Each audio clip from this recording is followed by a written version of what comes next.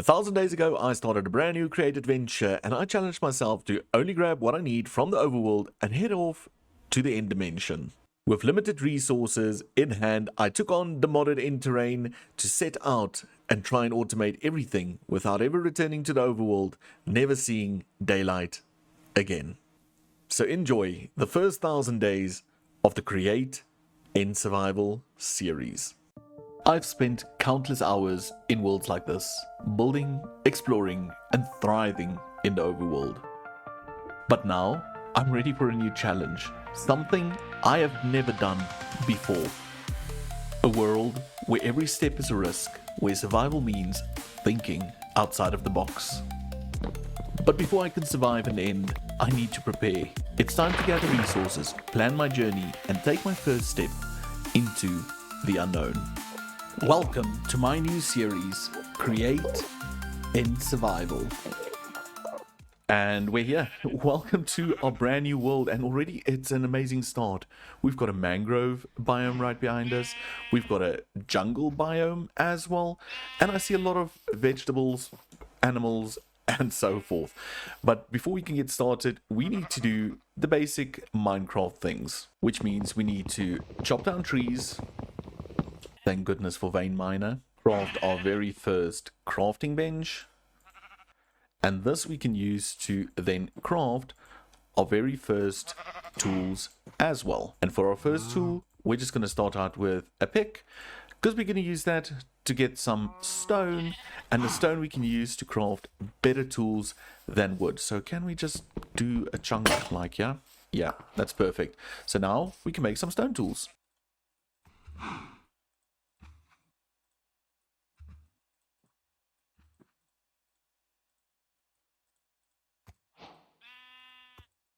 And now that we have our basic tools in hand, I think it's time for us to start gathering resources. But the thing that's going to be different in this series is we're not going to gather everything we need right now, right here.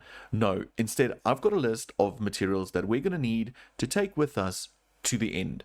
And then from those materials, we can make everything else in this world. So I think what I'm going to do is I'm going to put on a stream. I'm going to stream while I gather some resources. And if we happen to stumble upon something interesting, I will bring you guys right back. So I will see you guys all after the stream. And right off the bat, here we've got the first new addition. So if I just vein mine all of this, can you see it? Yeah, there is an actual mob spawn egg. So you see in the end dimension, we can't get any of the overworld mobs, and we need to find a way to get them in the end, I guess. So what I did is I added the enhanced spawners mob, which gives us a 4% chance of mobs dropping this spawn egg, and this spawn egg just makes it so that we can take animals to the end dimension that normally won't spawn there. But there's also a second part to this mod. The other function we have, well, if you right click a spawner, you can actually remove the egg from the spawner, and if you have silk touch on your pickaxe, you can mine the spawner and you can pick it up. So now we do have the monster spawner with us and the spawn egg, and those two we can then take along to the end dimension, where we can then create farms to solve our problems in regards to gunpowder, zombie flesh, or all those type of things that we can't normally get in the end dimension. Now, back to gathering. Another little problem we have, well, flowers in the end dimension. Flowers are needed for dye, but not just that, they're needed for decoration, and that's why I added this neat little mod that allows you to actually bone meal the single flowers to get more. That way we will be able to get more flowers for decoration, and if we do need flowers for a dye, which I don't think we're going to, then we have the means to reproduce them. And even though I wouldn't like to admit it, we can't really do it in survival without these noisy little fellas behind us. So for that, I added another mod because I really didn't feel like killing villagers for eggs. So what I rather did was I added the easy villager mod, which allows us not only to cycle trades and find the trades we need, but also when we find it, we can pick up a villager and move him around. Just very important, always break the POIs before you pick up a villager, otherwise you might end up breaking the villager himself. So another fun, neat little mod. Also note that this mod adds a bunch of other stuff like auto villager trading, iron farms and breeders. We won't be using those single block, multi-block blocks. No, instead we'll be using create throughout. So even though the mod adds a lot of other functions, we will not be using that, only the picking up and the cycling of trades. And the last mod, well, the last one is a mob yoinker. This mod has made it possible for me to use the word yoink way more than I should in real life. But what this mod does, it allows us to shift and right click and pick up a mob. But why would we need spawn eggs and a mob yoinker? Well, the simple fact, these guys right over here, you see frogs come in 3 different colors, and 3 different colors produce 3 different frog lights, and we need the specific colors, where mob spawn eggs only give you 1 color frog. Well, depending on the biome. So we grab the yoinker to yoink the different colors, which we still have to go breed in the overworld to get all 3. So we're back, and it took quite a long time. We did 1 whole stream and a bunch of gathering off camera, and it amounted to a total of 50 days in game, which I slept half of the time, so it's 50 times 10, about 60, 8 hours. I think more or less 8 hours. That's what it took for me to gather everything. And over here, we have a bunch of stuff. We have, for example, these chests, which are just junk, and you'll see I didn't take all the crops and stuff I needed because I do still want to make it a challenge. Some more junk over here, some more stuff over here. And these are just junk type items. We do have some extra spawn eggs, which I'm not going to take because they did drop a lot, like with the skeletons, enderman. Just going to leave all of those. We have our villagers that we traded here with. I'm going to leave those as well. And yeah, I'm just going to get rid of all of this stuff. But then over here, I did sort everything into backpacks. This one is just general blocks. I do believe these are the blocks we're going to need. I did take a lot more dirt because we need dirt to make dirt, as well as gravel and then cobble and so forth.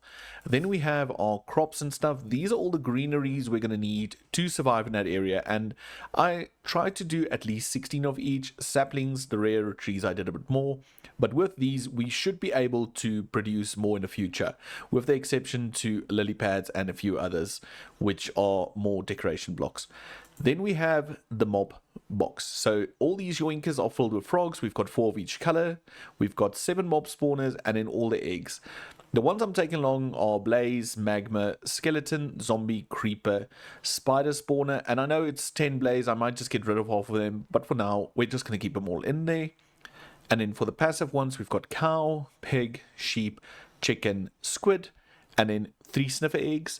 And then also I do have 3 I do have 3 ghast eggs, I don't know. And then 3 wandering trader eggs. And I was debating taking these in, and I think I'm going to take them in. I might not use them, but this is a nice egg to have if we find ourselves missing a certain overworld item. Then we have a backup, and then also just a few of these items. The ghast tears are quite important because we do use them to craft end crystals, and end crystals are actually used to craft mob spawners, which is done by the mod craftable mob spawners. And then I think we should sleep real quick. So like mentioned, this is just my first time trying this whole end survival thing, so I might tweak this and everything, because the idea is if I release a mod pack, you will spawn in overworld void world where you'll grab your backpack and you'll head into the end dimension. Then this one is all our little random stuff that we might need, like lava, water, some lime green dye if we need to make slime balls, an empty map because I want to document everything, a few furnaces and stuff. And then I also went ahead and made 8 card assemblers and 1 card assembler, and picked up 8 amethyst buds because we don't have any of those. And we can make the whole amethyst shard and everything, but we can't make the actual crystal. So if we go budding, no, it's bud, we can't make these. So if we want to use these for decoration, we won't be able to, and that's why I picked up 8 of these. I don't know if 8's too much or 8's too little, but it's more for decoration purposes than anything else. And then the last one over here is all the ores that I collected. I hope this is enough. I'm just gonna wing it. I'm going to go in with this. If it's enough, it's enough. If it's not, then we're going to have to do some early on farms real quick. But I'm not too bothered. Yeah, and then that's it. So what we can do now is we can actually craft up some Eyes of Ender and see if we can find the end fortress. But before we do that, there's one more backpack I need to do, and that's the backpack that contains everything for our little starter base in the end dimension. So I'm going to quickly grab those things and I'll be right back. And just like that, a neat little backpack containing all the content for our starter build. We do need to pick up a few items in the end, but that won't be a problem at all. So now, let me grab all my backpacks, and then we're going to use our Eyes of Ender and see if we can find the end portal.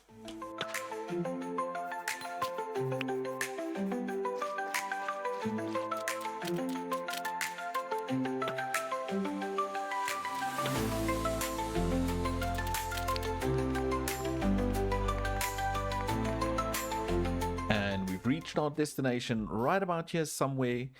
Might be the fortress. Stronghold. So what I'm going to do is I'm going to do shift and I'm going to do mining tunnel, and then let's just mine. No, you know what, I'm going to do small tunnel, and we're just going to dig straight down. Yeah, that should be fine. We've got water. Let's grab a bucket of water. Okay, let's go down. I'm going to pick up the water. We're going to collect so much junk. Then I'm going to make a little cubby over here. And straight down. Yep, there we just got some mossy bricks, which means we're quite close. Let's do another little cubby right over here.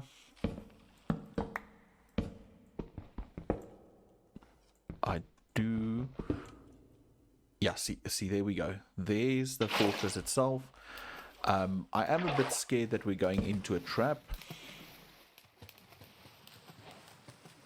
Okay, doesn't look that way.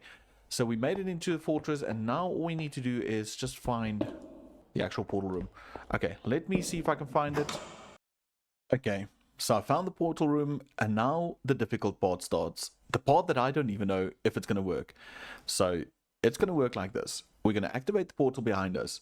We're going to jump through, grab our netherrack, and just start bridging out from the main island as far as possible, as quick as possible. I did make a backup of this world for if we do fail, then we can just try again. And I would recommend you do the same, but yeah, that's basically going to be it. Jump through, bridge away, and then never look back.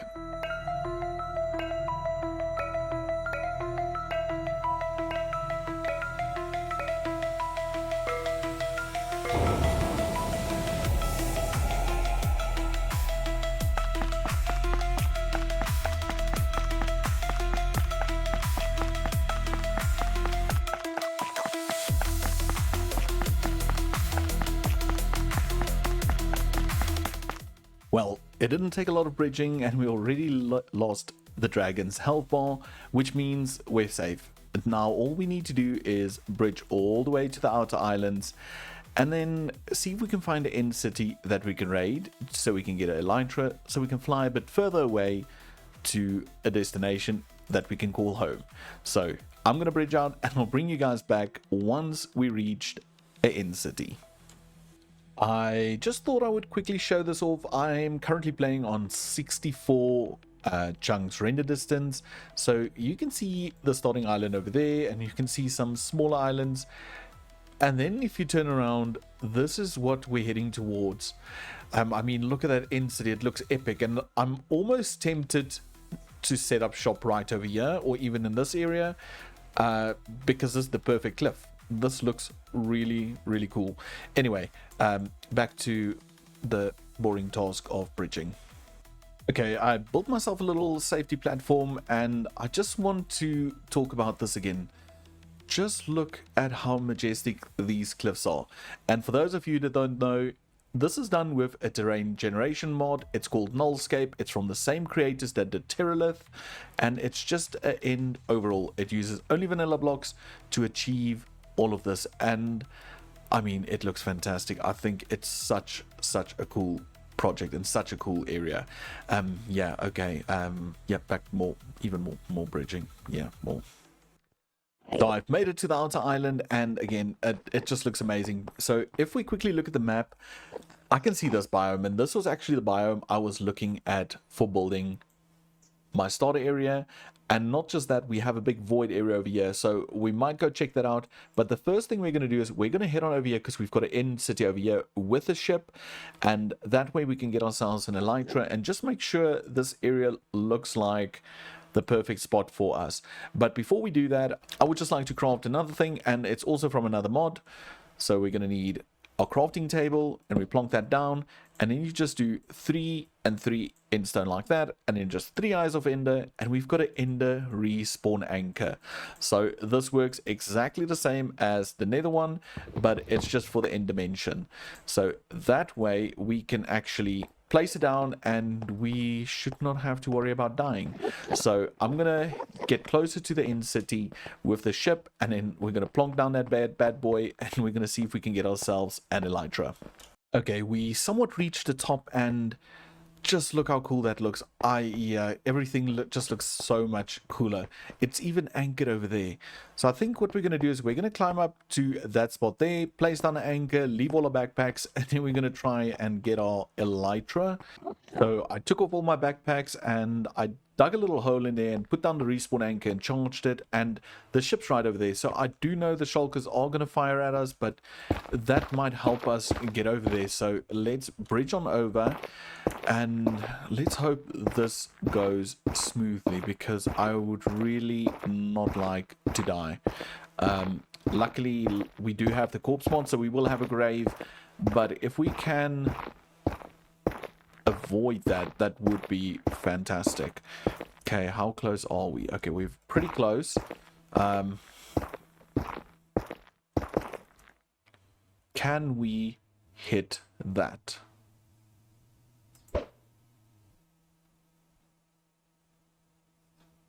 Did I miss? I did miss. Oh no. Okay, well, that was a fail. Now I need to climb the mountain again and do all of that over. Okay. Did not happen. Nobody saw that. Nothing happened. Okay, take 2.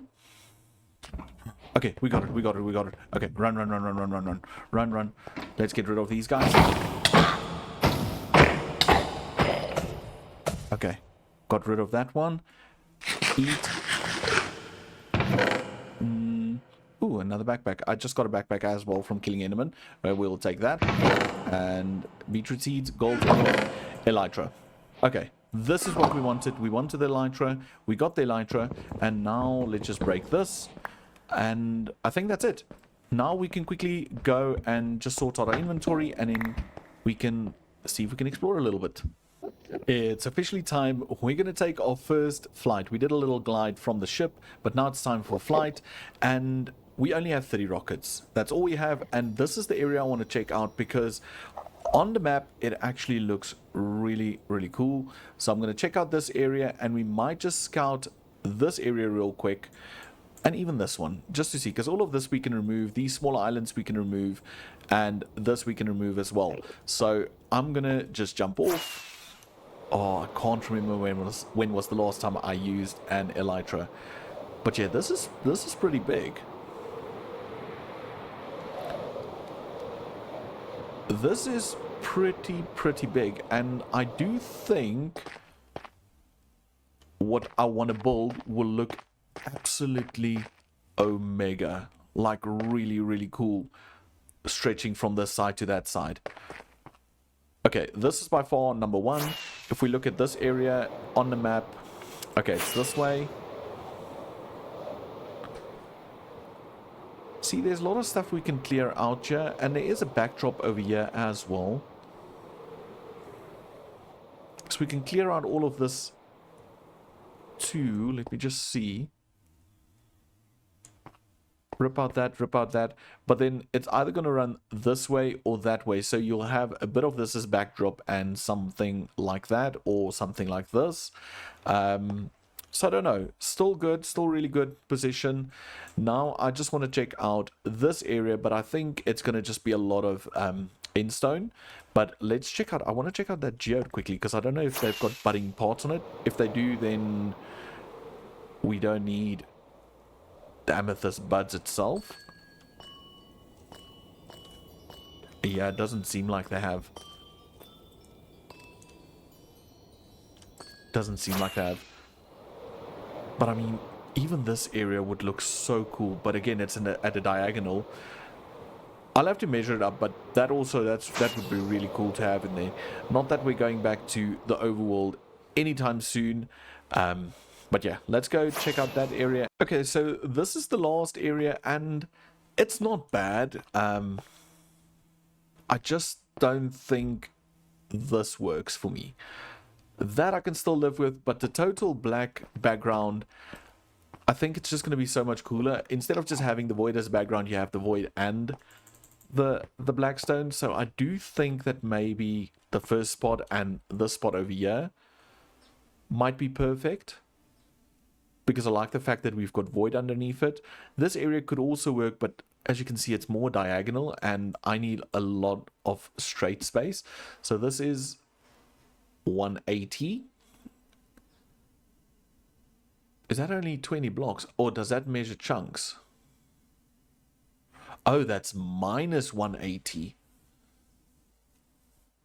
to 200, so that's almost 300 blocks.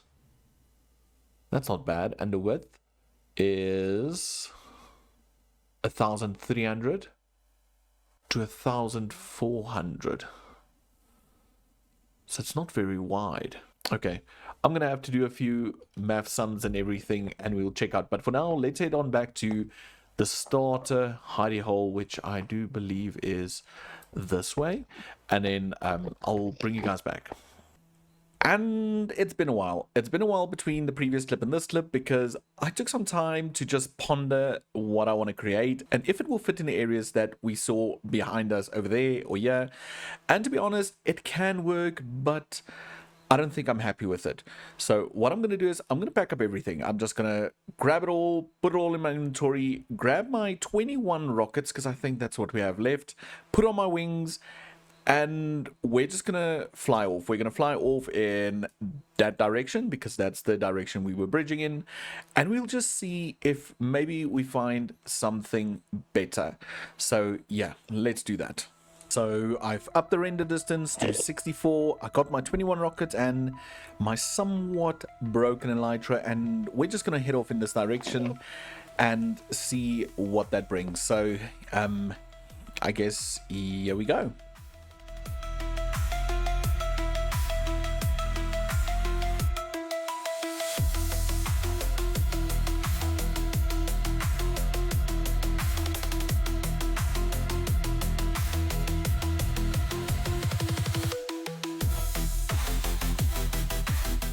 Yes, I do believe this is it. This has so much more potential. I can already see everything coming to life in this area, or on this mountain, or I don't even know if it's a mountain. I don't know what you call it. But yeah. This is the place. So I'm pretty excited, and looking at it from a higher point, still excited. So I think we need to get down there, put down our respawn anchor, because it kind of broke when I had to pick it up on the other side. And once we've done that, we can get to the final part of this episode, which is a temporary little starter base, I think. Yeah, let's head on down. So I've already designed something in creative, and what I've designed was not meant for this area or any area, but looking at this now, I think the perfect position for it will be this spot right over here. But before we can build it, we need to craft a few things, including a schematic table, a schematic, a clipboard, and the schematic cannon itself. So let's get crafting. So we're going to need some iron, because we need 3 iron blocks for the items we need. We're going to need some smooth stone, and now we just have to wait. But I guess while we wait, we can go ahead and craft what we need for the blueprint itself. And we're going to need paper and blue dye. I guess we can use lapis. Do we have bone meal? We have bone meal in here. Okay, so lapis will give us blue, and bone meal will give us white, and that will give us light blue, and that will give us a empty schematic. So that's done. We can take that off. We also then need to craft one andesite casing over there. Oh, we don't need to craft that. That's old. So we need 3 slabs and we need 2 logs over here. And we also need a dispenser. So that's 1 bow and 1 redstone. So 1 bow and 1 redstone. So redstone, sticks, I believe on here. We're going to need some cobble. We're going to need some string. So let's do a bow. I believe it's like this. I never craft these. And we need that. Okay, so we've got that part. We're going to need 2 logs. But also we're going to need 3 slabs. And I do believe this will be enough to give us, yep, those. We have our smooth stone. Iron is going to take quite a hot minute. Let's split that up. And let's craft the table salon. There we go. So we've got our schematic table. We've got our blueprint. I'll do the blueprint part off camera. And now we just need to wait for the iron to finish up so we can craft a total of... I counted this as well. We don't need that anymore. But 2 iron blocks. Do we have any in here? No, we don't. Okay, so I just need to wait for the iron and then we're ready to go. Okay, iron is done, so we can chuck that in there. It's 2 blocks. We can craft ourselves a schematic cannon. The schematic cannon we can put down right over here. That's perfect. We need to grab some gunpowder. I believe 4 will be enough. Let's just chuck that in there. Yeah, it should be more than enough. I'm just going to put 1 in. It's not a really big build. It's not a big build. Other thing we need, we're going to need a clipboard. That's what we were supposed to craft, not the press. And a clipboard is 1 andesite alloy, paper, and planks. So we got a plank. We got a paper. We should have andesite alloy. We do not. Okay, but that's not a problem. We've got those. We've got those. And now, how did that recipe go? Like this, this, and this. And we have a clipboard. So now we have everything we need for this build. So what I'm going to do is I'm going to position the build and then I'm going to start up a little build montage, the very first one for the season. So sit back and enjoy.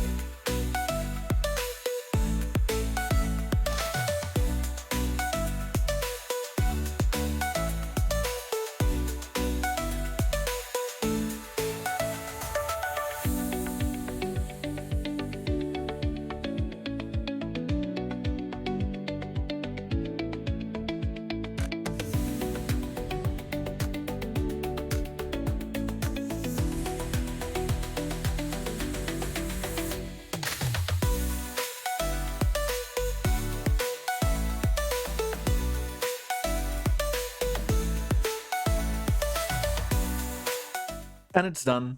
It is completed. Everyone, here's the rig. My first ever, well, truck build and also cyberpunk build. It is a build style I wanted to tackle in the past, but I chickened out. And this time I thought, I'm just going to make it happen. I'm just going to make this style work, and I'm pushing myself out of my comfort zone, and the perfect style for this desolate backdrop. This dirt little bridge is temporary, but if we head on up here, I moved in all my stuff. I just chucked it all over. This is just a temporary little area where we can store everything and put everything while we work on whatever's going to happen over there. But I also would like to just show you guys, if we're not going to die, if we just jump here and if we open the door, we actually have a really big seat. And yeah, who knows, maybe this becomes a functioning rig later on, but for now it's just our temporary little starter point or starter thing, or well, it's mainly just so we have something in this area and we don't leave it all empty in episode 1. But yeah, I love it. I think it is the best thing ever. I honestly think it's so cool. But let's quickly look at it using FreeCam. So we've got the head of the lorry or the truck. We call it a lorry in South Africa. So we've got the and we also call this the horse. Well, just in Afrikaans. So we've got the whole front part of the lorry, and then we've got this whole wagon. I do think I must add another one, or I should extend a little bit. It feels a little bit short. I don't know. I think it will look better once we have some things in the background. And then naturally with Cyberpunk, I wanted to go for floating and flying cars. So we don't have any wheels, but we have these end rods poking through all over and emitting light, which just gives that illusion of the ability to fly, and you can even see them through there. And this is the first time I've used redstone components for decoration, and I love it. I honestly do love it, and I can't wait to challenge myself more with this style. So this will also be the perfect time to tell all of you that every single thing that I build in this world, which I'm able to upload, will be uploaded to a drive, and all the channel members will get access to those schematics. So if you're interested in getting schematics like the schematic of this big rig, then consider becoming a member, because not only do you get that, but we will be releasing the world download for season 1 and also for all the later seasons to come. So go check out the membership. There's still a lot of things to come to that area, but yeah, go check it out. Just to see the rig against this colossal structure or this colossal mountain or whatever it is, floating boulder, I don't know, just looks so cool. It actually looks very small, and I can't wait to fill this entire area with even more cyberpunk structures. But sadly, this will bring us to the end of the very first episode of season 2, and I'm stoked. I'm so excited, and I can't wait to see how this world unfolds. And if you're interested, then do remember to like and subscribe if you haven't done so yet. And down in the comments, let me know, what do you think of the new build theme and the whole idea of trying to survive in the end, never returning to the overworld again. Till next time, bye for now. In the previous episode, we filled a bunch of backpacks with a bunch of resources before jumping into an end portal and bridging away from the main island before the dragon gets to us. And all of this so we can find ourselves home in the Nullscape End, where we ended up parking our beautiful cyberpunk truck next to the semi-abandoned hunk of space rock that we now call home. And in today's episode, we're going to take our limited resources that we brought along on this end-only adventure and build our very first structure in this lower area that will be known as the Undercity. But before that, we're going to have to try and increase some of those resources by building some temporary basic farms right here on the main island. After spending quite some time in a creative world designing buildings and looking at different things I want to build in the area, I noticed that the one big bottleneck will be resources. We've got limited resources in regards to stones and stuff that we can use for decoration and building, but not just that, we have none of the colored blocks, so we're going to have to start looking at farms early on.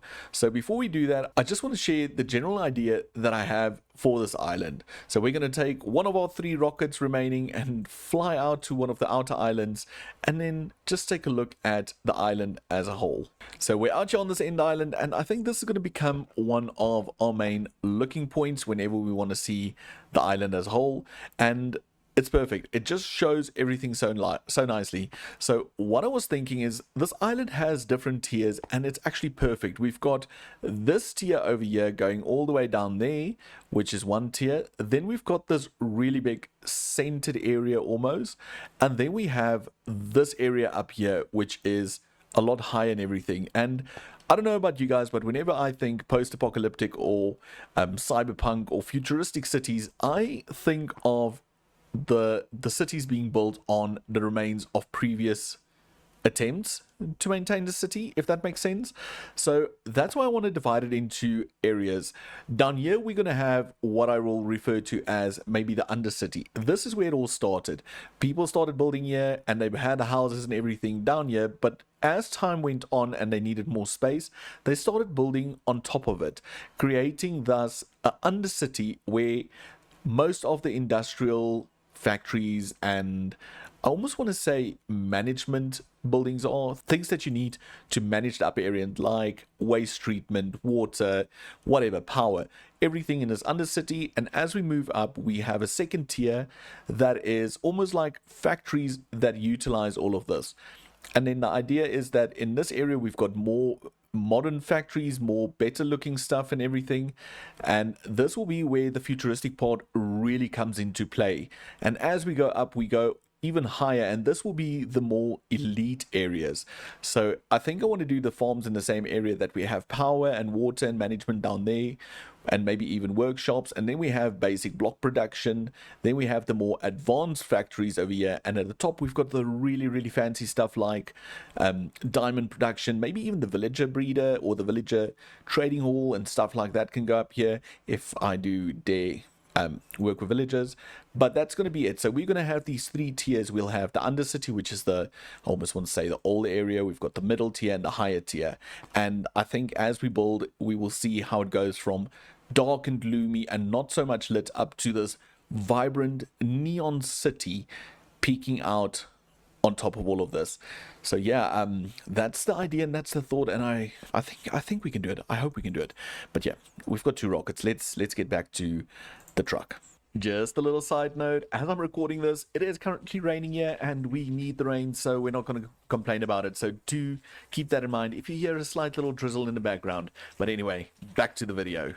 So like mentioned, the first little build is going to be right over here in the Undercity, and we need to gather a bunch of resources. I planned to build in creative, and I made a little clipboard, and you can see we need wool, we need a bunch of acacia logs, we're going to need a bunch of, there's more wool, we're going to need potatoes, we're going to need onions, we're going to need mangrove, jungle, and we have some tough, we should have enough, but we're going to need a lot of cobble for furnaces and stuff like that. And then just a bunch of random decoration blocks in there as well. And there we have some acacia. So I think what we need to do is we should maybe do like a temporary little setup for a cobble gen. So we can just do something over here that generates cobble passively. It doesn't need to be super fast, super efficient. It's just so we have some in the background. And then we also need to maybe set up area where we can grow trees, namely acacia, mangrove, and jungle, as well as a little pen for sheep, because we're going to need sheep to get all the wool that we need in this build as well. So we have a bunch of basic starter farms, and you can also see I started growing some of the crops behind me. It's just so we can start getting those reserves up, and I'm seeing stuff grow. They just grow really slow, and it's something I did not take into account when we moved to the end. So it might be lighting, it might be the lighting, but we'll see. Anyway, let's grab the resources and see if we can start by building ourselves 3 little platforms for the trees we need. Okay, first of all, trees, and I'm thinking we can just go 4 out like this. We can plonk down a chest with all our supplies over there, and this should be fine because now we can do jungle in this spot. So let's just plant jungle. Then we can maybe have a little gap in between, and then we can do the next in this area. And I'm just gonna do 4 acacias, and then we're going to continue on to this side, and over here's the one that I'm not really sure of. I don't know if mangrove grows just on dirt or does it need to be in the water. So no, it grows just on dirt. What am I talking about? I did this before. So I'm just going to plonk down a mangrove propagule right over here. Propagule. And let's do a second. And we're going to chuck all the other stuff back into this chest over here, and even our extra items. And now we're just going to light it up with some torches just to make sure that the trees do grow. Maybe we should rather do it, yeah? Because this is going to be a thing. Lighting is going to be crucial in this world. So we need to start thinking about producing them frog lights as well. But for now, this should work. And to speed it up, I'm going to grab some of the bone meal we have, and just so we can see if we can bone meal these trees to let them grow. Okay, we've got 42 bone meal, so let's start with the jungle tree, and maybe it's this chest. I don't know. Please grow. Oh, can it be because of the torches? Maybe? Okay, let's try again. Okay, so it was the torches, and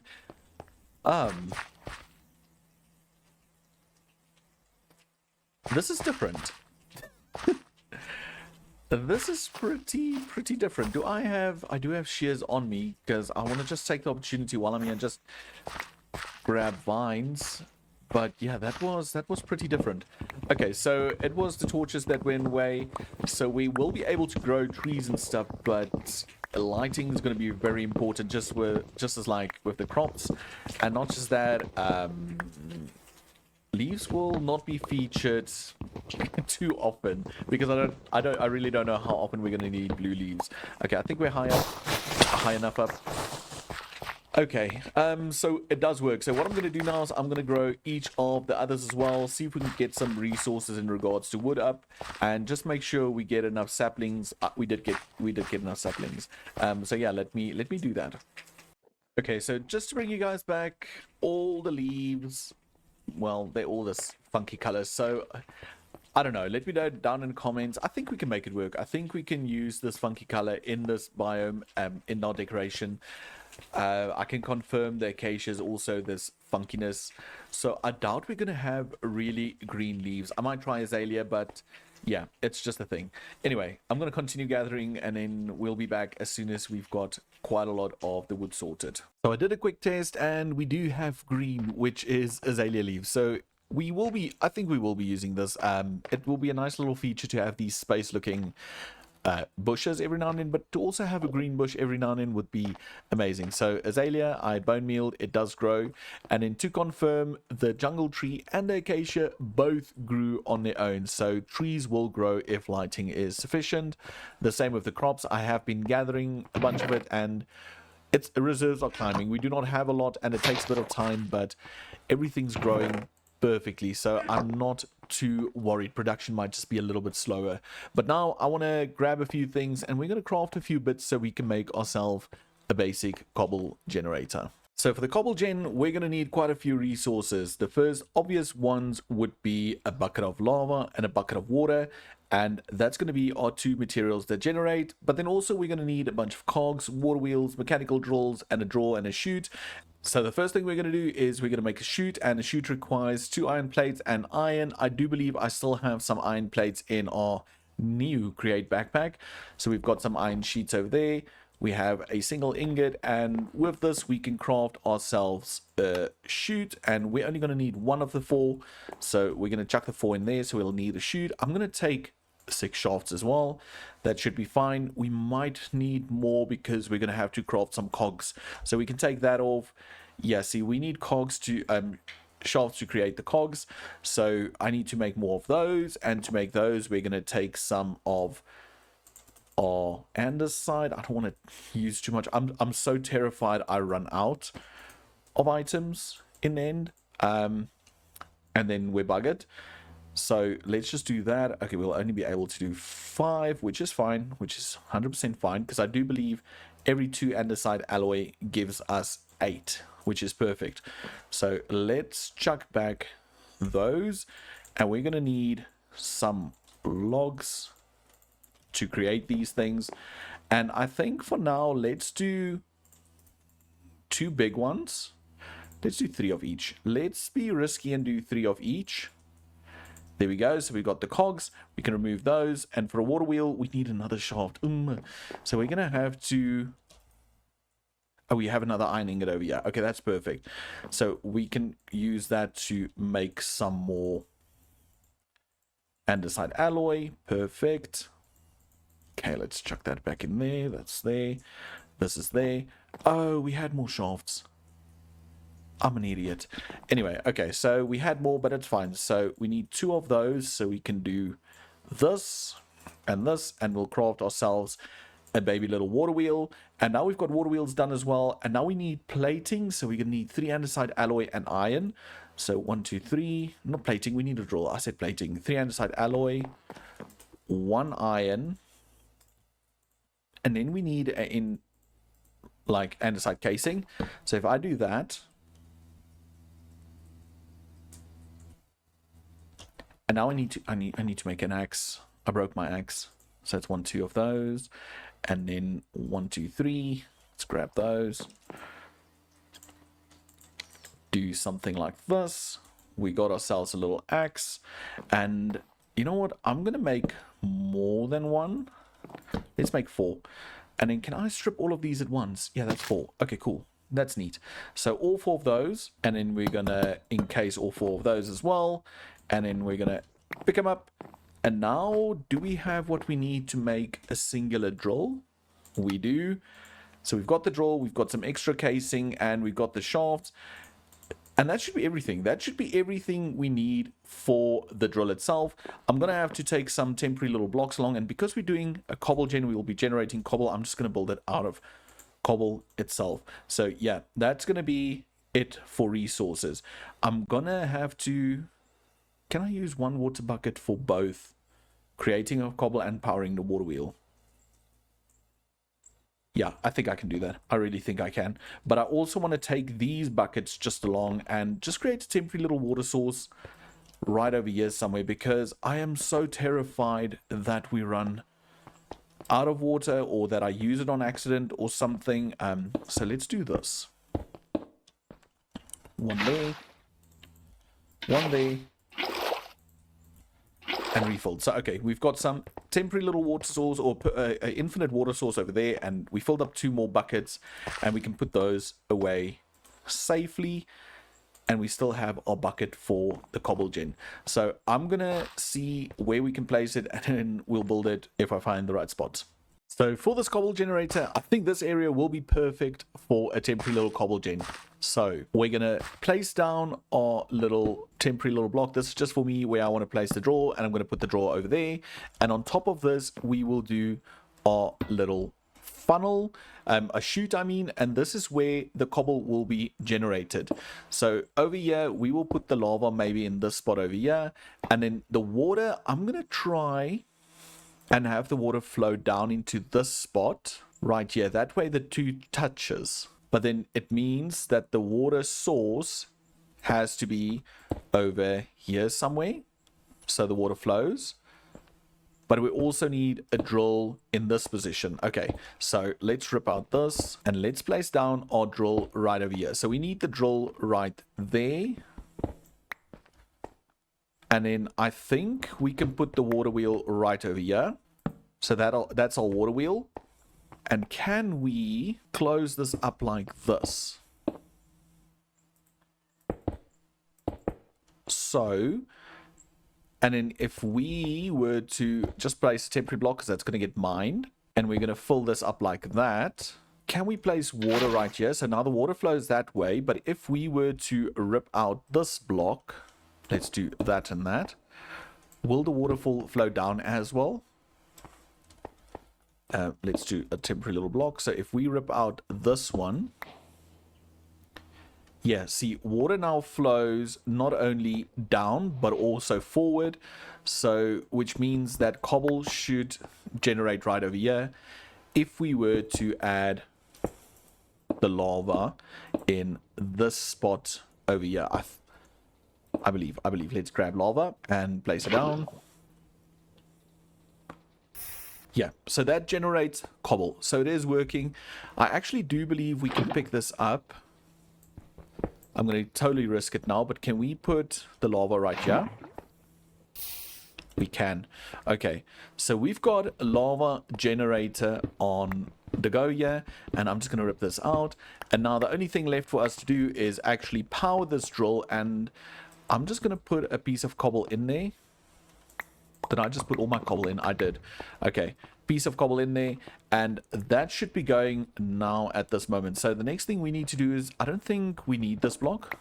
No, we need to speed this up, and I do believe we go from a small cog, from big cog to a small one, and then back to a big one again. And if we were to put andesite casing on this one, we'll be able to do a small one right over there again, and then we can go big once more, and then small off to this side. That's pretty fast enough. And now if we do a shaft over there, the only thing we need now is 2 gearboxes. That's something I did not look into. So if we have to craft gearboxes, so we're going to need 4 small cogwheels and 2 andesite casing. So we have the andesite casing.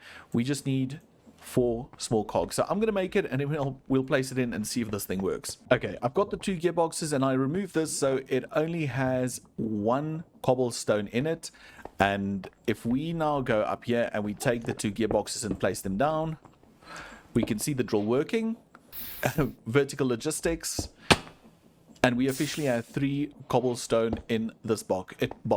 It will hold a total of 32 stacks, so that should be enough to get ourselves started. And I know it's not the prettiest and the most efficient thing out there, but it's a starter one, and it works. So, passive cobble, here we come. Well, it's been quite some time since our last clip, and I did a lot of things. I added a little dirt platform right behind us. That's where I've been killing enderman for ender pearls for if I die. But not just that. Endermen in this dimension spawn with backpacks like most mobs do, and sometimes those backpacks have loot in them. So I've got a bunch that we can crack open and see if we got anything good, but also I went ahead and gathered the resources for our build.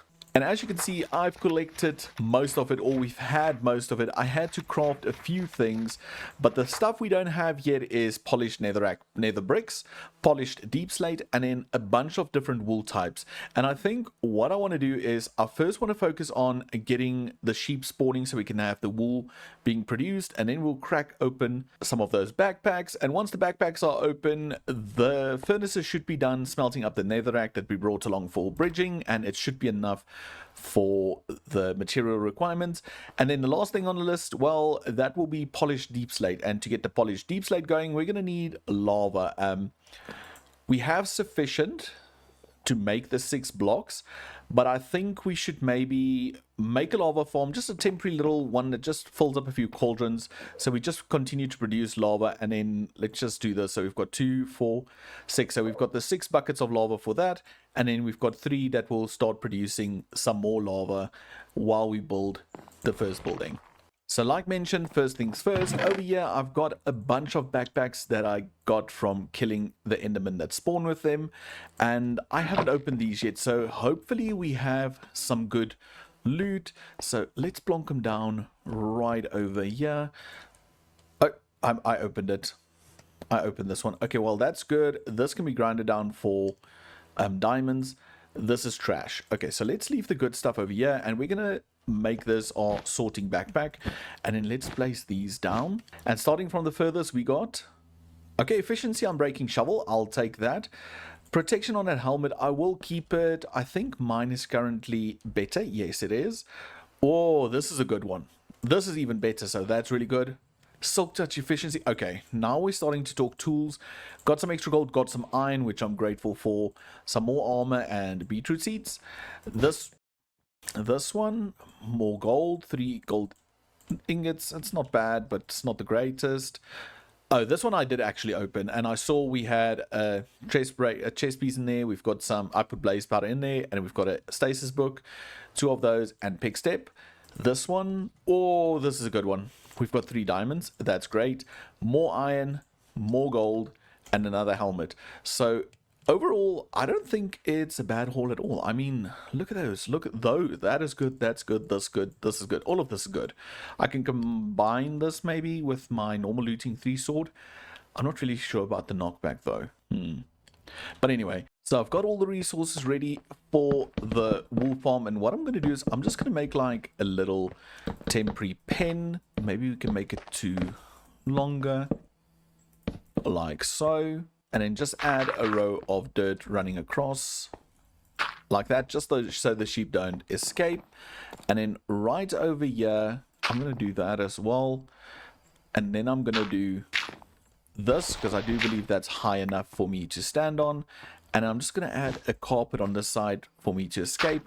And then maybe 1 block of dirt on each side. So the general idea is I will be standing right over here holding wheat in my offhand.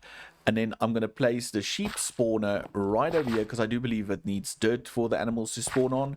And we're just going to let them spawn and make their way over to me, and then we'll off them. That's what we'll do. We'll off them. But for now, we're going to place down the spawner. Right click it with the sheep egg. And if we stand here, do they spawn on dirt? That's the big question. Okay, I'm not sure. Okay, let me stand here a little bit and see what happens. Okay, so I've been standing here for quite a while and no sheep have spawned, so that makes me believe that they require grass, and I did not bring any grass blocks along. No, not at all. It's not a problem. We can make it, but it's going to add a few steps to the whole process. Because if we go open and we say grass blocks, you'll notice that if we squirt water on top of a dirt block, it will turn it into grass. And we need to only create one of these. But to create one of those, we're going to have to create a spout. And the spout is dried kelp, which we do have.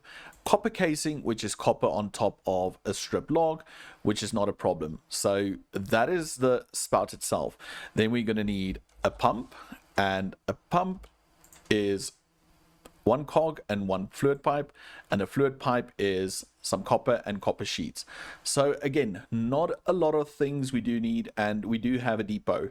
So let's quickly get crafting so we can make this pump, so we can get some grass going. Okay, so first of all, we're going to need one of these copper casings. So if we do this, we have ourselves some copper casing. We also need to make pipes, and a pipe requires 2 plates. So we're going to do 1, 2, 3, 4. That way we can make a little bit more. And now we just need to press them 1. Oh, it's because I didn't chuck them all at once. Okay, well, this should work now. It's the second one. A third,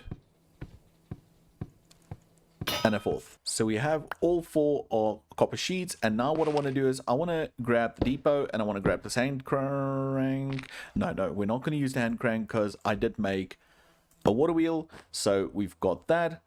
Let's grab some extra cobble. Let's just quickly see, can we craft the fluid pipes? What's the difference between the two? I don't know. So we need fluid pipes, and then we need to craft a singular pump. So we've got a pump, and then the next one is the spout. We need the dried kelp. So I'm just gonna take, where's the kelp? We've got some. Let's do 1, 2, 3, 4. Let's craft 4 of them, and we're just gonna cook them up quickly right over here. So our dried kelp we use to create a spout, and now we can basically do depot, spout. Then we need to rip out these 3 blocks, and the reason for ripping that out is we need to add an infinite water source. So a little temporary block over there, and then on top of that we'll put our pump, and then we can rip out the cobble, and then we can put down 1 water source over there, grab another pump from our infinite source, and put another over there.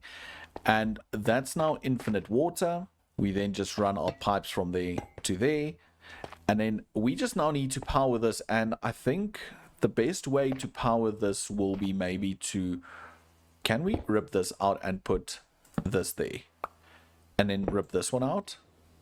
Yeah, and that gives it movement. And now the question is, if we plonk a cog right over there, will it go fast enough? See water flowing, we see the spout filling, and if I just grab one of these dirt blocks and we throw it right over here, no, right over there, we have dirt. We just made our first dirt block, so now we can rip this one out. Oh, even the dirt's a different color. Okay, well, we saw the sheep spawned, and that means it works. It's just a pity that the grass is this color, so I might actually invest in redoing the textures so the grass is actually a nice color and not purple. But anyway, so we've got the sheep, and if I put all this wheat in my offhand and I stand over here, sheep will make its way into the pen. So I'm just going to stand here for a little bit, AFK, see if I can grab some sheep, and then yeah, I'll bring you guys back once all of that's been happening. Oh, that sheep ate the grass. Anyway, okay, I'll fix it, and I'm going to be AFK, so I'll be right back. Okay, so just some feedback. It's working. We've got a bunch of sheep in here already, so I'm going to go ahead and slowly start to dye them into the colors that I need for the build, and getting rid of them, and then waiting for more to spawn, and just making sure we get all the wool so we can start this process.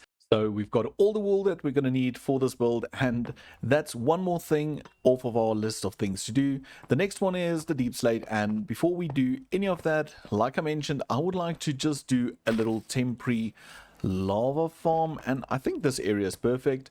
So I'm going to place down our cauldrons, and we're doing 8 of them. I currently only have enough lava for 3. That's if we use the others to create the deep slate, and it's fine. I don't have a problem with that. And then on top of these, we're going to have a single block first, and then we'll have our row of dripstone blocks running across like this.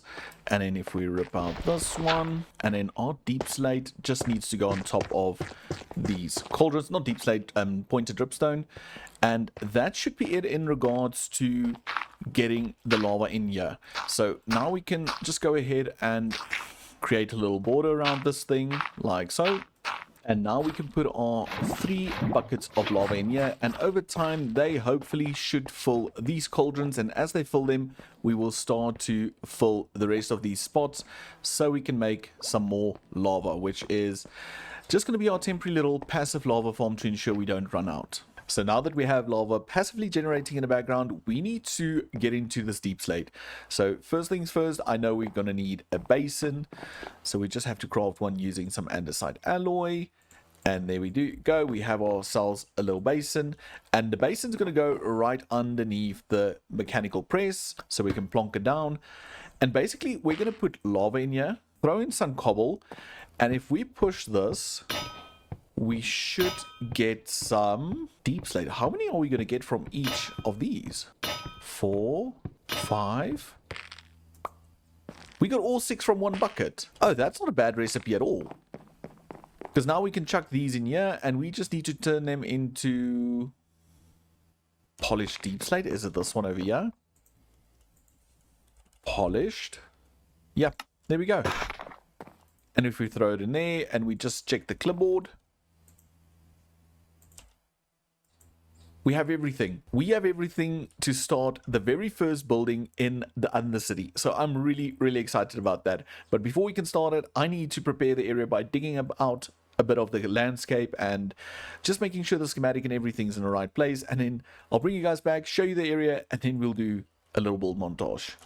So as with any well thought out plan, nothing went according to plan. You see, I made a little mistake on the schematic and settings, and as soon as I placed the schematic down and I cleared out the area, a bunch of materials that were inside of this said mountain we're on suddenly popped up on the clipboard. So I had to gather a bunch more materials, and the one material that I struggled with was tough, because I might have used a little bit of tough in this build. So that forced us to upgrade our little cobble gen, and you can see we've got quite a lot of cobble now.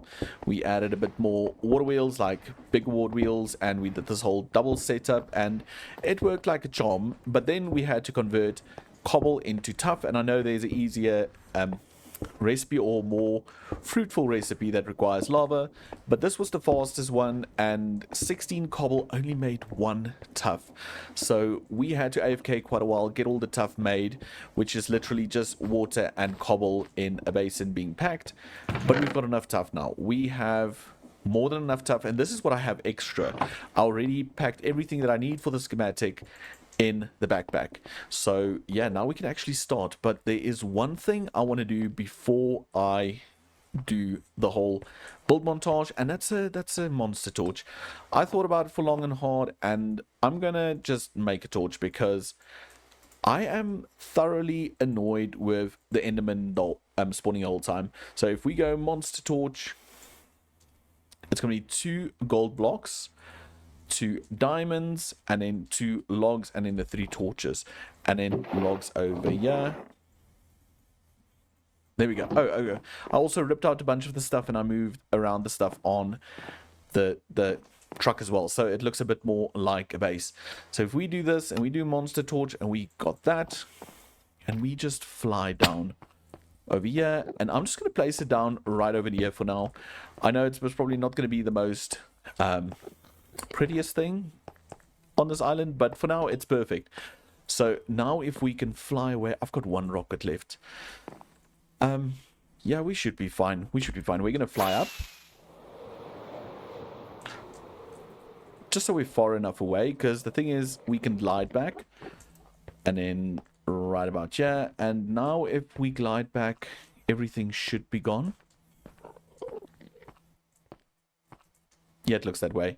But from over here, you can already see the area where this build's going to go. It's going to go right in that corner. And I can't wait. I can't wait to get it built. It's my first build in this style, apart from the truck. So I think it's going to look cool in this area. So what I'm going to do is I am going to start a little build montage. So sit back, enjoy as we build the first building in the Undercity.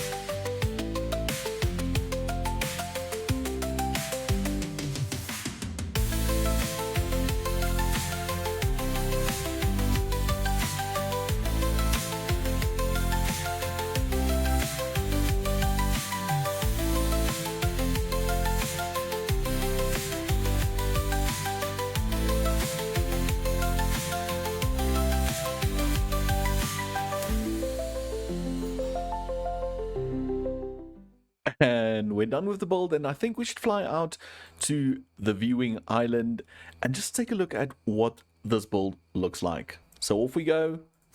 And I did craft a bunch of new rockets because I really couldn't be too bothered, but yeah, there it is. I think it looks awesome. And remember, the idea is that I don't want it to be too neon-y and too futuristic. This should be the starting point of this area, or like basic structures. And as we climb up, we become more sophisticated, more neon lights and all those type of things. And I think it does need a little bit more decorations in terms of maybe wallpapers and signs and stuff like that. But for my first build, I am not hating it. I'm not hating it. Let's quickly zip on down. I need to keep an eye on my elytra. It's nearly broken. But if we zip on down, and this will all still change, it's basically just, I think, level down for now. And then we will rip it up and change it, add a bit more flooring, add support underneath, and all those type of things. But then over here, this is the first little floor, and the idea is that this might be an old shop, like a little... I almost want to say like I don't want to use the word workshop, but maybe workshop. Workshop's the fine word. But all the maintenance of the builds that are going to go down here would have been done over here. So if something broke at the water pump station, then they will come and repair the items over here. So on the first floor, we will clutter it up a bit more. We have this first little floor and the idea, or the ground little floor. And the idea is that I want to add staircase as well to this area, because currently the only way to the second floor is over here. So if you go through, you have this area and you've got another door that goes out on this area. But then also to have this as a little form of a bedroom in this build, and it's going to be tough. I'm going to use, I will create seats to make beds because I'm too scared I'll blow up the area. But this will be then the bedroom, and I want to go with that whole vibe of where you work is where you stay, kinda. So your house is your work. So that's the general idea. So we've got this little floor, and then if we go up here, because we don't have an official way up to this area yet, I want this to be another little unit on its own. I might make it so that it actually functions with the top floor, or it will just have its own little way of getting up. But we've got another little floor over there, and if we go up one more, I wonder if we'll be able to make this. Yeah, let's just do this for now. But this is where the entrance will be to this little house. And again, you come in, you've got this nice little space. I will treat the roof still and fix that up. And then also you have your little balcony. And I just love these copycat layers. You can add just a neat little trim. But then also if we just zip on over this way, yeah, I do like that. I do like that a lot. I like the whole balconies with the little, what do you call it, wool canopies and stuff. And just this netherite looks really cool. This polished netherite brick, sorry, that's the right one. So I think it could look pretty nice if we extend this floor, bring it all the way through, add up this, have like a little alleyway over here, because the idea is I want to do some form of elevator over there, and then add some more builds in this area, like I mentioned, that has different functions. So maybe water treatment, maybe a big cobble gen farm, and maybe then a lava farm, because we're going to need a lava farm in this area pretty soon. And it can go on to this side as well, so we've got some more space over here as well, so we might rip out this. But yeah, generally I love this. I think this is such a cool little build, and I'm excited for the rest of the style to improve on this and to just make it look a lot better and more lived in. And I'm gonna have to work on my cluttering and getting it to look a bit more futuristic. So I know we haven't decorated anything in this build yet, but I've sadly run out of time. This video has gone on for way longer than I initially planned, and I think it's time for me to get this out and ready for publishing. So let me know down in the comments, what do you think of the very first building in the Undercity, and also what you think of the whole idea of layering it like a pretty sweet cake. Anyway, thanks for watching, and if you haven't done so yet, do remember, subscribe, push that like button, and ring the notification bell so you never miss out on an episode. Till next time, bye for now. In the previous episode, we sorted out our rig and made it a little bit more homey, and then went ahead and took some of our limited resources, built some contraptions so we can get more resources before constructing the first build in the Undercity. And in this episode, we will be expanding the foundation of the Undercity, bringing it over to the far side of the island, where we will be making space for our new lava farm that we will be using to make an infinite lava source, so we never run out of lava again in the end dimension. So like mentioned in today's episode, I want to expand the existing base we have, the foundation we have over here, over to that side, and then also create something in that area for a lava farm. But I first want to come inside here and just show you guys what I did. This little room, this is the very top floor. I opened up like this and I made a little staircase that heads on down here, and I do think it could work. I'm not totally sure on it yet. I will still think about it, because this is directly after the previous recordings, so I haven't given it a lot of thought. I just did it. So that's the one possibility. So these two link up, and then the one at the bottom here, I did exactly the same. You come in through a door, and then it will have a staircase over here, and then you also have the bottom floor. So that's the general idea. Like mentioned, I haven't given a lot of thought because I recorded this whole build and then I finished it and I started recording the next clip. So yeah. But for now, I think let's just get a clear outline of where the foundation is going to go, and then we'll take it from there. Okay, so we've got the general, I think, outline for the foundation done. Oops, I fell down. And I think this can work. If we go into 3cam, just to have a look at it. So the idea is that we'll have an elevator in this area, and you will have a general flow of walkway coming down this way, and then from here you can split either into that direction or into this direction, which is this build. But then instead of having that stop, the flow can continue, and we might even be able to do like a little fountain or something over here as well. So that's why this point juts out, because then on this side I would like to do, say, maybe a bit more shallow builds, and you only have like a little walkway over there. If I do see it doesn't work out, I can always tweak this, make this a bit shorter, make that a bit wider, but for now I do think this will work perfectly. Then on this side over here, just a little bit higher, we have another little outline over here that I constructed, and I did this so I could think about it all, and I think it can work. So basically what we're going to do is we're going to just continue these lines straight like this all the way to the opposite corner. Let's see if we can quickly get there. Just don't look at the enderman, because that's the thing, the monster torch works up there, but it doesn't cover this part of the island. But anyway, and so we'll have this continue over here, and then from this side we'll have it run all the way back to this edge over here. Let's get that in place like this. I actually think I wanted it to rest there. Okay, but this is fine. This is fine. This can still work.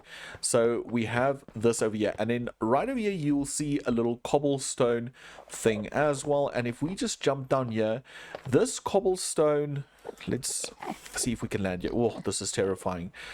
This is a total of 1, 2. Do we have something else? 3, 4, 5. 6, 7, 8, 9 high. So that's a total of 9 high. If we deduct 1 for the base layer, that gives us 8, which is exactly enough, I do believe, to create an infinite lava source. That's if I do my whole math and everything. So what we're going to do is we're only going to make it 8 high, but it's going to be 25 by 50 blocks deep. So it will run deep into the mountain, which we need to clear out. But the idea is that then the lava sits actually within this little square. It will actually start over here and run that way, all the way to over there. So ooh, that was eerie. With that said, I think we should go ahead and fill in the platform over here, and then also maybe fill in this platform, and then I'll bring you guys back.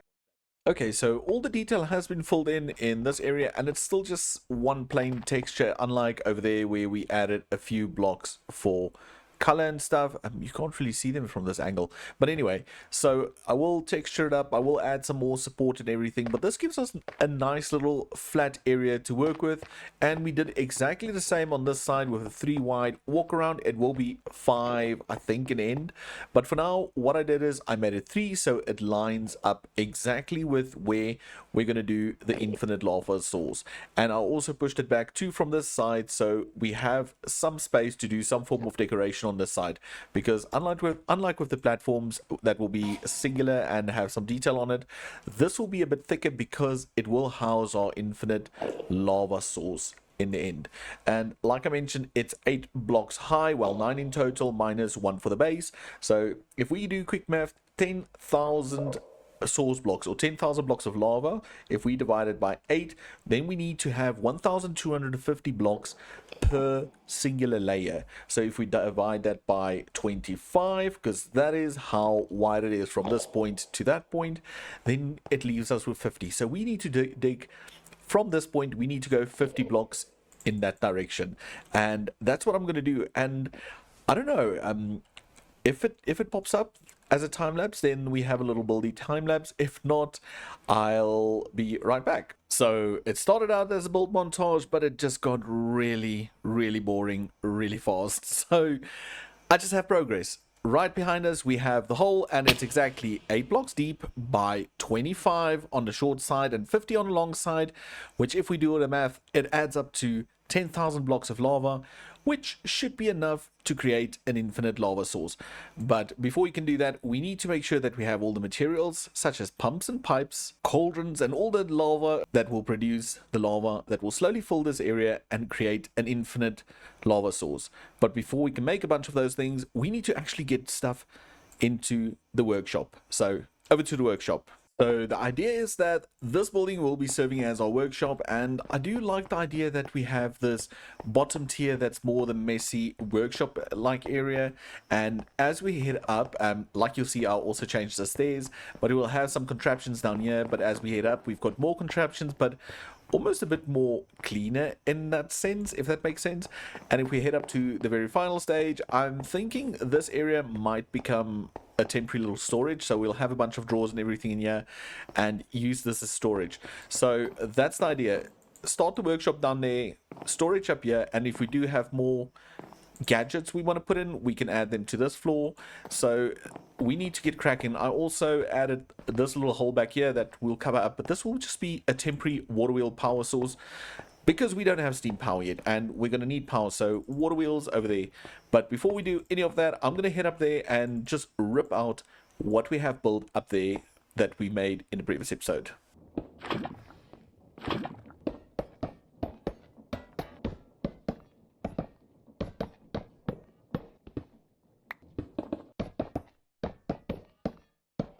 And there we go. The temporary little setup is gone. We're still keeping the little crop farm.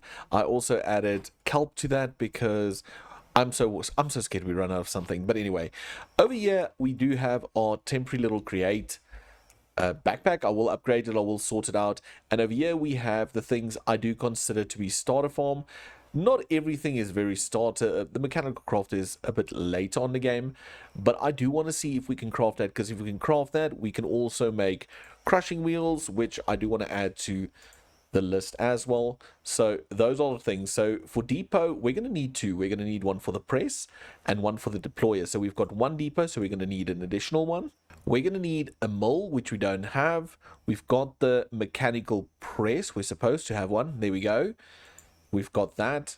We need a mixer. We need the empty blaze burner. We need a basin. So we've got one basin, which is fine. We need the deployer. We need the mechanical crafter, and we need the crushing wheels, which we can't make without the mechanical crafter. So I'm going to go through the list and slowly make every single one of these things. And once we have them all, we can head on down to the workshop and see where we can place these items and start getting the workshop going.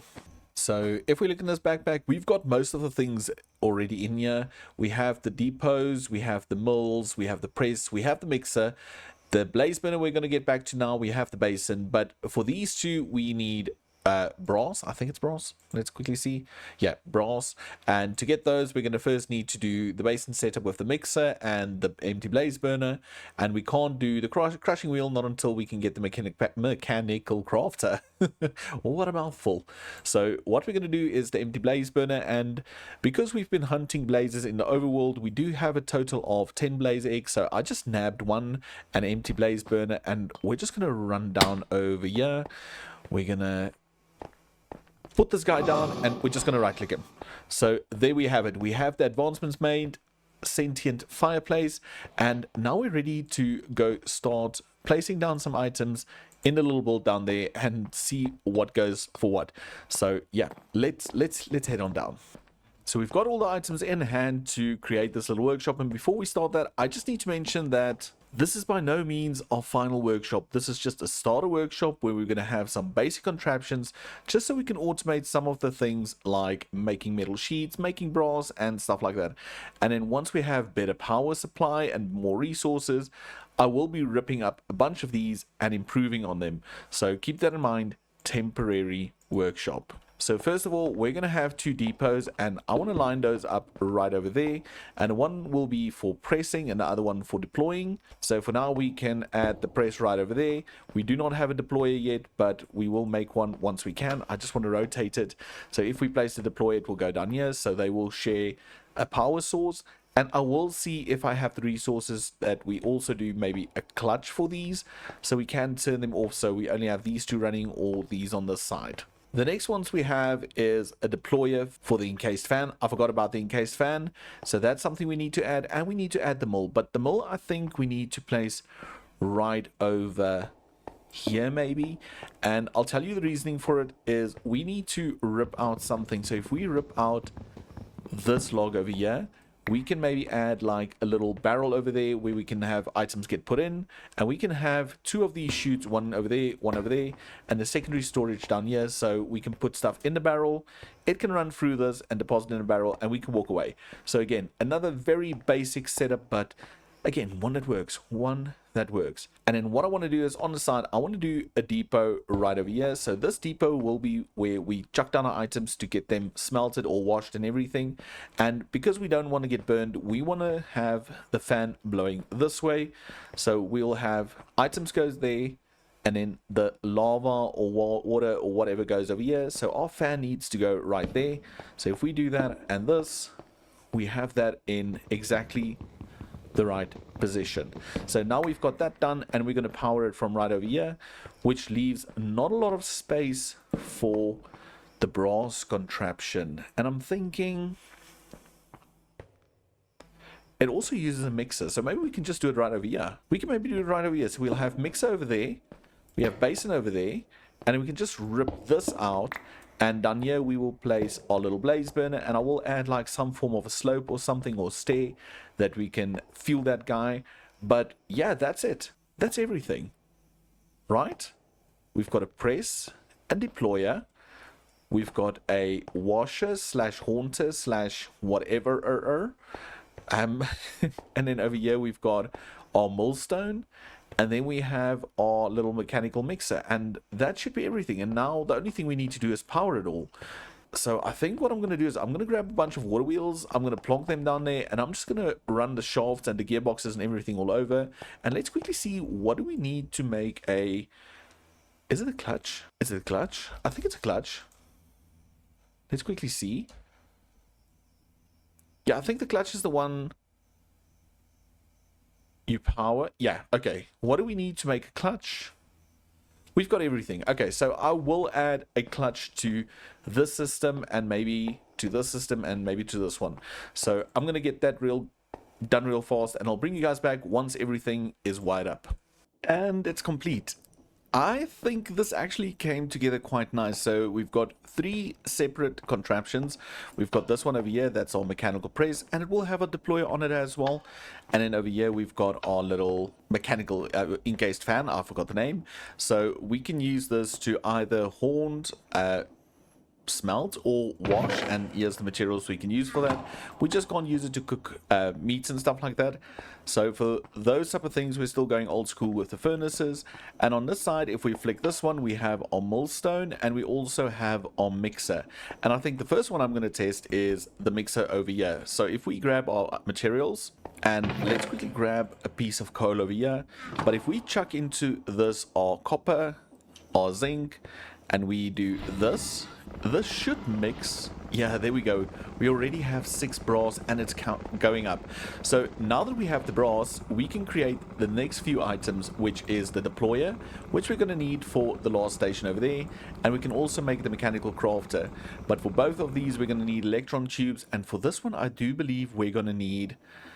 What is that? You get 3 for each, and you need, if I'm not mistaken, it's a 3x3 grid, so we're going to need to craft this 1, 2, 3, 4, 5, 6, 7 times. So we're going to need 7. We're going to need 8 electron tubes, which is 8 metal plates.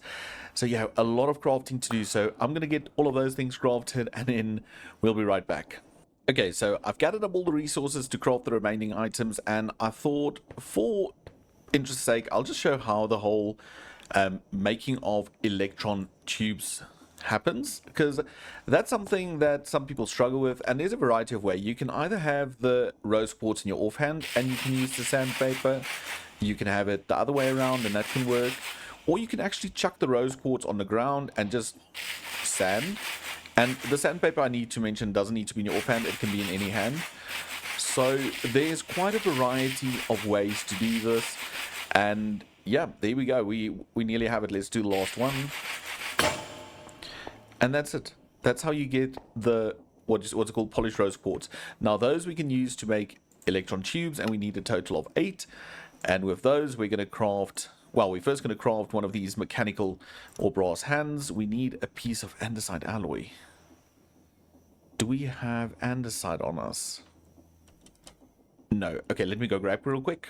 Okay, we've got the andesite alloy, and now we can go ahead and we can craft one of these brass hands, and now we can craft that into a deployer, and we can simply go ahead and rip this out of the wall. Oh no, we didn't need to do that. We were supposed to put it over here, and we can just go ahead and rotate it a bit. No, like that.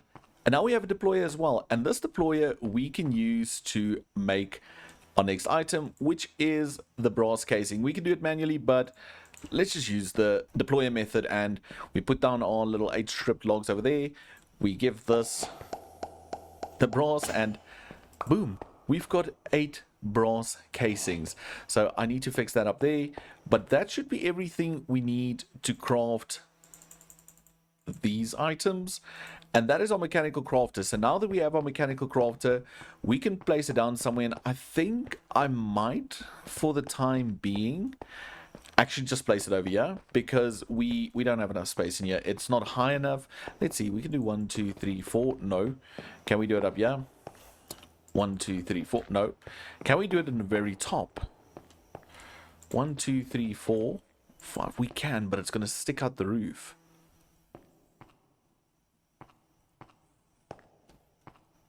Okay, I'm going to look into where we can place it, and then we'll put it down, we'll power it, and we can come create our crushing wheels, and that way we have everything we need for our starter workshop. So I thought about it a bit, and I'm going to place the mechanical crafter up here for now, because I do think I want to create something special for it down there and not just plonk it in the house. So let's do it right over here. So we've got 1 2 3, which is going to be its width, and we're going to have a chest, and then we're just going to place down 3 of these mechanical crafters, and with your wrench you're just going to right click it so the arrow points into the storage, and then you're going to have these 2 point into that one. So this means this is a sequence, and we'll transfer everything, craft everything in this direction and transfer into this. But now we need to make sure that everything else points into these and then goes into those. So we can shift and click these, and they will automatically go down, and we can shift click the side, and that will automatically go into the side.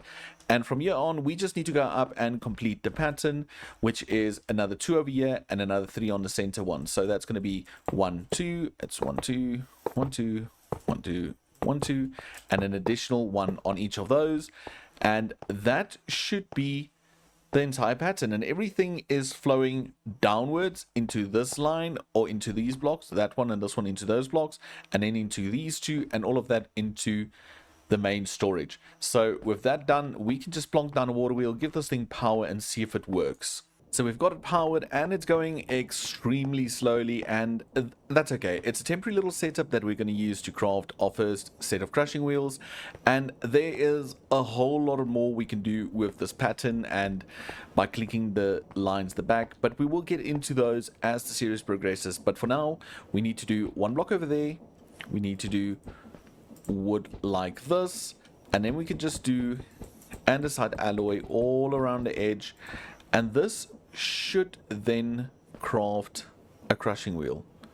Oh, there it goes. Okay, so it's very, very, very slow. So let's just stand here and wait. So while we're sitting here being totally bored out of our mind watching this crafting wheel craft at the speed of a snail going down Highway 66, why don't you take the time and hit that subscribe button? It's going to go way faster and it's more interesting. And there it goes. Is it making a crushing wheel?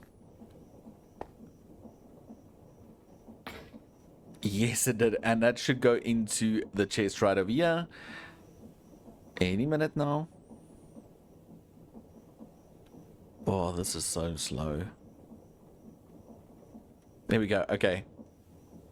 I don't think we can pick it up because it's a chest and it's got a solid block on top of it. So we're going to break it. But yeah, there we go. 2 crushing wheels. So a little temporary mechanical crafter works, and it's fine. It's temporary. I want to do something really nice for it in the lower levels. But we've got crushing wheels, and with that, we can plan the next few items we're going to need so we can start working towards the infinite lava source. So in order to fill this basin up with lava and create an infinite lava source, we're going to have to create a little lava farm. And I was thinking we can do some form of temporary little lava farm on the side here with a little tank that then takes lava from a dripstone lava farm, pumps it into the tank, which is just a buffer, by the way. We don't need the tank. We can directly pump into a pulley, but I would rather have it go into a temporary little tank, and from the tank we'll have a hose pulley that pushes the lava into this area over here. And we're gonna have to AFK quite a while because we need 10,000 blocks of lava to make it an infinite source. So to do that, we need to head to the workshop and we need to craft a bunch of things. So I do believe we already have basins. I did take them out of the chest over there. So we've got the 8 cauldrons, not basins, cauldrons, 8 cauldrons. We've got 8 dripstone. We'll get a little block to build with. I might just use temporary little cobble, or I can even make it, I can turn it into stone. We'll maybe do stone. But then also, let's just craft a bunch of fluid tanks. And to craft fluid tanks, we're going to need some copper sheets. So let's just do, I grabbed a bunch of copper. And let's do 48. 48 sheets should be fine. We can't run those two together. And while that goes, let's quickly rip out the lava from here, out the water. And let's do lava. That way, when we're done, we can just smelt up some cobble to make some stone to make that area look nice. But this is going to create the sheets, and with the sheets, we're going to do the tanks, which we're going to craft 9 of, and then we also need to create the hose pulley. So we need to make a copper casing. Ooh, dried kelp block. Okay, and that is 9 kelp. Okay, luckily I planted those, and that's another copper sheet. And pipes is just, what's the difference? Fluid pipe and fluid pipe. I just think it's alternate recipes. And for the pumps, we're also going to need cogwheels and fluid pipes again. So we're going to need 8, 1 for each of the cauldrons. Then we're also going to need 1 that goes from the tank to the fluid pulley. So that's going to be a total of 9. So we're going to need 9 cogs. We don't have, so we're going to have to craft a bunch of those as well. So let's quickly get everything we need for cogs. We can need more andesite alloy as well. Luckily, I have been washing some of the gravel we have and creating some iron nuggets so we can just get ahead with the iron game, because I'm so scared we run out of iron. But now we've got those, and then we just need wood, I do believe, to make the small cogs. It's just, ooh, I wasn't supposed to do that. I was supposed, I needed some of those as, what do you call it? What do you call those things? Strip logs, so we can make the brass casing things. Okay, so now we said, oh yeah, we need 8. We need 9. Do we have 1 additional? Yeah, we do. Yeah, we need 9 of those. So we need to craft 1 more, and then we need to craft 9 pumps. Okay, so we've got our 9 pumps, and then we need to craft fluid tanks. That's 9 of those. So we've got those. We've got some extra pipes, and we need to craft those pulley. And for that, we need the copper casing. So we do have 1. We only need 1, so that's fine. So we can just do that. Plonk that down. Grab ourselves some copper nugget. Okay, we've got that. Can pick that up. So the dried kelp. So I need to go get kelp and get that cooked up, and then we can make the hose pulley as well. So being the idiot I am, I forgot I actually already cooked up kelp. So we do have dried kelp over here, which is perfect. So we can turn those into the dried kelp block. And now we should be able to make the hose pulley. So we've got the pumps, we've got the pipes, we've got the hose pulleys, we've got the fluid tanks. We do not have the water wheels yet, but we can take this off. We have the dripstone. We do have the lava in this backpack, and it's going to be 8 of those. 1, 2, 3, 4, 5, 6, 7, 8. And I started smelting up some stone, and let's just do that again, make it smooth stone. So we've got those, and what else do we need? Oh, the water wheels. I forgot about the water wheels again. So for those, can we just craft... Let's craft 4 big ones. Let's craft 4 big water wheels. So that's 4 small ones. And then I don't think we're going to have enough to do... Yeah, we might be able to do 2 big ones.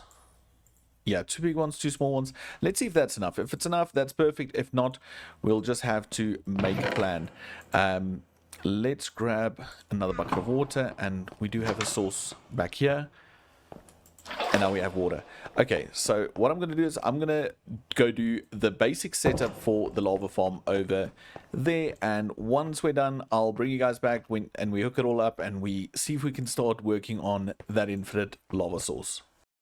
Okay. So currently, it does not look like much, and neither does this whole infinite lava source. But there's a very important thing we need to remember, and that's resources are very, very limited in the start. So we're going to have a bunch of these temporary little structures standing around, and as we get more and more resources going, we will be able to solve these ugly little temporary farms by building beautiful buildings and getting this area looking a lot more like a cyberpunk city. So bear with me. But now to get this farm going, we already have the lava in this little case up there. And if we just put down dripstone underneath those blocks, every now and then one of these should fill with lava, which is great. Now we have lava. And I guess I can go and pick it up with a bucket and go place it down there, but I might die and it will take forever. So what we do now is right underneath these we will have pumps. So we're going to do this at this level, and then we can do pumps like these, and these pumps will pull the lava out of those cauldrons. So we just need to flip them so they do pull from there, and that will be the way we get the lava out of these cauldrons. But then we need to send them over. So we've got 8 over here. 1, 2, 3, 4. So maybe yeah, we can add another one, and you can see it's bright over here, and I think it's because we've got lava in there. Yeah, that last one's got lava in. So in the end I would like to do another pump over here, but for now we're going to leave that because it will just spew it out. And then from here I would like to bring it over maybe 3,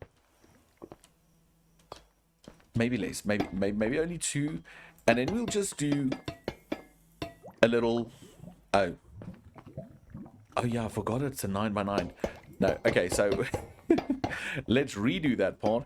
We're just going to do a single tank right over here, which is then 9 blocks tall. But now I need to think. I still need to extract from here, and we need to do the pulley. Yeah, that should be fine. So if we do this over here for extraction, and we do the pulley right over, I think it's because yeah, then that should be it. Because all of those will pull the lava from these cauldrons. They will push it into this tank, and from this tank we'll push it into the pulley system, the hose pulley, which will then deposit it into this basin over here. And that should be it. This should be everything we need to create an infinite lava source, except we need to power it, so we need to add water over here. So that's like so. Let's just grab some infinite source here. And now we've got that going, and we just need to speed it up. I don't know if these need to go at a certain speed. And we need to power that one as well. I wonder if I can power this with its own little individual water wheel, like a baby water wheel. Okay, I'm going to hook all of this up, and I'm just going to hook up the first part, see if we can extract lava from here into the tank, and then we can do that part after. Okay, so I can confirm that we are taking lava from the cauldrons, and it's just by the simple method of just hooking it up and it takes it out. It's going to be slow. It's going to take such a long time to get an infinite lava source, but as this lava grows, I would also like to expand all of this. So between episodes, I will be gathering a lot more iron, using the washing system and all of those things, and see if I can add a bit more cauldrons and everything to this. But for now, this is working. Well, it's 2 buckets full, so we only have, what is that, 9,998 to go. But that is it for this part of it, I guess. Now we just need to maybe hook that part up. And can I just do something like this? And we bring this over here, I guess. I'm going to need another gearbox, I think. Yeah, I'm going to need another gearbox. Unless I just run a bunch of cogs all the way over.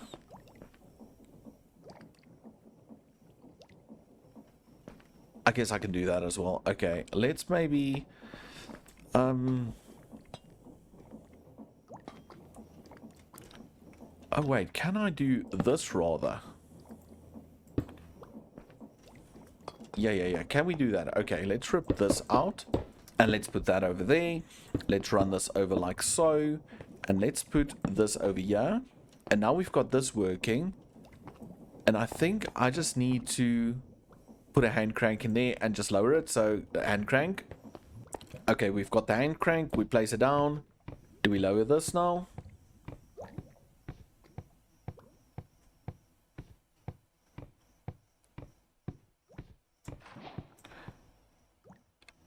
attach the bottom.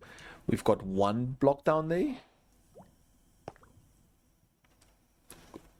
Can we make a second? There goes a second block. And we're actually extracting one over there now. That will be our third block. Okay, so this is running, this is working, and this will be a very, very slow process, if I'm honest, but over time it should fill up. So I will have this farm upgraded. I want to see if I can get some more cauldrons and everything going, and that way we can fill this up faster. But I will also do a little secondary lava farm that produces lava for us to use whenever we need, because we're gonna have to wait quite a while for this to fill up, using only these amounts of cauldrons, and we're gonna need even more cauldrons to make it happen faster. So yeah, it's gonna be a long process, but I'm ready. I'm ready for this. So the speed on that thing is pretty slow, and I looked into it. We can actually manually craft a rotational speed controller. So we're going to need an iron plate, then it's going to be small cog, big cog, nugget, small, big, nugget, small, big, nugget, small, big, nugget, small, big, nugget, small, big, nugget, small, big, nugget. Oh, it's not done. Did it fail? Okay, we're gonna need to do a bunch more, but you get the point of it. So we're gonna do that a few more times, see if we can get ourselves a rotational speed controller. That way we can speed up at least the pumps and everything over there while we work on expanding the lava production. Rotational speed controllers in, everything's running at a faster pace, but we still only have 4 lava sources. So we're really going to have to work towards expanding this lava farm so we can fill up this infinite lava source a whole lot faster, but it's not going to happen real soon. So I think we're going to have to build a few other farms before we get to expanding that. And I mean farms like cobble farms, iron farms, and so forth. But yeah, that's a good start, because now it can passively work towards that infinite lava source while we work on other farms in the area. So I've made some temporary little modifications to this whole system. We added an input, we added a brass funnel, and we added a chest. And to this brass funnel, we have a little filter that allows it to pick up nuggets, iron nuggets to be precise, and flint. So what I've been doing is I've been chucking some cobble in there, getting it crushed down to gravel, and taking that gravel and chucking it into this chest, getting it washed, and this way building up our, well, flint supply and also our iron supply, which is down here, and we've got quite a bit of iron at the moment. So I'm not too worried about running out of iron, but we have used almost 10,000 cobble to get the iron we need, but it's all good. So we will be looking into building a cobble generator real soon, but for now it's worked. We've doubled up on that. We've actually added a total of 10 additional pumps and basins and dripstone, and we also had to expand this by, I think it's another 6. We had to expand this by 6 water wheels, and we could pump up the speed a bit, and I had to borrow lava from down there, so that's why it's flowing. But this should now work a little bit faster, and yeah, it's still gonna take some time, because even just getting all the iron has been such a pain. But yeah, it's a little bit better, it's a little bit faster, so I'm gonna get there sooner or later. But I've run out of time. Sadly, there's not going to be any really pretty builds in this episode. It's more just a lot of create stuff and preparation for future stuff. But it's all good. It's all things that help us reach our end goal, which is building this super city on this floating rock. So if you enjoyed the episode, then do remember to smash that like button. And if you haven't done so yet, do hit that subscribe button and ring the notification bell so you never miss out on another episode. And down in the comments, let me know what you thought of the episode that's a bit more creative than buildy, and then I'll see you all in the next episode. In the previous episode, we moved into the building right behind me, where we went ahead and added some of the basic contraptions that we need in an early game workshop that we then used to create this temporary little lava farm, which we've been using to slowly fill up this hole with 10,000 blocks of lava, so we can have our very own infinite lava source. But in this episode, I want to change this platform a little bit and add our next level to another building right behind me. See if we can give this old eyesore a brand new home and build a factory that automates, in my opinion, one of the most important blocks in the Create mod, cobblestone. Okay, so before we can start anything that I've got planned for today's episode, there are a few things that I need to address that got mentioned in the comments. First of all, the sheer amount of pumps we have on this system. I honestly don't know why I never thought about this, but a lot of you mentioned it, that technically you only need maybe 1 or 2 pumps to pull all the lava from all of these cauldrons. So with that said, we're going to change this a bit, and I think we need to maybe rip this one out, and let's rip out this pump. I think all of these. Let's rip out all of these pumps like so. Is there some more? Yeah, we've got 2 more here, and then we do a vertical gearbox. I think right over here. Let's just do that. Does that spin? Not yet. Okay, so we're gonna do a normal gearbox right over here. So now that should spin. So we've got power on the pulley. Then we can also rip out these 2 and that gearbox like so. Yeah, that works. And I think what we need to do is maybe rip out this one. We add a vertical gearbox over there, and then we can actually rip this one out as well. We can add this gearbox over here. We do a little cog over there, and we can do 2 pumps on the side. So if we do this and we put a pump over here, that works. And if we do a pipe on this side and we do a pump over here, then that works. And again, 1 should be enough, but let's just do 2. So now we have 2 pumps pushing into that tank, and we can just rip out all of these like so. And if we do pipes over here, they do work. Okay, that's from the edge, and we can just do that. We have lava over there. It's actually pulling, it's actually filling up, and it works.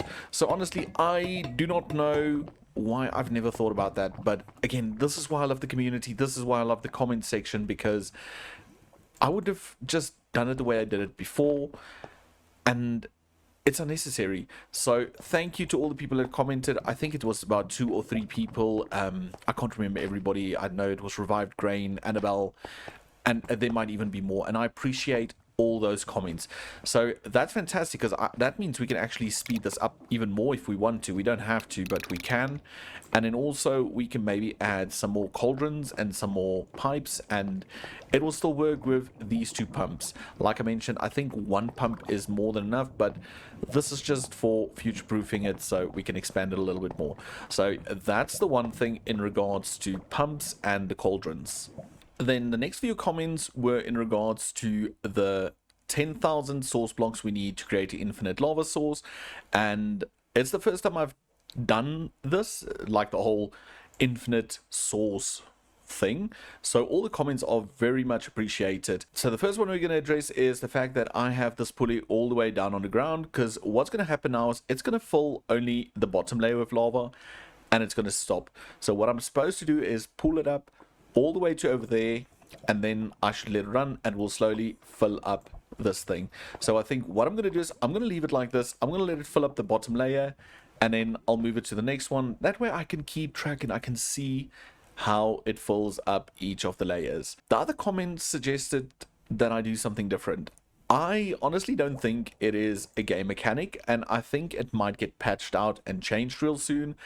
And how this works is, if you fill the entire top level with lava source blocks and you remove the blocks underneath them and the lava flows down, as soon as it's completely flowed down and you lower the hose pulley all the way to the bottom, it will actually register as an infinite lava source, even though it's not. Okay, so again, you only have to do the top layer, remove the layer that holds the top layer up, and as soon as it flows to the bottom, lower the hose pulley and it reads as an infinite lava source.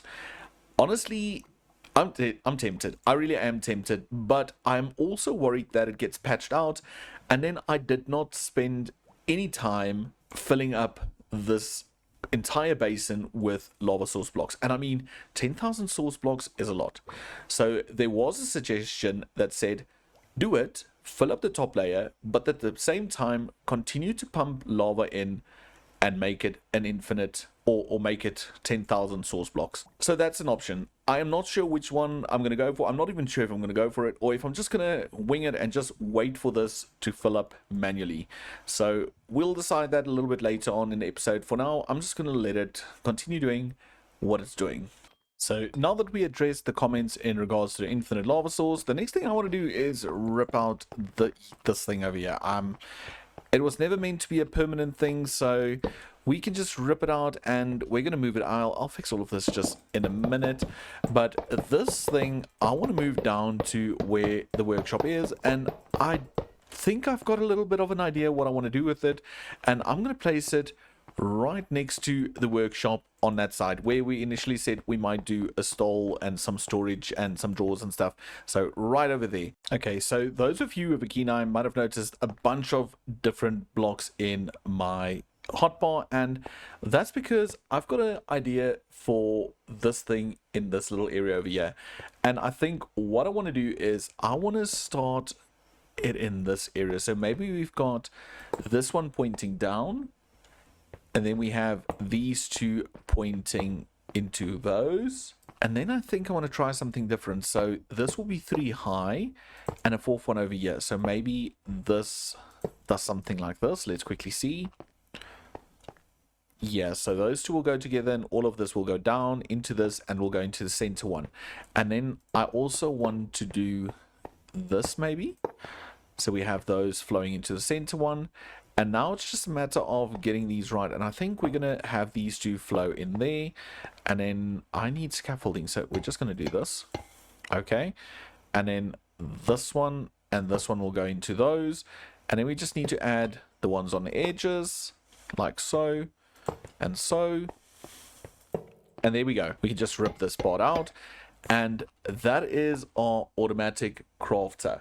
So it looks a bit bland, it looks a bit out of place, and I think what I'm going to do for now is I'm going to just decorate with a bunch of copper pipes, and we will see if we can add some brass decoration to it.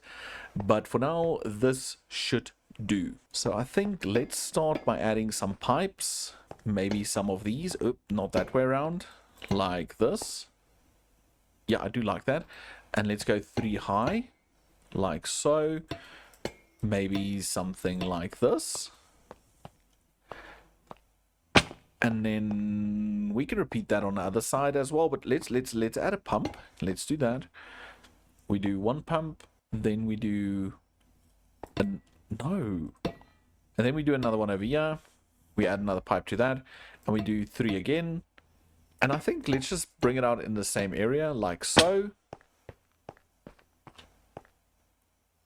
Yeah, I like that. I like the bit of a change to it. I might actually rip out one of these and add another one like that. And then let's do some chains. 1, 2. Yeah, I like that. Looks like it's anchored. And on this side as well. Let's do it from this side. Yeah, that's neat. I think we do a valve over there. A valve over there.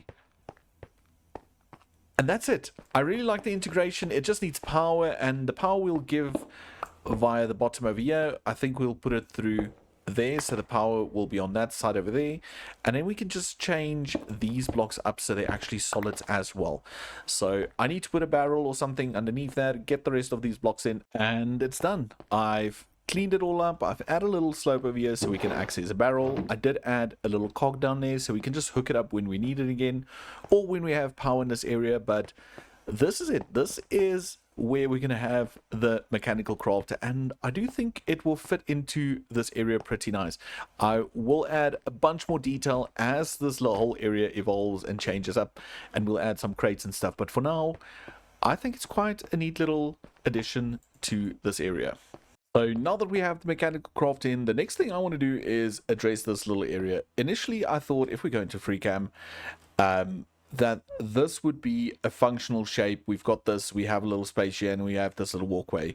But I have changed my mind, because what I think we need to do is maybe continue this line going straight through, and that way we can have a building right over here in this little area, and still have the buildings on the side over here, and have a little walkway through the middle. And the reason why I opted for that is it doesn't help we have this whole under city, or the old city, or whatever we're calling it, and it feels very open and airy and things. No, I think it needs to be cluttered. It needs to be alleyways, streets, and everything. So we'll have a little row of buildings on this side. We'll have like a 3 wide gap, and we have another building on this side. So first thing we need to do is we're going to rip out some of these full blocks, because remember, we used full blocks on the edges and slabs right next to them. And we're going to modify this little platform. Okay, so the foundation has been extended, and the idea is still that we'll have some form of elevator over there, and we'll have some form of pathway, and then we will clutter up, add some more items in this area next to this contraption. But then on this side, I marked out with dirt where I'm thinking build. So I'm thinking a building right in this area, and I left a gap here because I might do the cobble farm in this building. And I don't want it to be too high. I want to keep, say, that height as the height for the base of the builds.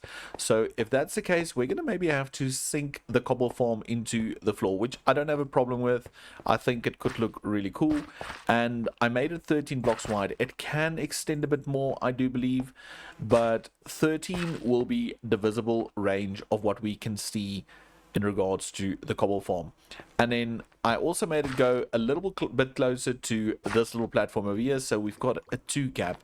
I might rip out another one once we get to building there, but then the idea is that on this side we can have storage for all our cobble, be it in the form of a vault, but early on it will just be drawers. So this is the idea. This is where the next building is going to be, and like I said, we're only going to do the foundation part of it, so it might only be the base level. It will go over here, and then I also just marked out where I want the other builds to go. So we'll have this little alleyway if you'd like, and then what we can do is we can even step some of these a little bit back so it becomes a bit wider in areas. But that's the general idea for this area. So now I need to figure out and dig out this little area bit, and then we can start building our little cobble generator. So while we were busy fixing up the platform, doing all the planning, gathering resources, and digging out this hole over here, as you can see, this happened. We actually filled up on the first layer of lava, and I moved up the hose pulley 1 level, and we've already started filling the second area. So we've got quite a bit to go still, but I mean, we finished the first layer, and that alone for me is a lot of blocks. So excited about that, and I think we're just gonna not do the cheesy method, and we're just gonna continue doing what we're doing right now. So yeah, exciting times.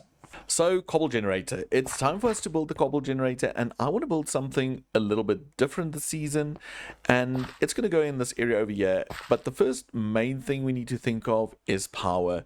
I'm considering doing like a little mini lava farm and putting it down here next to a mini steam engine, and just using that to temporarily power this until we can build the big steam factory. So that is the thought, that is the idea. So I might clear out that area and do that real quick, and the next thing we're going to do is we're going to build right in the center. We're going to come up, we're going to build the platform, and we're going to do it a certain size for now, and as we gather resources we can expand it to its maximum capacity. And the design I'm using, well, it's one I saw Tango Tech build way back when they were playing their little create series.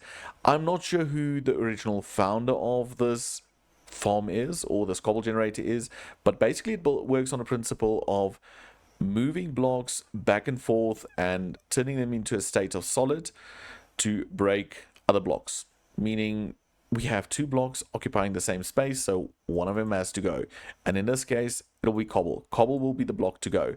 We're also going to make use of a singular lava source, and what that's going to do is it's going to get pumped into the system, and the pumps are going to try and place it, and as soon as they try and place it, it'll turn into cobble. That way, not using the single lava source. But I know, my explanation might be a bit wonk. So let's just get into building this whole farm. Okay, so I've cleared out another area over there, and I'm going for the temporary little steam engine. So I crafted a bunch of the stuff, and what we're going to do is we're just going to yoink this for now. So we're going to make use of this blaze burner. I will replace it as soon as we need it, but we need it for this now. So first things first, we're going to have to do a little steam engine, and how that's going to work is we're going to have our blaze burner right over here, and then on top of this blaze burner we're gonna have a total of 4. I wanted to say 4 tanks, so let's place the 4th one up there, and that's going to be the steam engine. On the side of this we're going to place one down like that. So now we've got it turned into a steam engine, and now the next thing is we need to give it water. So right here at the back, let's do water like this. We're going to do an infinite source over here, and this is where our water is going to be pumped up from. So I'm just going to put the temporary little block over there. We put our pump on top of that. That's wrong. Pump. No, that's still wrong. Why are you being difficult? Still wrong. There we go. Okay, so we've got a pump over there. It just needs to point upwards. We can rip this temporary little block out, and because that's infinite water source, it can just constantly pump it out. We're going to need a pipe that goes into that. So now we've got the water part sorted, and now we just need to produce the heat. But we also need to be able to manually jumpstart this, and what I'm going to do is I'm just going to put one of these half shaft cogs on there. I'm going to do a little hand crank, and that's how we're going to eventually start this and make it function. Because if we do that now, it should work. It should work if we had water pumping into this. So that is perfect. Now the next thing we need to do is sort out the whole lava and getting this thing fueled. So right over here we're going to put down a temporary little block, and on here we're going to have a mechanical arm that grabs full lava buckets from over here and gives them to the blaze burner. So to make that possible, we need to have a depot right over here, and this is where we will be getting the full bucket from. It will take it and give it to the blaze burner on this side, but now we need to get a full bucket on here, and to do that we're going to place another little temporary block over there, do a barrel on top of that, and then we're going to have 2 funnels. We're going to have this funnel that puts out empty buckets, and then this funnel on top like that, which we will then make sure it only takes empty buckets. So now we can just do that. So now the mechanical arm will only take from there, it will give over there, and it will only deposit once the bucket is empty. So let's set that up. So we're going to say take, give, and down. And that should be it. That should be the system completed, the whole functioning part. And all we need to do now is create just another simple lava farm like that right over here, and then just jumpstart this thing by adding cogs to this and adding cogs to this area once all of this is running.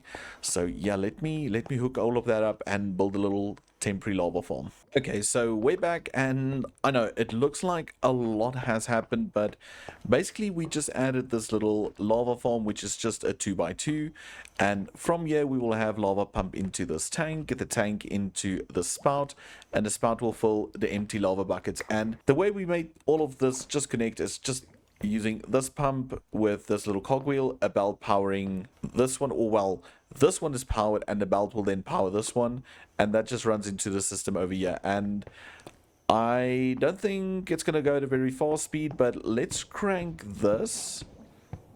Okay, powerhouse. Let's see if we can move.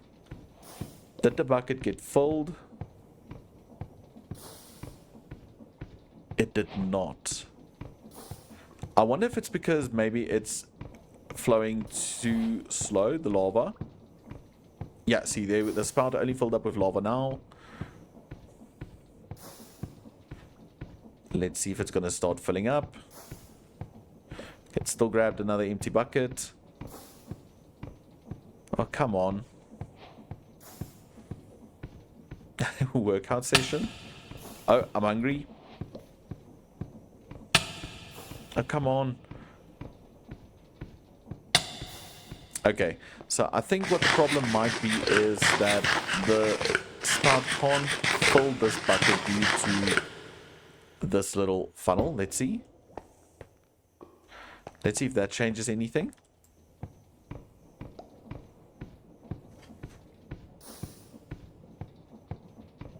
It doesn't.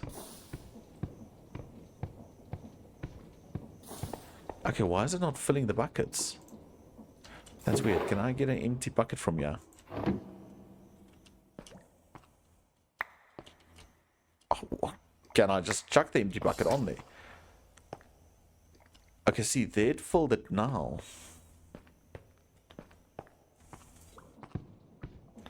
Okay, let's see if the hand will grab it though.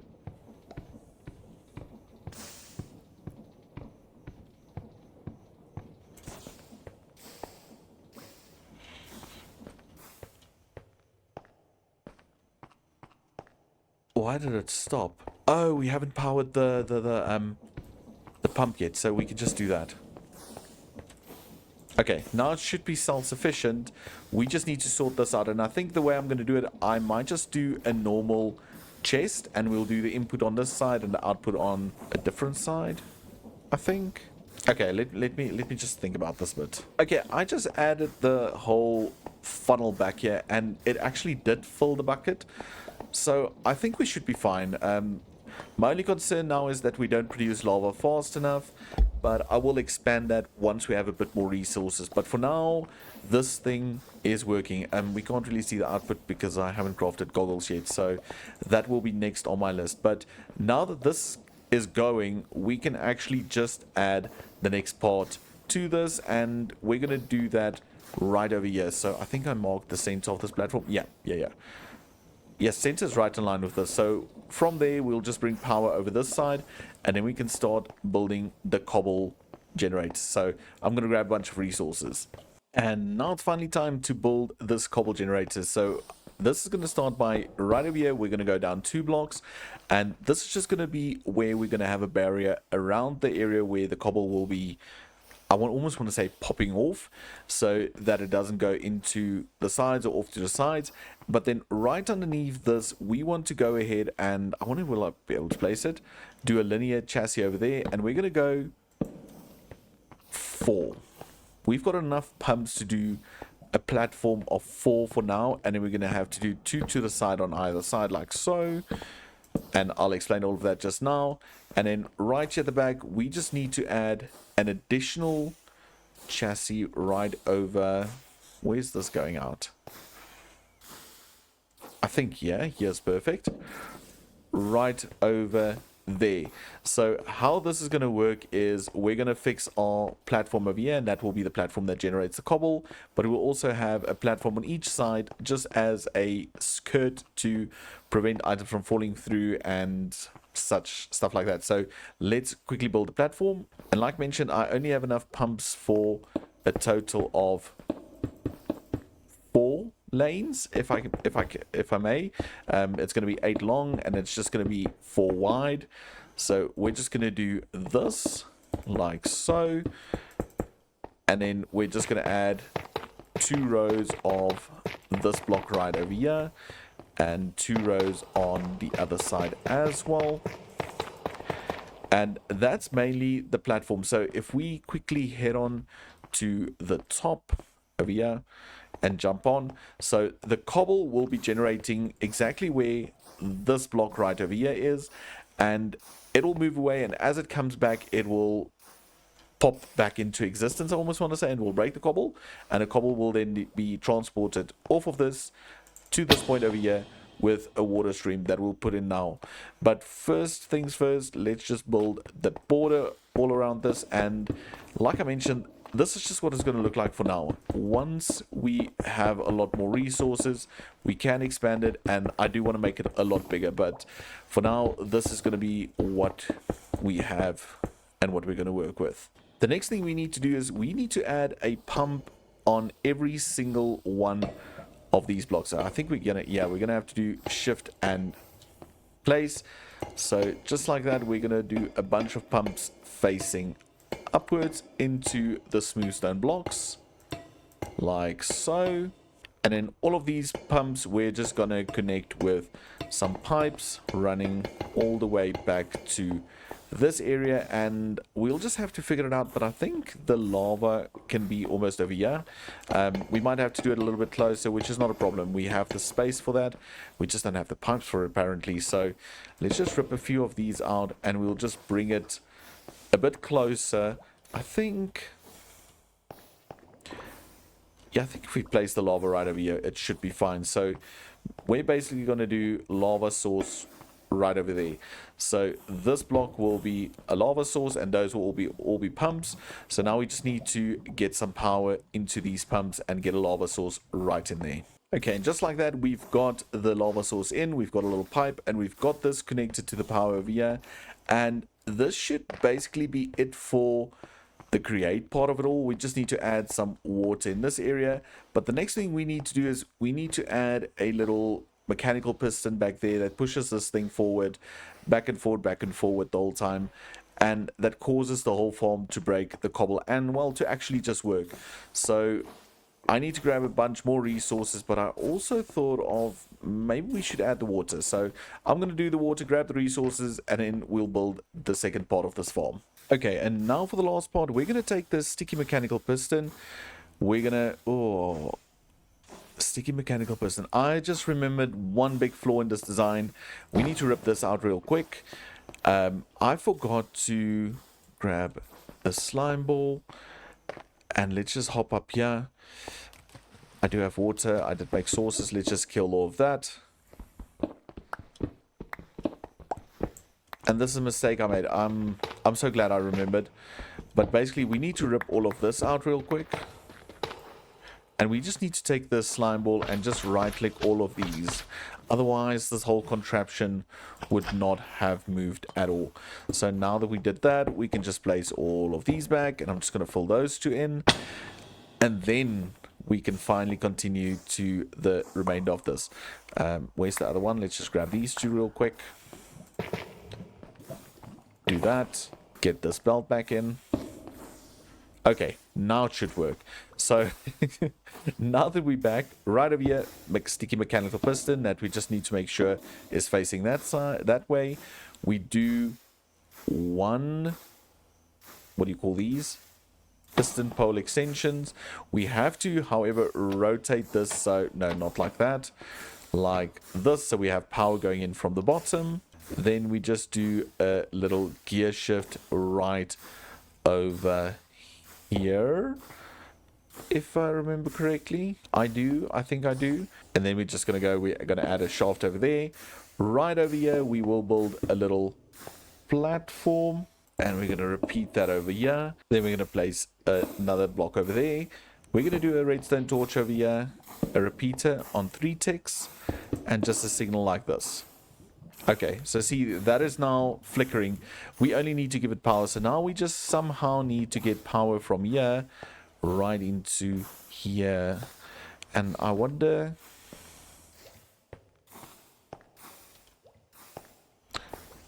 if we can't just do this.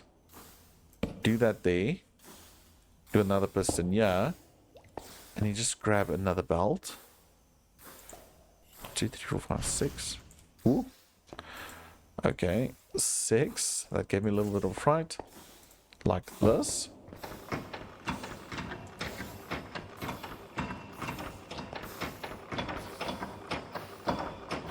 Okay, it's working, but it's not doing anything because we haven't placed the water. So I need to first stop this.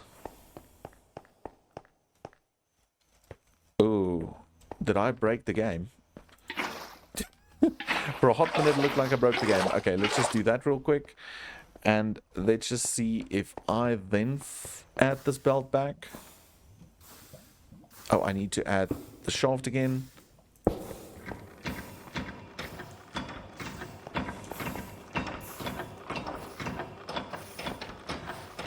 Oh, did we use the lava source? Okay, let's try and get that back in there. Oh yeah, that's working. I don't know. I can hear the rackets. Yeah, it's working. Ooh, this is insane. Okay, so it's working, and like you can see, it's a monster. And this is only not even the whole farm. It's just a basic one. Yeah, we need to turn this off real quick. Can we get a lever made? Can we do that? Oh my goodness, and it's loud. It's pretty loud as well. Okay, and if I were to power this, it should stop the contraption.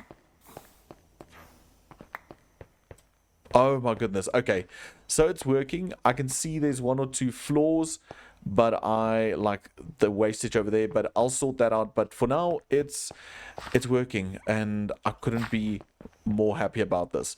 So what I'm going to do now is I'm just going to pick all of that up, and then I'll think a bit about storage, and then I'll bring you guys back once we tackle that little part of this build.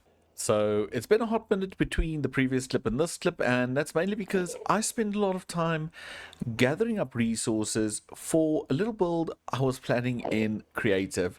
And like mentioned, it will not be the full building, but yet only the ground foundation. Basically what we're going to do is we're just going to frame this little section over here. So we're going to place something over top of it. But if we were to, for example, stand all the way up here, we will be able to see into the building, and it's not going to stay that way forever. I'm just thinking I'm going to layer a bunch of maybe farms and factories on top of this cobble farm, and it might just be farms that utilize the cobble. So instead of me going ahead and building all the floors and then trying to place the factories into the build, let's just build this foundation. So with that said, sit back, grab a snack as we roll a really quick build montage of the foundation.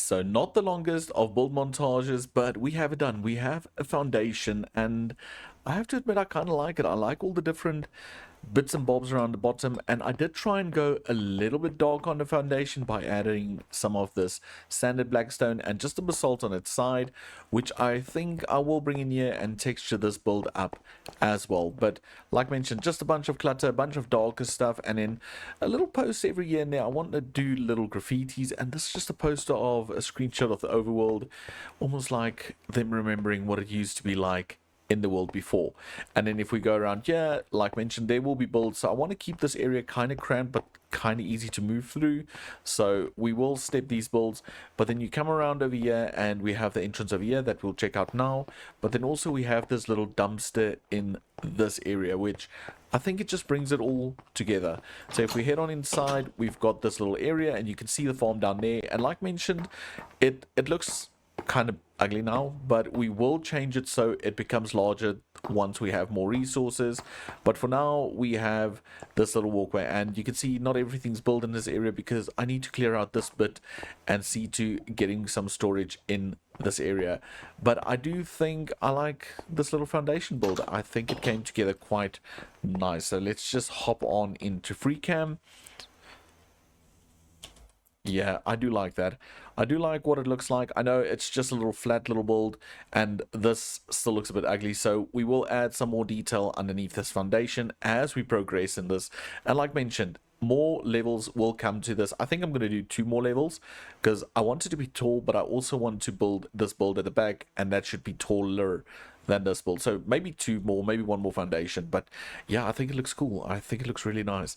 But for now, I think what I need to do is maybe just quickly dig out a bunch of that, sort out this sorting storage, not the sorting, the storage system, or at least plan for the storage system, and then I'll bring you guys back. So I've done a bunch more in regards to this build, nothing on the outside, but if we head on inside, I did manage to clean up this little area over here, open it up and allow for some form of storage to be placed in this area in the near future. But also if we look down there, I did fix the floor and change the floor up a bit and all of those things.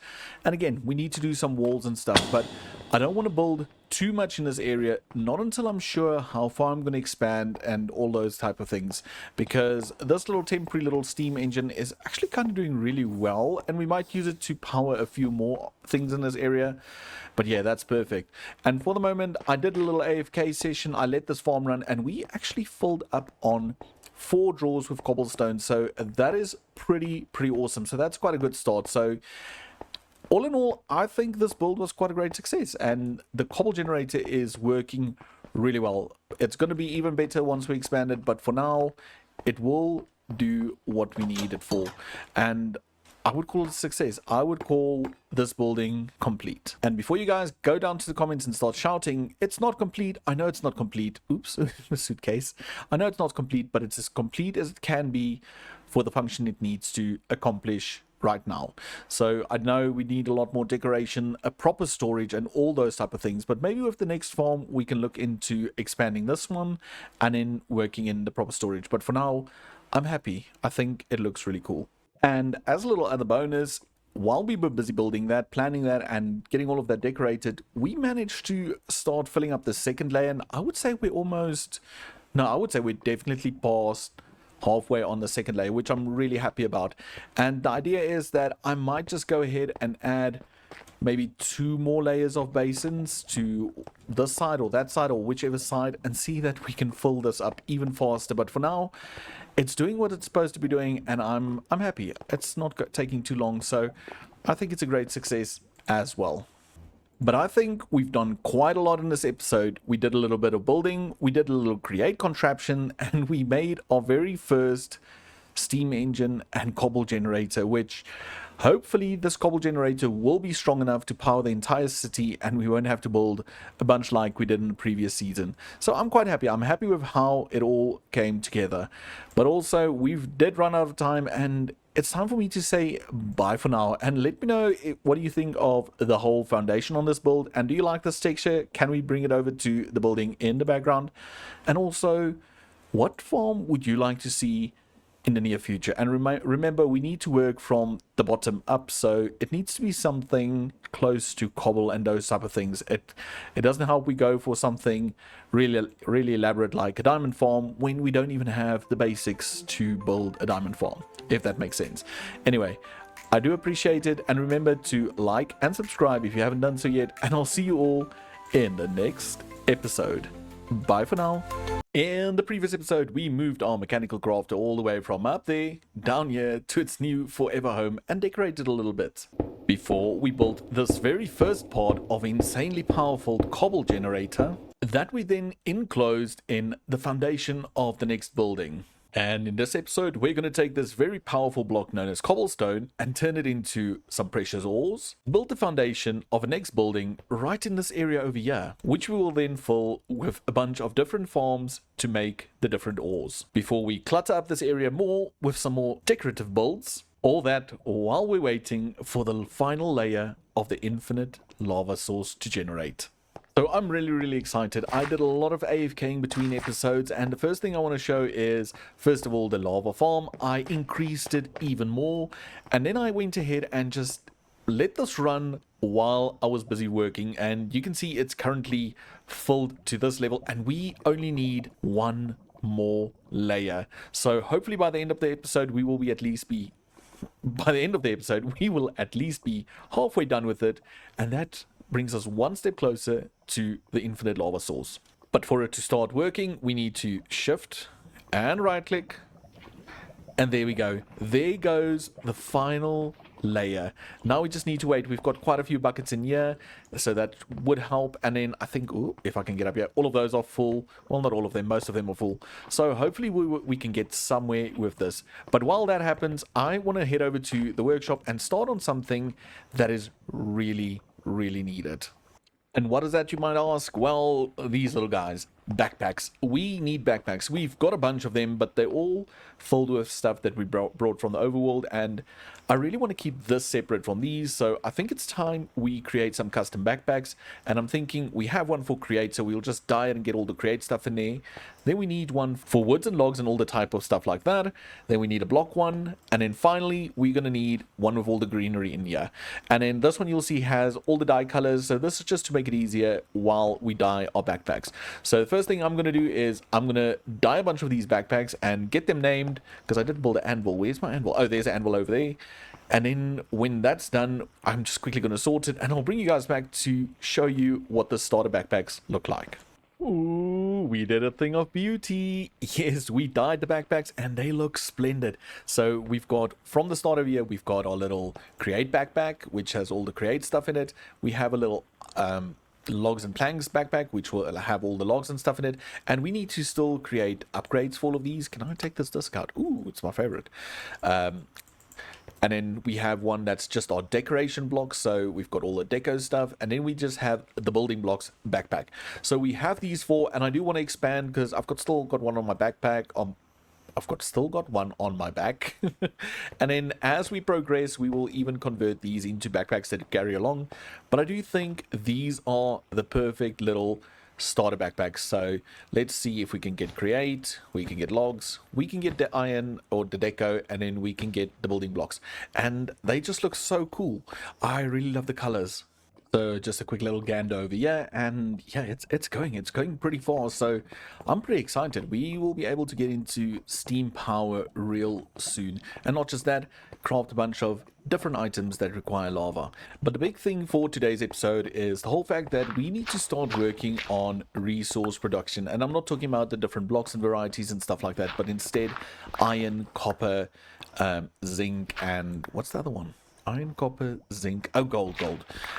We really need to start focusing on those blocks, and I thought what better place than to put it in this little spot over here. That way we have another foundation on this side, and it just prepares the whole area for when we have more farms and we can start going up into the sky. So I think I need to just let my head go a little bit, think about what I want to do here, maybe clear out some of this, and then I'll bring you guys right back. Okay, so we've got this area cleared out somewhat, and I'm relying a lot on the schematic cannon, removing some of the remaining blackstone. If not, we'll just manually go in and remove it all. Not a big problem. But I thought what we need to do is discuss the whole production of the different iron ingots, well, all the ingots, and how we're going to get to them. And it all starts with this block, tough.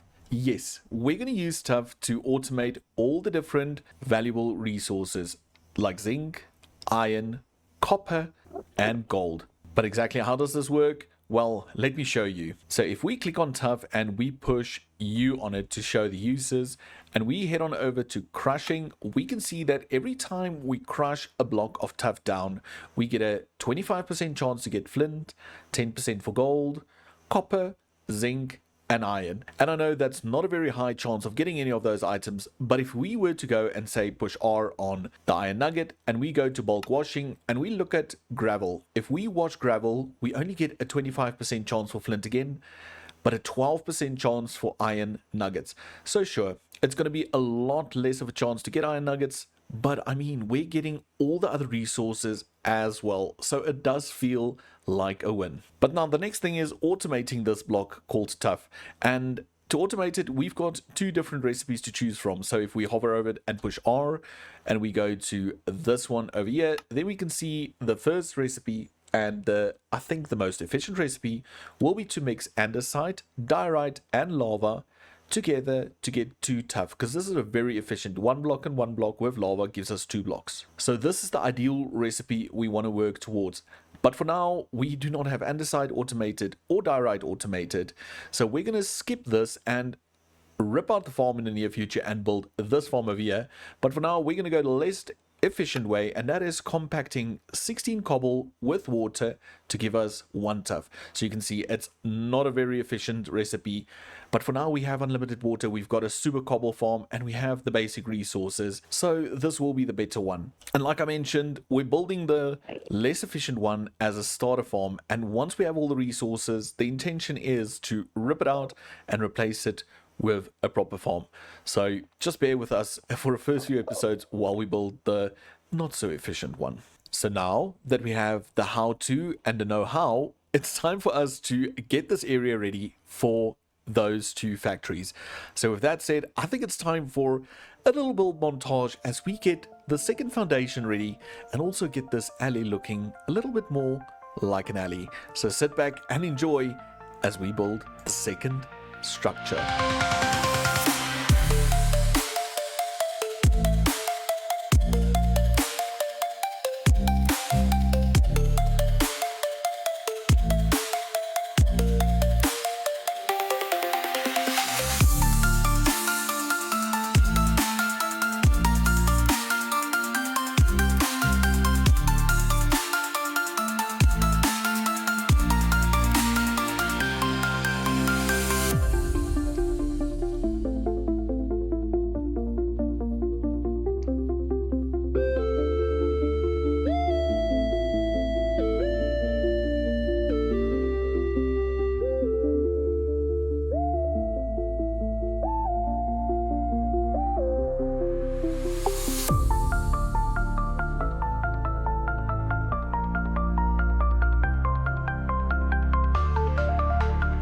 So I built all of this in creative, and while I was flying around in creative looking at it, it looked good. It looked really good and I was happy with it. But now, well, I think I just love it even more.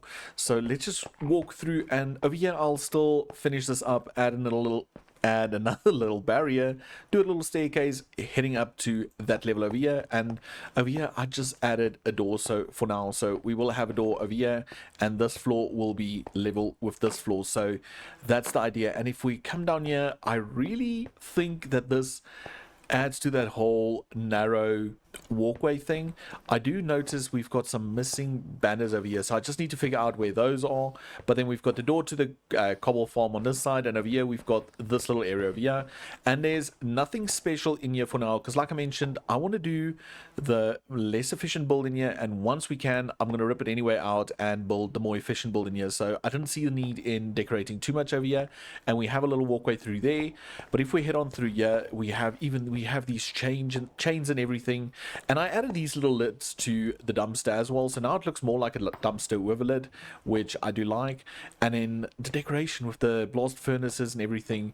So this area will then just be the area where we basically crush the tuff into the different ore types. So I'm thinking we'll just have like crushing wheels on this wall, with little items, barrels and chests and stuff that catch everything. I'm not really sure about that, I just know that's what I want to do. And in this area over here, I looked into this while I was building it. I think it looked good. I just want to see something, yeah. But I think I want to push the staircase back a bit, so we end up coming out maybe over here somewhere instead of where we are now. That way we can use this area as a floor as well. But in general, I do think it looks really cool. That needs to get ripped out. Okay, but there's a bunch of stuff that needs to get ripped out once we finish up that area. But for now, I think I love it. I just need to figure out the banners. I did add banners, so let me just figure that out, and then yeah, we can start with the next little area. Oh, another thing. Let's just do free cam. I just love that little trim, that little pop of color, and these two builds feel a lot more in place, and this one feels a little out of place. So I think it might be all the color in it, so I might change it a bit. See, I want to still change the bottom of this one to more texture like this, and we can just build up on that. But for now, I am loving all of the little elements and the little contraptions and the gears. These cogs are amazing. But yeah, I'm rambling. So I fixed the banners, and this is the pattern I went through. Nothing really special about it. It's just the oxidazy pattern that I just applied with a little bit of yellow, just to bring in a bit of color in this, almost want to say gloomy alleyway, which is perfect. And we're going to start building the whole tough creating machines in there now. Wow, that was a mouthful. But first of all, I would just like to show you I found a casualty of war. So when we did the schematic, it must have been a bit too high as it destroyed all of these cauldrons and the dripstone, and I don't have enough dripstone. I've got all the cauldrons, I made them already. So what I had to do is, if we go into free cam, I had to just set up a little temporary little dripstone farm in this area. So there we have got another 3 already there, which will be enough for another row. So I doubt we're going to get the lava source done in this episode because my stupidity. But anyway, we've got that. Now I want to head on down here and see if we can plan the whole tuff creation contraption. Okay, so the idea is that I would like to create the tuff in this area, and for now it's not going to be a very complicated system at all. So first of all, we're going to do these little chutes on the sides like this, and what this will be is we will place our little chest with all the cobblestone on top of this. Yes, because it's going to be manual for now due to a lack of resources. Once those chests are full, I'm going to go grab them, I'll bring them over and I'll plonk them down on top of this, and then from here it will fall onto a belt. And what I'm thinking is maybe I bring this one forward and then it will go onto a belt like this, and then it needs to go into a basin right over here.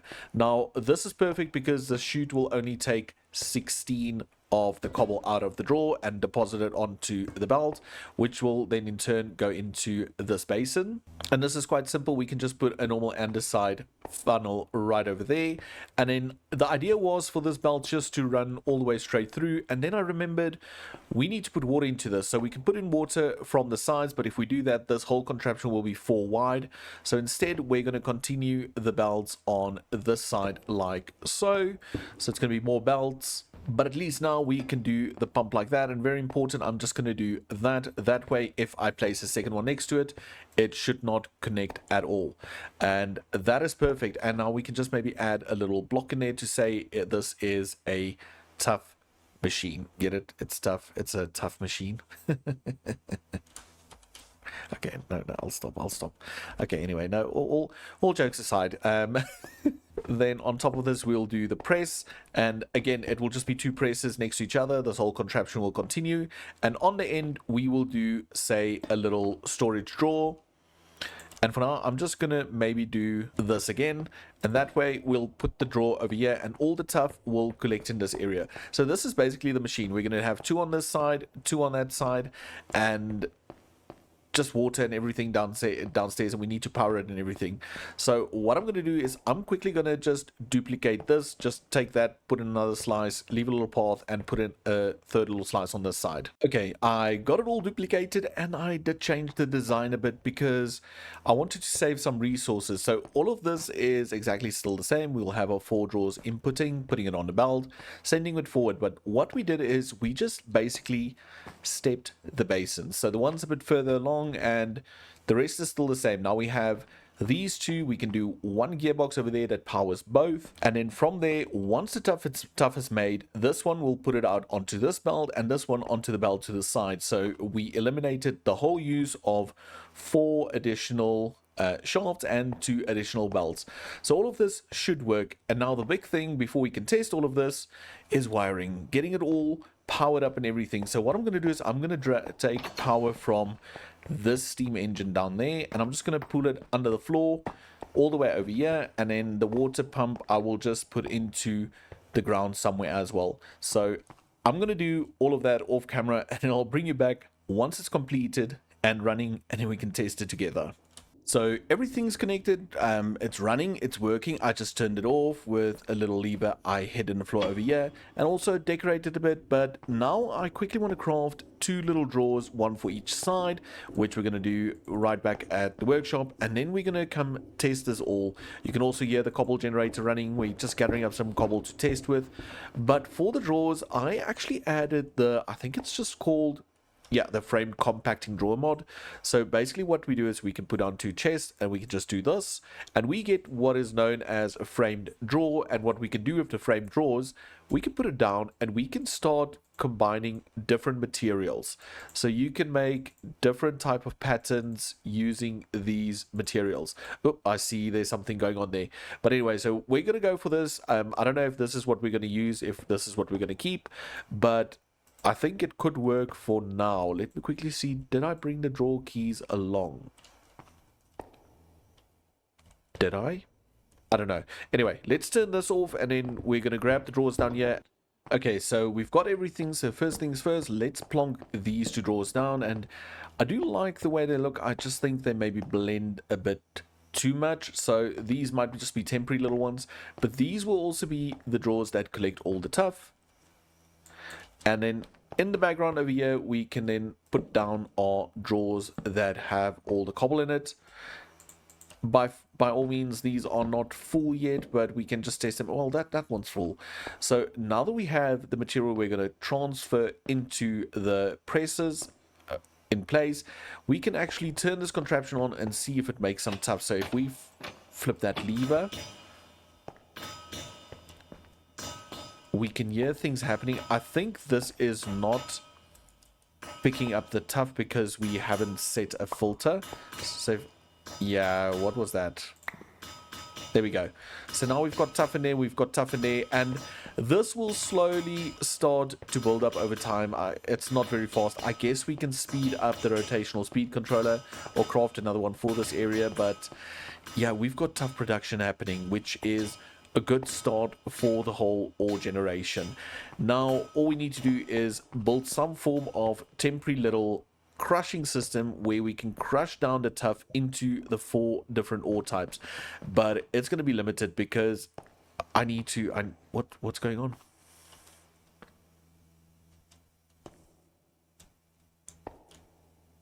Why is not it outputting?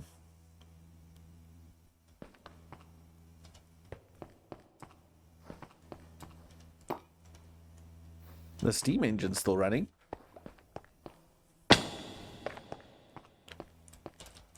That's weird. I don't know why it's... Oh, it can't be empty already. No, we still have cobble. Did I turn it off? No.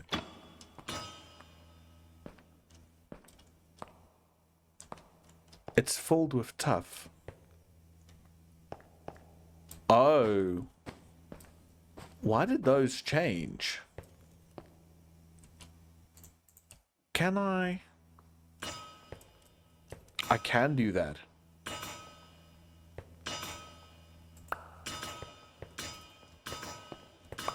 Okay, I'm not sure why that changed, but that sorts the problem. Anyway, like I was saying, we need to do crushing wheels over there, but it's getting really difficult to keep ahead because we're down to 49 pieces of andesite. So I have 2 crushing wheels that I made earlier, and I think I'm just gonna do a little temporary system right over here with those 2 crushing wheels. So basically just gonna connect it all up to the power line, add the 2 crushing wheels, add a collection system, and then it'll just have to do until we can automate the creation of andesite, which hopefully we can do right after we get an infinite lava source. So I'm going to grab the few resources I need. I'm just going to build this thing and then bring you guys back once it's in place, and then I'll just explain it and we'll see if it works. So we're over here in the workshop, and the reason we're here is I need to make goggles, and I did grab all the resources needed for goggles. So it's 2 gold sheets, and I do believe they're placed like this.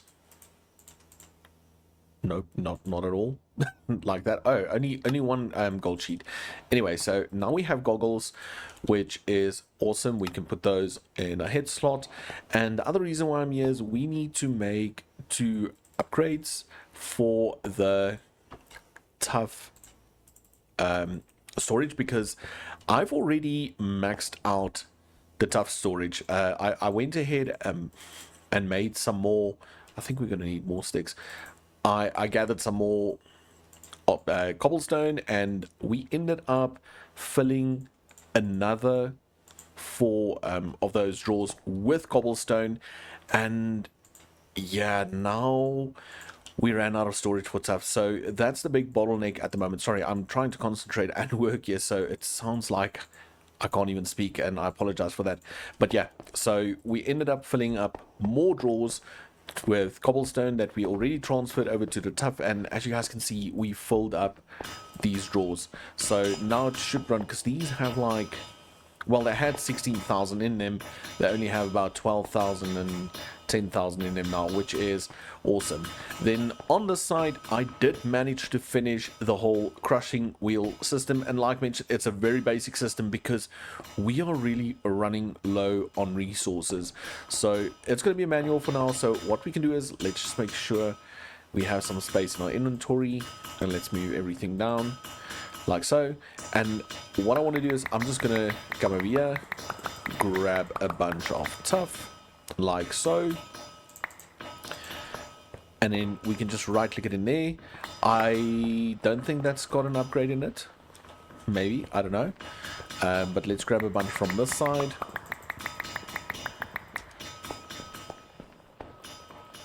Doesn't have an upgrade.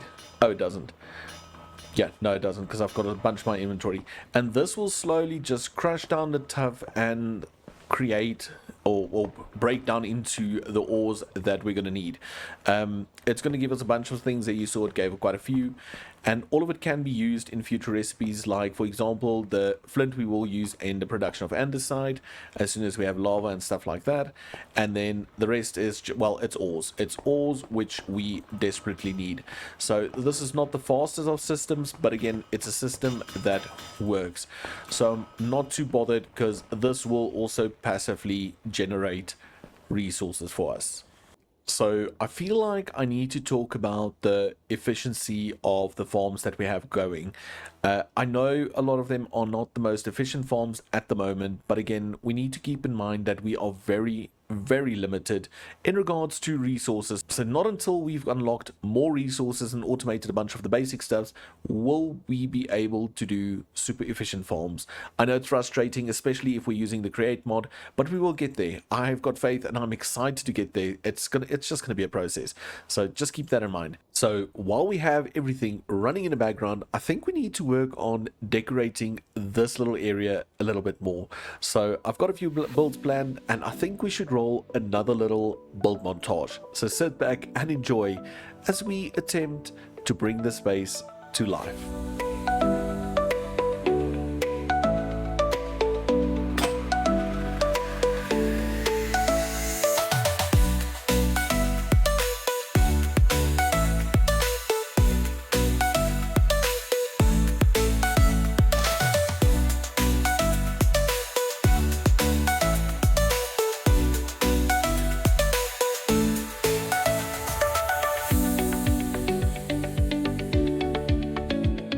Come on, I mean, what's not to like? Oh, I just love this little thing. I don't really know what it is. It's just like a little robot type thing, I guess, and it's over here right in front of the workshop because it's in for repairs and maintenance and everything. But I think it just fits. It just fits in the area. It just makes it all look a whole lot better. I even do like the floor. I don't think it stands out too much. It's a big contrast, but I think it just works in this area. And yeah, I just love it. I just love it. It just feels a little bit more lived in, and I want to continue the clutter. I want to continue adding things all over, like in this space and in this walkway and all of those things. But yeah, I think it's fantastic, and I want to know from you, from you guys, what do you think of this little addition behind me? Do you think if he fits in the space, and would you like to have him in your own world? And if so, then I would recommend checking out the members area. For all the tier 2 members will get access to all the blueprints from the season ahead of time. So basically what I'm saying is, you guys will get access to stuff like this as they come out, like this robot, the foundation buildings, and even every 10 episodes we will have a world download. At the end of the season, these downloads will be available to all the other tiers as well, but for now, as a little exclusive, all tier 2 members will get access to all of the builds and all of the blueprints of the current season. Yeah, Shameless little plug over there. So go check out the membership area.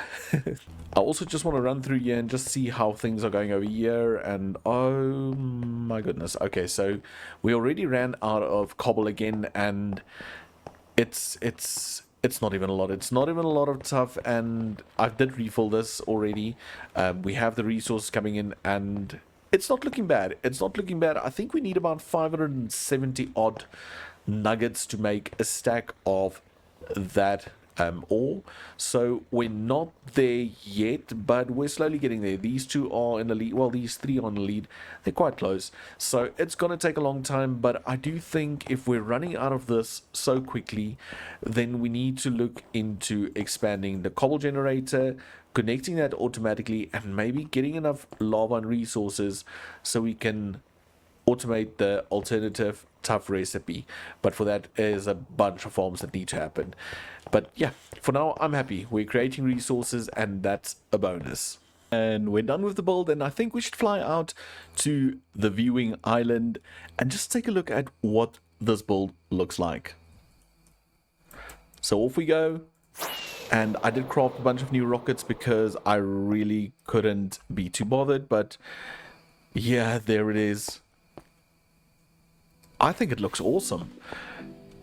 And remember, the idea is that I don't want it to be too neon-y and too futuristic. This should be the starting point of this area, all like basic structures. And as we climb up, we become more sophisticated, more neon lights and all those type of things. And I think a little bit more decorations in terms of maybe wallpapers and signs and stuff like that. But for my first build, I am not hating. In the previous episode, we did a whole lot of create stuff by filling empty spaces with create contraptions, decorated storage room. And in the second one, a very basic crushing wheel system, crushing the tuff into a variety of different nuggets. And then we spent some time decorating and waiting for the infinite lava source to reach infinite capacity. But in today's episode, we're going to reach infinite status, add 2 more buildings in this area, and solve the global housing problem. No, we're just going to automate and decide because we're running low. So we have quite a few things that we need to do in this episode, and first of all is the infinite lava source, because if we jump into free cam, you can see, oops, where did it go? We literally only have this little section left before we reach infinite status. So I didn't want it to happen off camera, so what I did is I did flip this. So if we can flip that back, we should get a bunch of lava going there that's been filling up in there, and that should push all of this a little bit closer to infinite status. But I still think it's gonna take a hot minute, maybe. I don't know, let's see. Yeah, it's going quite fast, but I do think we don't have enough. Let's... Oh, there's still quite a lot.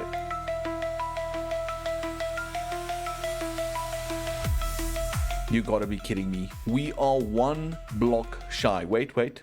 That's such a pity. I mean, we were so close. Well, it won't take too long. I'm sure it will happen within the next minute or two. Then we would have reached infinite lava state, which is good news because then we can look into building our very first power plant and starting to use some lava in some of the recipes. So yeah, that's gonna happen any minute. Okay, so I've been here for quite a while and that thing's not been filling up, and what I noticed is we do have a lot of lava in here. So I did come here and I tried to switch things around and move them around, and you hear it make a funny noise, and like every now and then it will say infinite or bottomless.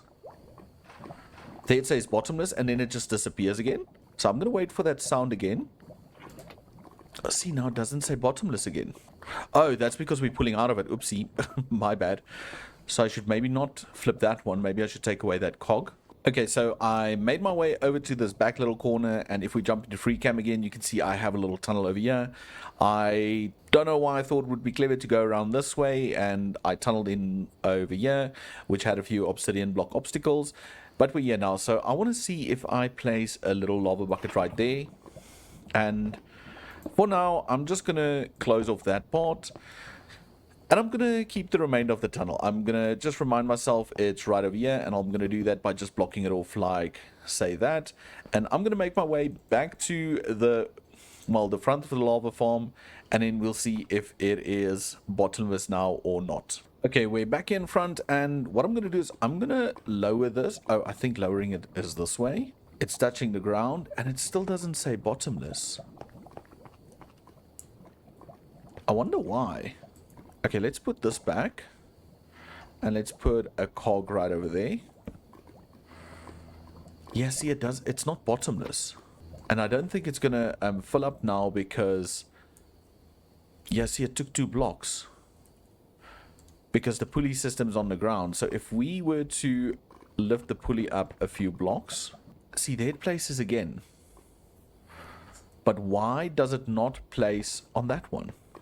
See, it goes to bottomless and then disappears. Okay, so it has to look something like that, and we just got the achievement for bottomless infinite or infinite lava source, and it's not filled over there. Okay, I guess I'll never see that, so it won't bother me. This, well, I'm just gonna have to do something about it because I don't like the fact that it's got 1 extra lava over there. But yeah, we've got infinite lava now, because you can see I'm also pumping into this little tank over here, which means we've done it. We've reached a point where we can rip all of this out and we can start using lava in some of our factories. And it took a while. It took a hot minute to get here, but we've got it. So I think problem solved for now. So let's rip out all of this real quick. So all of this has been removed, and I have to admit this area kind of looks strange without the clutter in that area. We do still have that tank of lava over there, and if we head on over here, you will see it still says bottomless supply. So I'm really not sure why it placed a block over there and not in the corner. If anyone knows why, let me know down in the comments, because it's strange. It's very, very strange. But now that we have infinite lava, we can start building our next farm, which will be an andesite factory, because we're going to need lava to make that happen. But I'm going to do it a little bit different this way time around. We're first going to connect the automatic mechanical crafter and craft some crushing wheels, and after that we will look at where these buildings will go. So we're going to need some crushing wheels, and we moved the mechanical crafter down here from up there quite a few episodes ago, and its power supply is right back there. So what I've done is I've just dug a little hole in here that we will hide later on, and we found the connection point. It's right there. So what we need to do is we need to technically carve out a bit of this area over here so we can add some water wheels in this area. And I'm going to make it a little bit bigger, like say this, and then I'll just add an additional layer on each side, and then we can place in some water wheels, maybe do a rotational speed controller because we really don't want to craft them all that slow again. And then once all of that's in, I'll bring you back and we can make those crushing wheels. Okay, so we've got this thing going, and if we peek into the back, we've got a bunch of water wheels in there, we've got a rotational speed controller in, and I think I set it to 128 RPM, I'm not really sure, but anyway, let's get cracking. So in the center you add your little stone, and then surround that with 4 planks of choice, and then all of these outside ones require andesite alloy. So if we were to do that, yeah, I think it took, but the only thing now is we need to give it a button. Can we just craft a button from this? And then can I just place it, where can I place it? Can I place it here? Is this thing working? Did I maybe change this?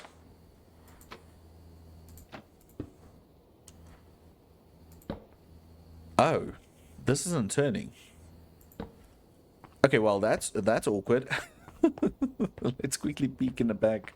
Why is this not spinning? That is spinning, which in case will allow that to spin, and this would not spin because this is not a vertical gearbox. So we need to add a vertical.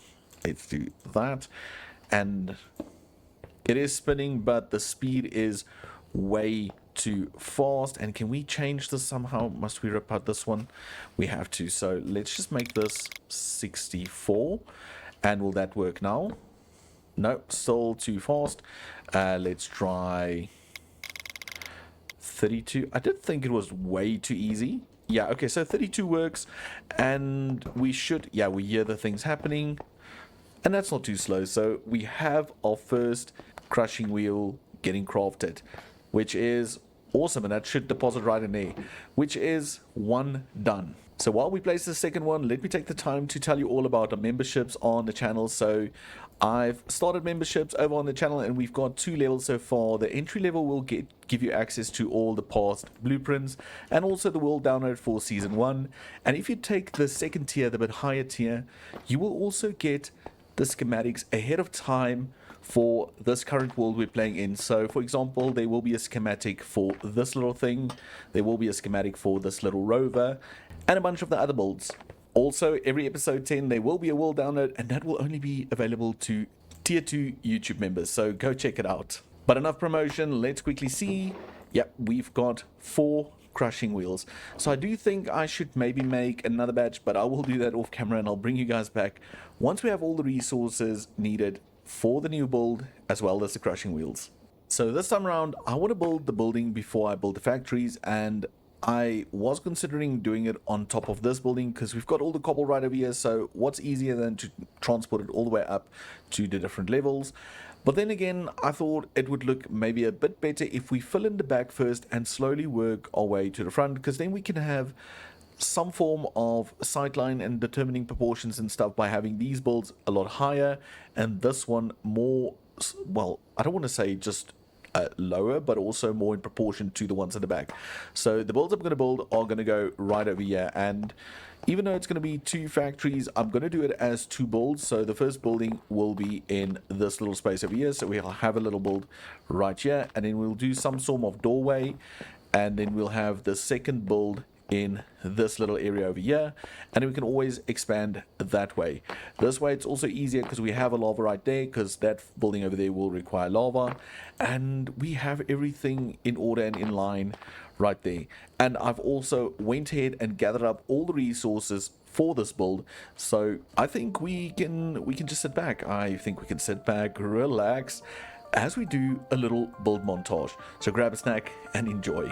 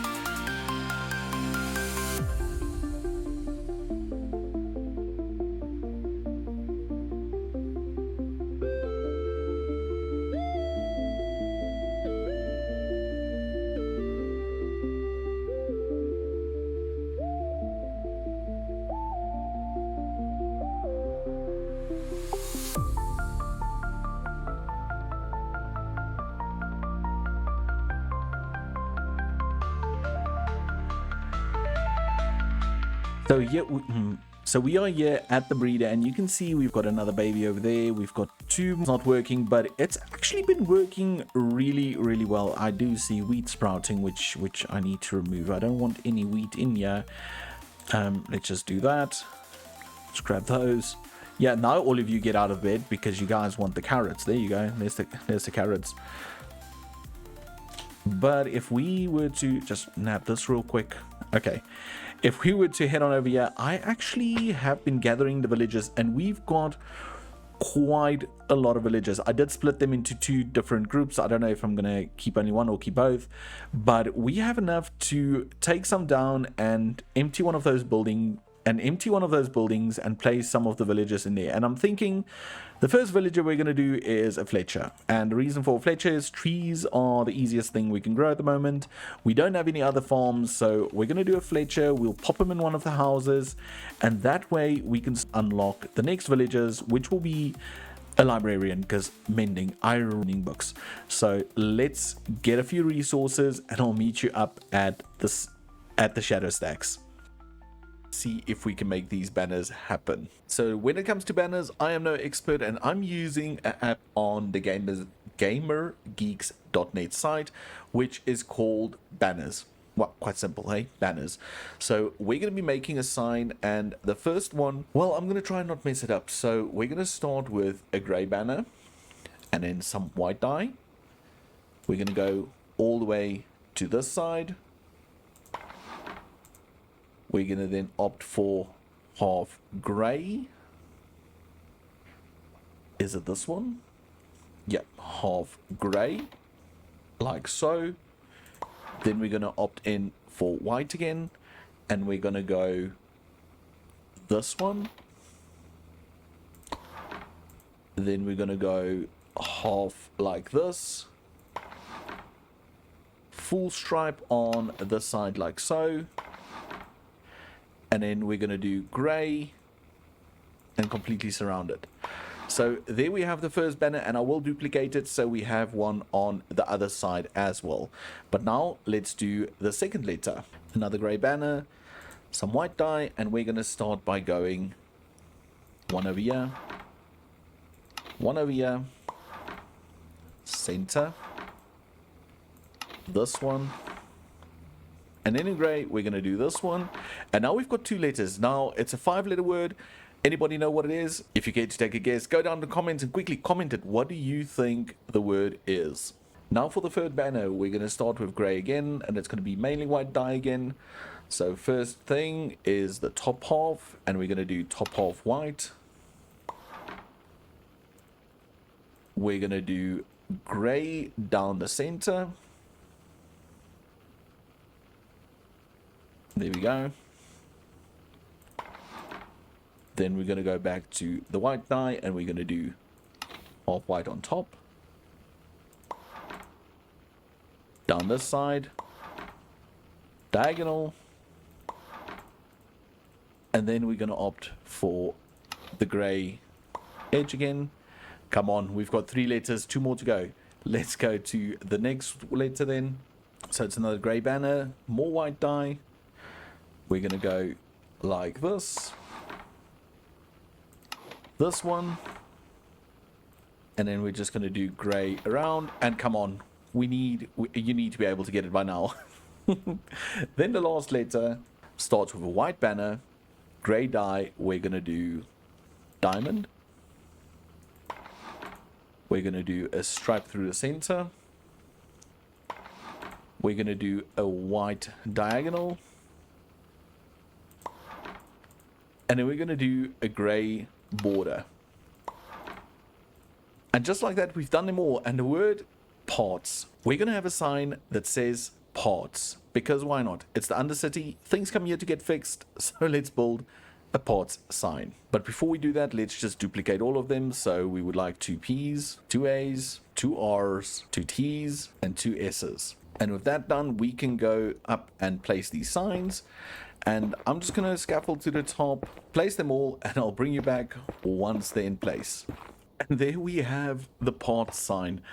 I do think that completely changes it. I mean, it looked good in this to start off with, but the sign just looks fantastic. And I just like how all of this is starting to feel a lot more lived in. Even when you walk down here, granted you can't see all the way up there, but every now and then you just peek through something and you see a whole new layer on top. Also, I'd like to mention I did move the staircase, so now it goes in and it only comes out over here, so it's a bit closer to the lava. But also now that allows us to maybe add another building in this area, or a connection between that area and this area. And yeah, I think it's perfect. I think it looks good. And now we just need to fill it with some contraptions. So I'm thinking andesite factory on this side, and gravel crusher factory thing on this side. And for now, I'm going to build the factories. We're also going to do it all manually. We'll manually feed them until we get this sorted out, and then we can start doing some automatic movement of stuff and get all of these farms running automatically. So I've got a bunch of resources and I've got a bunch in my hotbar, and the first build we're going to do is gravel machine. So we will be turning some of the cobble from the cobble gen into gravel, which we will then in the long run send through that little hole over to the andesite farm. So I think it's time for us to build this, and I do have a schematic for it, and I can just use the schematic cannon, but I think I should just run through the basics at least and just show you how the farm will work, where the inputs will be and outputs and those type of things. So the first thing we're going to do is we're going to come 3 out from the side, and we're going to do a vault, not a vault, item drain over there, item drain over there. I'm just going to use one of them as a temporary block.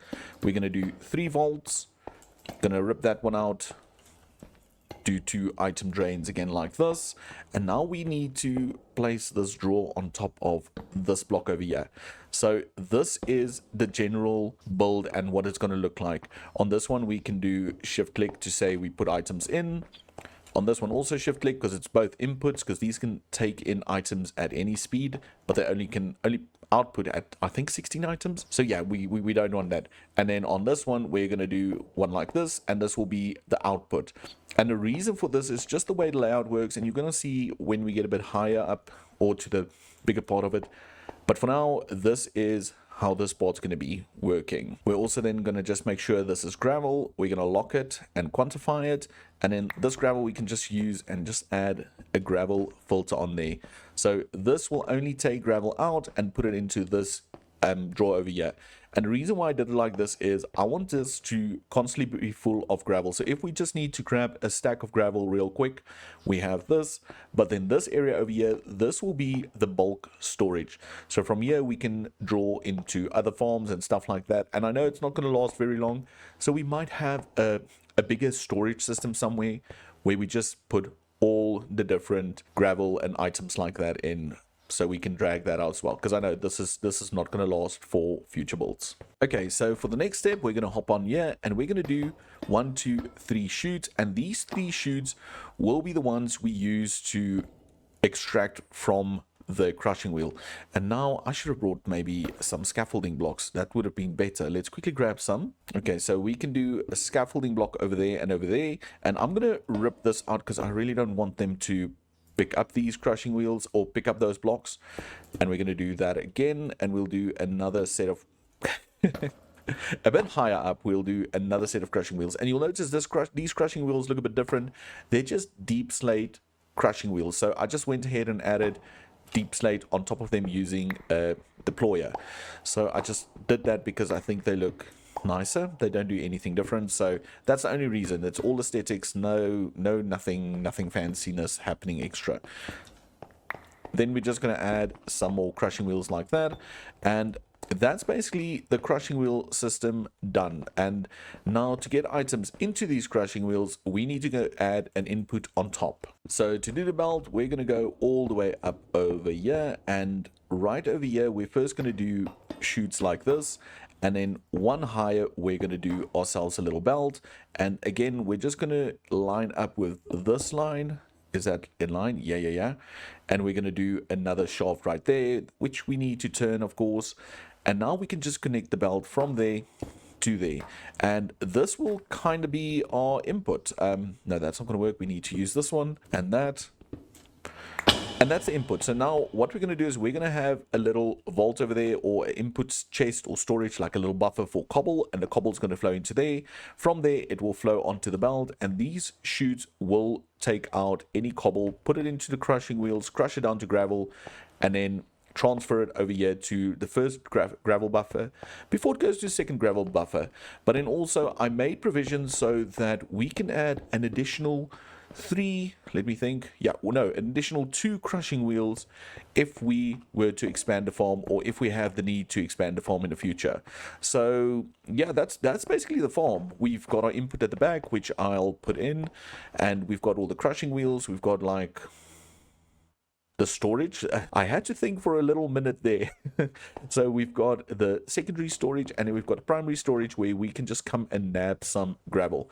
But I think what I need to do now is just get all of this decorated and just in place, because there's nothing more to see. I mean, this is it. This is basically it. We're just gonna get this powered, and we'll do the power down beneath, and I think we'll do it with water wheels now until we get to build the power plant, which will be hopefully in one of the next few episodes. It needs to be in really soon, because the water wheels, I'm not going that lag route again. So yeah, let me quickly see if I can get this decorated. And just like that, with a bunch of extra blocks, additional girders, chutes, and industrial iron. This thing is completed, and I do think it looks really fantastic.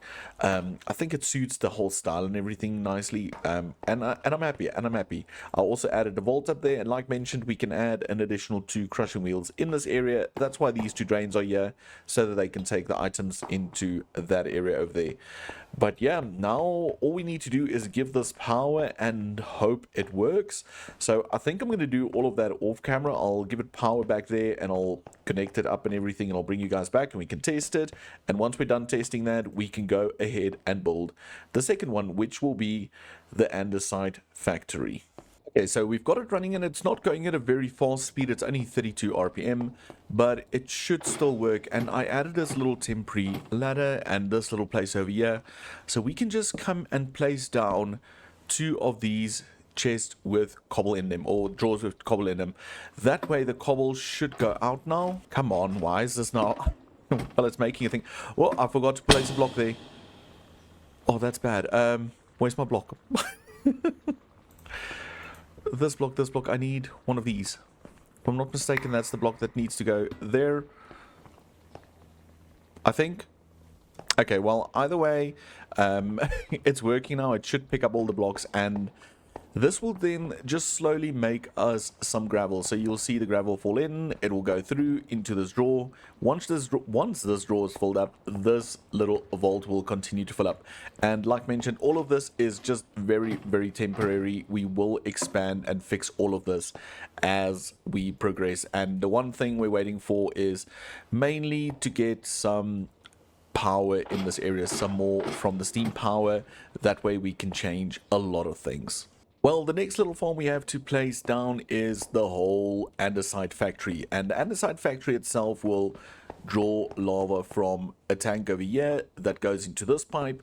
And from that pipe, it will pump into this pump. And from this pump, it will go into an additional pump down here that will utilize lava, flint, and gravel to make andesite. And it's going to sit right in this area over here, and it's going to protrude a little bit over this, and we'll have some kind of foundation built underneath it, and we can collect the andesite right on the spot. So I think we need to build it again. I've got a schematic for this, and what I'm going to do is I'm going to plan out the basics, we build it all together, and then we'll just decorate it in the end. So let's jump into it. Okay, so first things first, we're going to just do 2 drains like this on either side, and on these we're going to add pipes like this with a little pump facing upwards into those. Note, these pipes do point into the fluid containers, but they will never pump fluid into these drains, so we don't have to worry about that at all.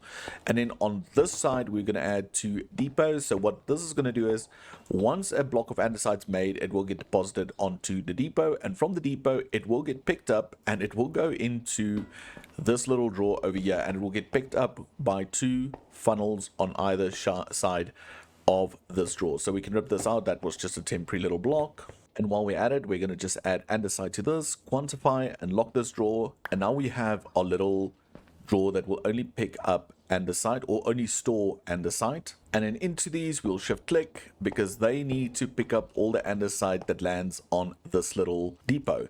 And then over here on top of these 2 pipes on these corners, we will add our little basins, and these will be the basins in which we create the andesite. So we can just go ahead and do a little andesite filter on there, and now we know they will create. And note, it shows that it's going to output to this side. It will change to this side once we add the final few things. And those things will be a andesite funnel on each of these pointing inwards, and now you will see that those little thingies are pointing to this side, so we know the output will be onto these depots. So what we're going to have to do now is we're going to have to put gravel into these basins, and we're also going to have to put flint into the basins, and the flint will be entering via this area over here. So if we do 2 little temporary blocks like that, and we add 3 volts on either side, this will be the storage in which we're going to keep the flint that will then flow from there into the basins. So on these, we will just add 2 brass funnels, and we're going to do the filter on them, flint, And like mentioned, now the flint will go out, it will go into these basins, and from there it will get compressed with the lava and the gravel we still need to add into this, and get put onto the depot before it goes to the storage. However, we will only be inputting gravel into the system, so we still need to make the flint. And how we're going to do that, we're going to add some chutes on these vaults, and on top of the chutes we're going to add some millstones, because if you mill down gravel you will only get flint, and the flint will then go into this, and then from there it will go back into this vault down there and into the system like I mentioned. And on top of these we're just going to go ahead and add some more chutes, because we need to take the items from somewhere, and that somewhere will be on a belt that runs above this. So now that we have those chutes picking up gravel for these little millstones to make flint, we can move on to this area over here. So we also need to put gravel into these basins, but before we do that we're going to place down two industrial iron presses, and we have them facing this way so we can power them with a single gearbox in the center, and that will be the press that compacts all these materials into andesite. But now the hard part was to figure out how to get the gravel in here, and it ended up not being that hard, because if we do this and we expand it like that, we have a chute pouring directly into the basin, and the press can work and push right through that chute and create the andesite. And because we already have the gravel coming in on a belt over there, we'll just extend it by one, and that way the first bunches of gravel will go into millstones, it will get milled down into the flint, but the last one will constantly feed into this basin, solving our little we need gravel problem. So yes, the second one as well, and that's perfect. Now it's gonna work and everything should be done. It should be done now. We only need to add the little belt up there, and we're going to do that real fast. So first of all, we're going to come up all the way to over here. We're going to make our way over here. We're going to rip out these tough blocks, because they were temporary little storage blocks, and we're going to rip this one out as well. And then on this wall we're going to do 1, 2, 3 vaults, because this will be where we get the gravel in from that side coming into this vault, and from this vault it will move all the way over. Then over here we're going to do this and do another one right over here and one over there, and we'll just turn them so they face the right way. Perfect. And then we can run a belt from there to there, from here to here, and that should be the belts. We can then just add a little chute, a little funnel on either, and we'll just add a little gravel filter to those, because we only want them to take out gravel, and that will bring the gravel over to this point over here, which we this time won't forget to cap off, because we don't really want them to fall over. And then we can just do this to make them look a little bit neater. So now we have the input, and the gravel will come all the way over like mentioned. It'll pour into all of the systems, and everything should work according to plan. But now the only thing left for us to do is power everything, so I'm gonna get to work on that, power it all, and then I'll bring you guys back once we're ready to test the system. So we're over here at the lava farm, and I did hook up this whole pipe to this little system, or that pipe to this system, and I did add some water wheels back into the hole where we had it, and I wanted to bring you guys back. So if we place down this gearbox, we should see lava and stuff flowing. That's grand. Let's just do a few there.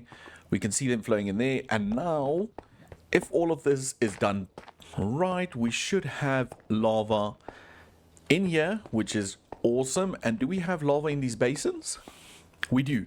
So we have everything we need to start making andesite. The one thing we do need is gravel, and this one's filled up, as well as the vault. So what I'm going to do is I'm going to pick up this little drawer, so we can grab this, and in this drawer we're going to run over, and again, a little temporary little place, but if we hop on up here and we place this here, that should go out. You'll instantly see it's first going to fill up the first few things, the first few millstones, so we can get some flint going. And now we'll slowly start to go into the first one, and already you can hear it starting to make some andesite, and that's it. We've got andesite production going, which I'm so happy for, because I've been doing this manually, crafting buckets of lava and stuff, but yeah. Now we have proper andesite, and again, it's not going to be very efficient because we have to do everything manually, but we will get around to doing it more permanently, getting all of those things sorted, and well, tidying up the place, because we did leave a lot of ugliness lying around. Like even these, I don't think they go in this area, so we need to sort that. But automatic andesite is a win. Also, I'll see to maybe getting some of the flint that we've got over there into the system, so we don't have to produce so much flint, and we have more gravel to go towards andesite production. But yeah, I would say that's a win. I would say that's a win. We've got two amazing factories going. I do have to change a few things like these gearboxes. I want to make them so they're also the those ones over there, the industrial metal gearboxes like we've got over here. So those are all little aesthetic things we're going to do. I don't know, maybe we'll do them on a stream, maybe we'll do them on a Discord stream, not really sure, but I am happy. I am happy we've got andesite production, I'm happy we've got gravel production, and I'm happy we reached infinite lava source status, and it still says bottomless, so everything is a win, and this area is slowly starting to look very, very cool. So we've got a lot done. We finally reached infinite lava stage, and I'm really happy about that. And also we added 2 new buildings to the area, which I do think complements the whole area really nicely, and we filled those with factories for items that we do need. And andesite was such a good addition, because now we don't have to worry about that anymore.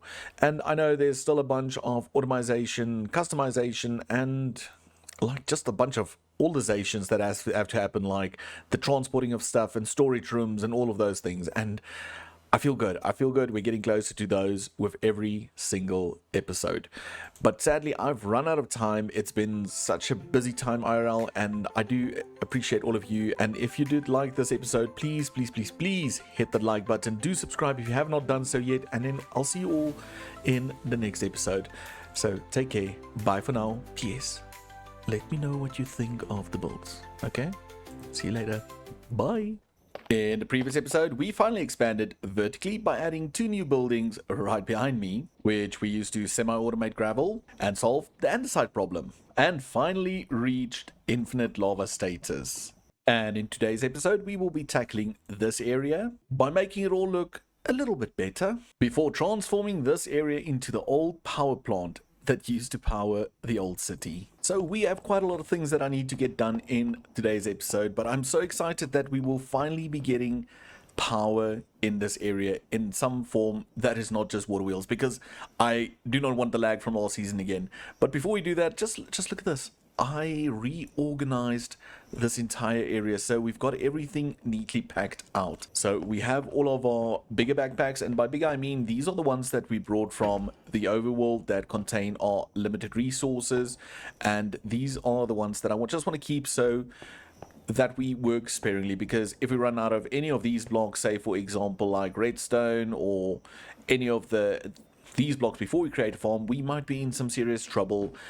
Well, I guess we have wandering trader eggs, where are they? Over there, that we could use to try and buy some of the stuff, but I don't really want to do that. And then down here we have our first set of backpacks. We have our wood one, our create one, our building block one, and our deco one.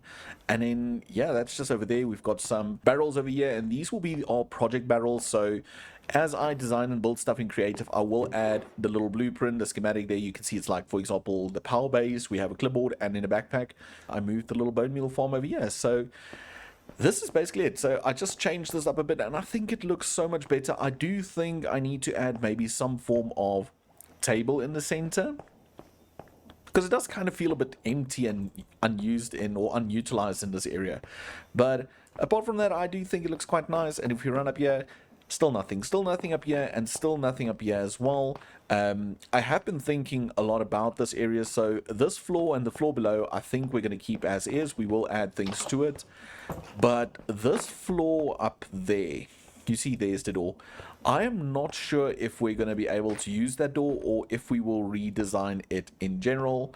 I'll have to think about it, and also if you think we should redesign that and do something different with it, let me know down in the comments. But yeah, so let's quickly run in here just to see what we've got. So in here we've got a total of 1312 andesite, which is not bad.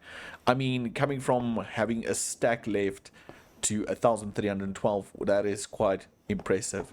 So we have that going, and I also filled these up with all of the flint that we got from manually washing iron. So we've got a bunch more flint in there, and the gravel's also standing still at the moment because it's full there, and it's also full over here as well. So that is quite good news. I did, however, think of, come on, something I just want to see. Yeah, we've got still a lot of cobble in there, so we can now again manually just rip out this one. This is actually not the drawer for this, and we can just move it around, and we can continue making some andesite, because I do think we're going to need quite a lot in the builds for today. So just important, rip that out first, otherwise you might end up putting a drawer into the system, and I don't think we want to do that. Yeah, see, there it goes. It shouldn't take too much of the gravel for flint, because we did fill up those drawers, which is going to help a lot so that we get a lot more andesite and not just use the gravel for flint. Ouch. Anyway, so yeah. That's what I've been doing. Been waffling on. We've got quite a lot of things done. So what I think that we need to do is we need to quickly gather up the resources for this little beautification of this build, because what I've got planned is, if we hop into free cam, I did design some form of wall to cover all of this up, because let's face it, this does not look nice, and also the same on this wall over here. So we'll have a little base to this which will make it look nicer, and then the idea is to change this area into a power plant for this old city, undercity, whatever you want to call it. And it's not going to be very big. I'm going to use the basic lava for a steam engine, and I'm just going to have one steam engine in this area. And then I was thinking we can utilize this area over here maybe for a control room for all the power, and then that will get split into the different areas. We'll have a line going here, a line for these buildings, and a line for this building. And that's all we're going to do here. And then the idea is that we have a secondary power plant, maybe a bit higher, also utilizing this area, but almost like they've built over this area to create the bigger power plant for the higher levels. And I want it to be like, the higher we go, the better it gets as well. So we'll have one power plant there. We might have two on this level, and we might have wind on top. I don't know yet, but that's the general idea for today's episode. So I think resource gathering, that's going to be the first thing on my list, and I'm not going to bring you guys along, because it's just going to be me sorting through backpacks and making sure I've got everything in the right bags. So yeah, I'll see you when I'm done with that. So while we're here casually waiting for more resources to come in, I thought I would take the opportunity to ask you all to subscribe. A total of only 18% of you that watches my videos are subscribed. The other 82%, well, you're missing out. Come on, subscribe. That way you'll never miss another episode. Go ahead. I know you want to. So I've managed to gather all the resources that we're going to need to fix this whole area. But before we do that, I think we need to maybe just rip out everything we have over here. And I'm going to rip out everything up into this point right here, because we're going to have to place a bunch of stuff in this area using schematics. And I'm so scared we delete some of these things. I also went ahead and backed up the world, because I really don't want the lava to disappear when I place a schematic or something like that. So I think that's going to be the first thing. So ripping up every single item in this area. So I'm just going to start with the water wheel, because let's turn off power, and then we can take this without the risk of lava spewing out all over. So I'll bring you guys back once I am done ripping out all of this. And now we have a really big clean canvas, and I'm quite excited about the build that we're going to build in this area. I'm just thinking of it. I might grab this as well. Let's plonk it over here, because we're not going to be building anything in this area. But as I was saying, I'm quite excited about everything getting into place and making this area look a bit like something, and finally getting some form of proper power in this area that will utilize the infinite lava source, and well, also get rid of all of the water wheels, that's the word. So yeah, I think we need to do that. I think, whoop, that's my face. I think you guys need to sit back and enjoy, as we do, I think, a pretty long build montage. I might break it up into two. I'll see how it goes. So yeah, just sit back, grab a snack, and enjoy. Okay, so it's not yet time-lapse time. No. I quickly wanted to just show you guys the amount of schematics. So these are all the schematics. We've got 1, 2, 3, 4, 5 of them, and as you can see, these are packed with resources. So that's what I meant, quite a long time lapse. I will naturally speed it up and everything, but yeah, grab yourself a proper drink and snack as we roll this time lapse. Enjoy.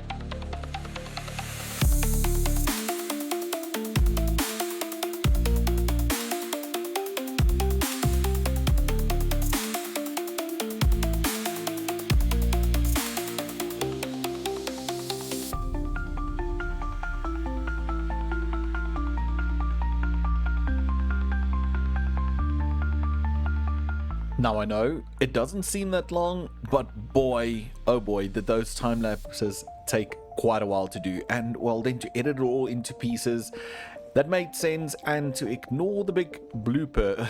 I don't know if you noticed it, but there was a part where the schematic was placing, but it wasn't placing, it was actually removing blocks, and it was just a to and from between pausing and doing and fixing and all of those things. So ignore that, but I did fix it, the build off camera, and I think it looks grand. So let's go down. Let's go check what this area looks like. And the first place we're going to look at is right over here on the staircase. We've got this little warning sign or hazard sign, and if you enter in here, this will be the little substation or power station for this area. So between episodes, I will dig out a little tunnel system that will run all of these 3 individual lines to the different buildings, like mentioned, the workshop building, the building right over here that does the andesite, and then also the cobble gen building, cobble gen building as well. So that will happen down here, and we can decorate this a bit more. We can maybe put in some levers to turn certain areas off with clutches and stuff. But for now, this is what the little power station looks like. Also, to make sure that nobody comes in, we've got buttons. We've got buttons to go in and come out because safety first. Then if we head up here, we are greeted with this little barrier, and I did a few more decals. We did a warning and a skull one, and then I just added these little trapdoors with the hazard red concrete, which allows for us to go in and everything, but it just looks like a little barrier that says, hey, stay out of this area, which I do really like. And then this area over here is how we're going to get the power into the substation. So the idea is we'll have a steam power plant, I think, in this area. Well, not I think, in this area. And we can do just water tanks, not water, lava tank supplies running down here. Say 3 or 4 or 5, maybe 4 over here. And we can add an additional little one over here that puts lava into a bucket that feeds the power plant, and I really do like that a lot. We do have additional pipes there that we can use for aesthetic purposes, or they can actually connect to these pipes and become a functioning build on its own. But I do like how this came together. Oh, and like mentioned, so then the power will go in there, it'll run across this little area and down over there into the substation. And I thought it was really important to make it a feature because that's what it was about. And if we jump into FreeCam, we can take a look at this area, and I do think this might be my favorite part of the area. I did fix up, you would have noticed there was a blooper down here as well, but I did fix it up, and I just love these vents. I think they're really cool looking. We've got some more detail on this side, and I did see a Pinterest post about different vents and everything, and I took some inspiration from that, so I will see if I can find a post and link it down in the description. But yeah, that's the base of this thing, and I think it looks really sturdy and really cool, and I can't wait to do something similar in this area and get this area really grounded. But let's just look at it from the top. I think all of this looks fantastic, and I think it will look cool once we get to a point where we can build something that almost covers or goes over this area on top of it, that also utilizes the lava down here. But now that we've got a bunch of builds in and all the building out of the way, I think we need to plonk down a few tanks, do a few pumps, and get this area somewhat working so we can have some form of power generation happening. So we nearly have everything to build this little starter power station. The only thing required is blaze burners. Yeah. We need to do blaze burners. So for that, we're going to head on inside real fast. And we're just going to craft up the blaze burners, which I do have the materials for, which is fine. And then we're going to place down our spawner. We're going to place in the blaze egg, and we'll just wait for them to spawn and then nab them as quick as possible. And once done, we can just right click this and the egg should pop out. I don't know how long this is going to take to spawn, so yeah, it's the waiting game now.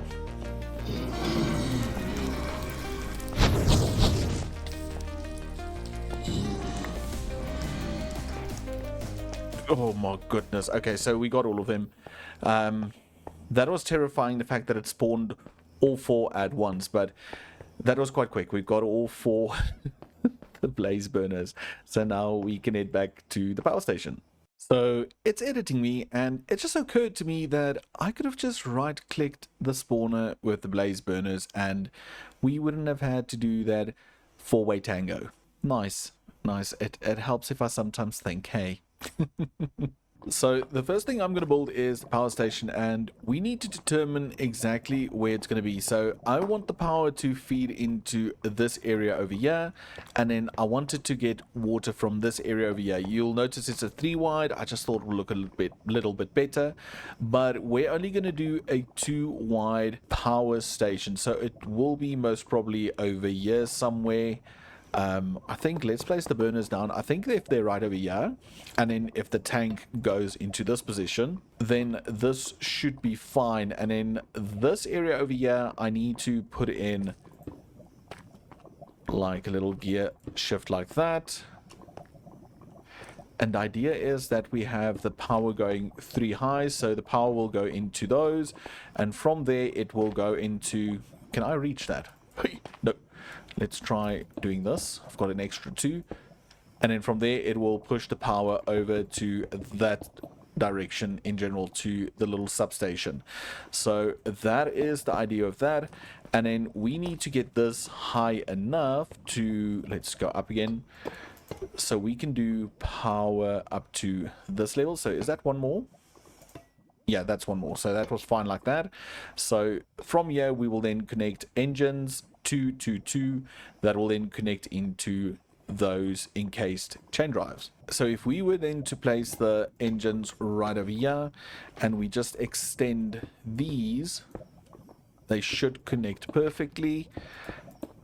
And then we can just add a secondary row over there, and again just extend those.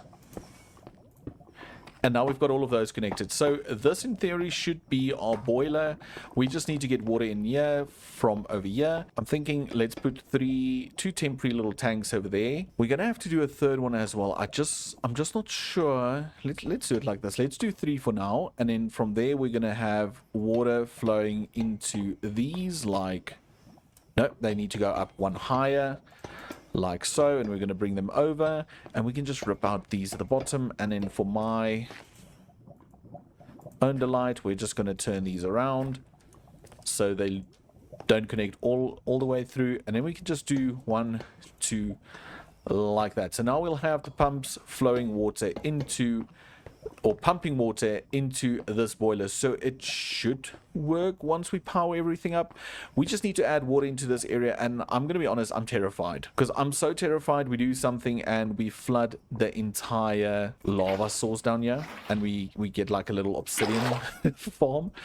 But so far so good. I did make sure to not build this out of any form of slab or any of those type of things, so it should be fine. Yeah, that should be fine.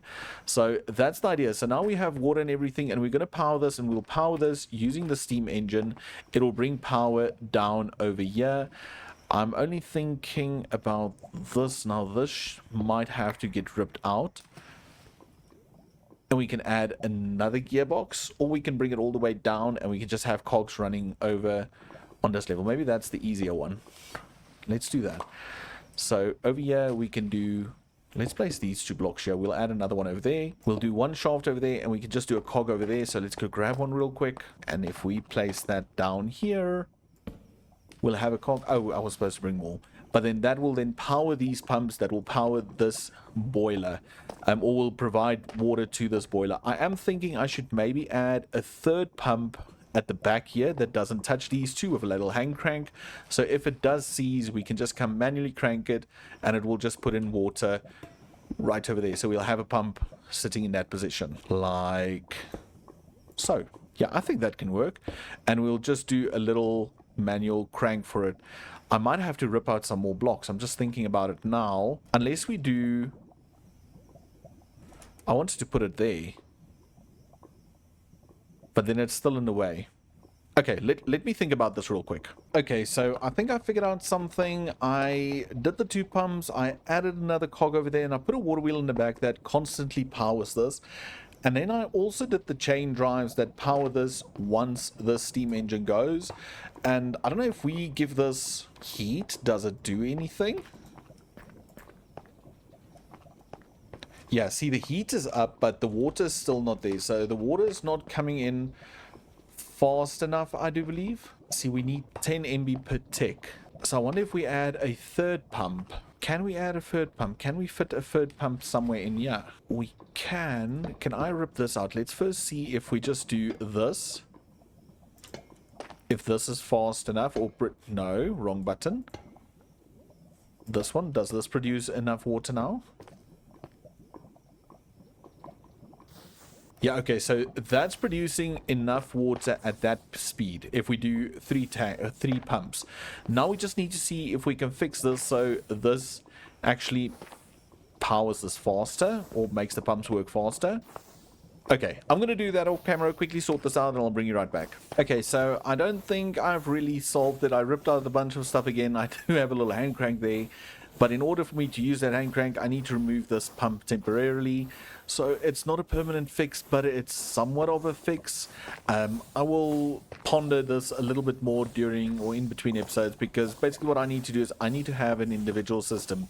So between episodes, I might dig out a hole and add a water wheel system to power these pumps instead of using this direct line, because it's better to have a backup. So I know that needs to happen, but I'm just a bit pressed for time, and I want to do a bit of building over here. If we're done with this and we have time, we will continue figuring this out on camera, or otherwise in between episodes. So the next thing we need to do is we need to get fuel into the system. So I'm going to go for the basic thing where we have a little mechanical arm over here somewhere giving, or well, maybe over here somewhere, giving some lava to these little guys, and he's going to pick it up from a depot in this position, and this depot needs to pump the lava or get the lava from a tank that I think is going to be in this area, because then that way we can connect these little pipes up as well. And I'm just going to do that again because I don't want them to connect, and then again the same on this side.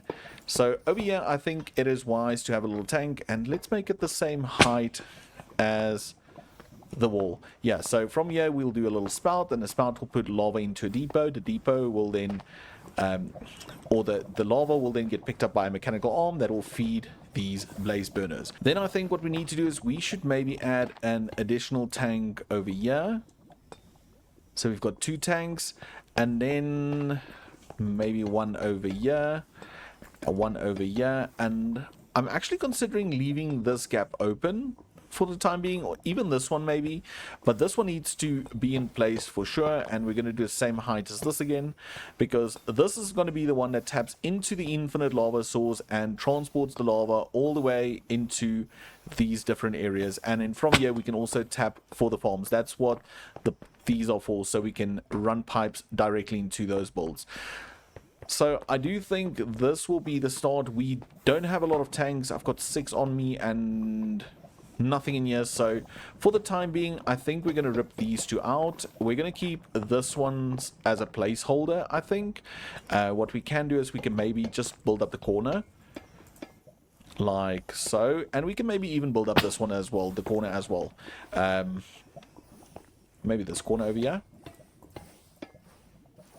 Yeah, that way we have all the corners and everything in place, and we know where the other tanks, so we can gather some more copper between episodes and we can fill up these tanks as well, which should work out in our favor. Then for these tanks, I think we need to run our pumps in, and I think we're going to stick to that height, almost 1 lower than the total height. So we'll have a pump running in over here. We're going to have to do an additional pump in between these 2. So if this one's going to be too wide, then this pump will sit over there somewhere. We can just turn it around. And then for now, it's just going to connect with a pipe over there. And then from here, it'll also run over this way. And I think, again, we should maybe connect the pump to this side, because this is going to be the far corner.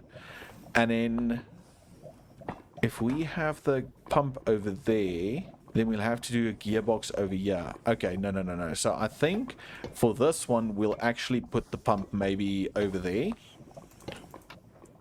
So we'll pump into that one, and then we'll have a gearbox in this corner, which means we might have to run this over, and maybe we rather do the pump over here, like so. Yeah, that could work out nicely. And then that should be it for these. This one has to be 1, maybe a second one. Can we do a second one? No, we can't. Okay, so I will just add another one, and on there we're going to do our little hose pulley that will pull the lava from the infinite source, and then we'll pump it all the way through into here. From there we'll pump into there, and then from here we need to connect the whole, what do you call that thing? I forgot the name again. The spout. So yeah, the spout. So let's grab a few more resources. So right over here is where we're going to have the mechanical arm. So I'm going to lift that up, and then I'm going to put the mechanical arm on top of this. I think we should have the depot over here where it collects from. So we're going to do that. We'll do a depot. So we're going to say pick up and feed these little guys.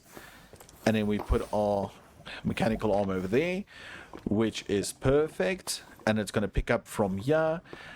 I'm wondering, yeah, we're gonna have to do a system where we kind of tell it to, let's just grab some more of these, where we kind of tell it to deposit the empty buckets into this system, and in this, then we'll chuck them out, and then once the empty buckets are out, they will get refilled, and they will get pushed into the system. Whoa, okay, so just repeat.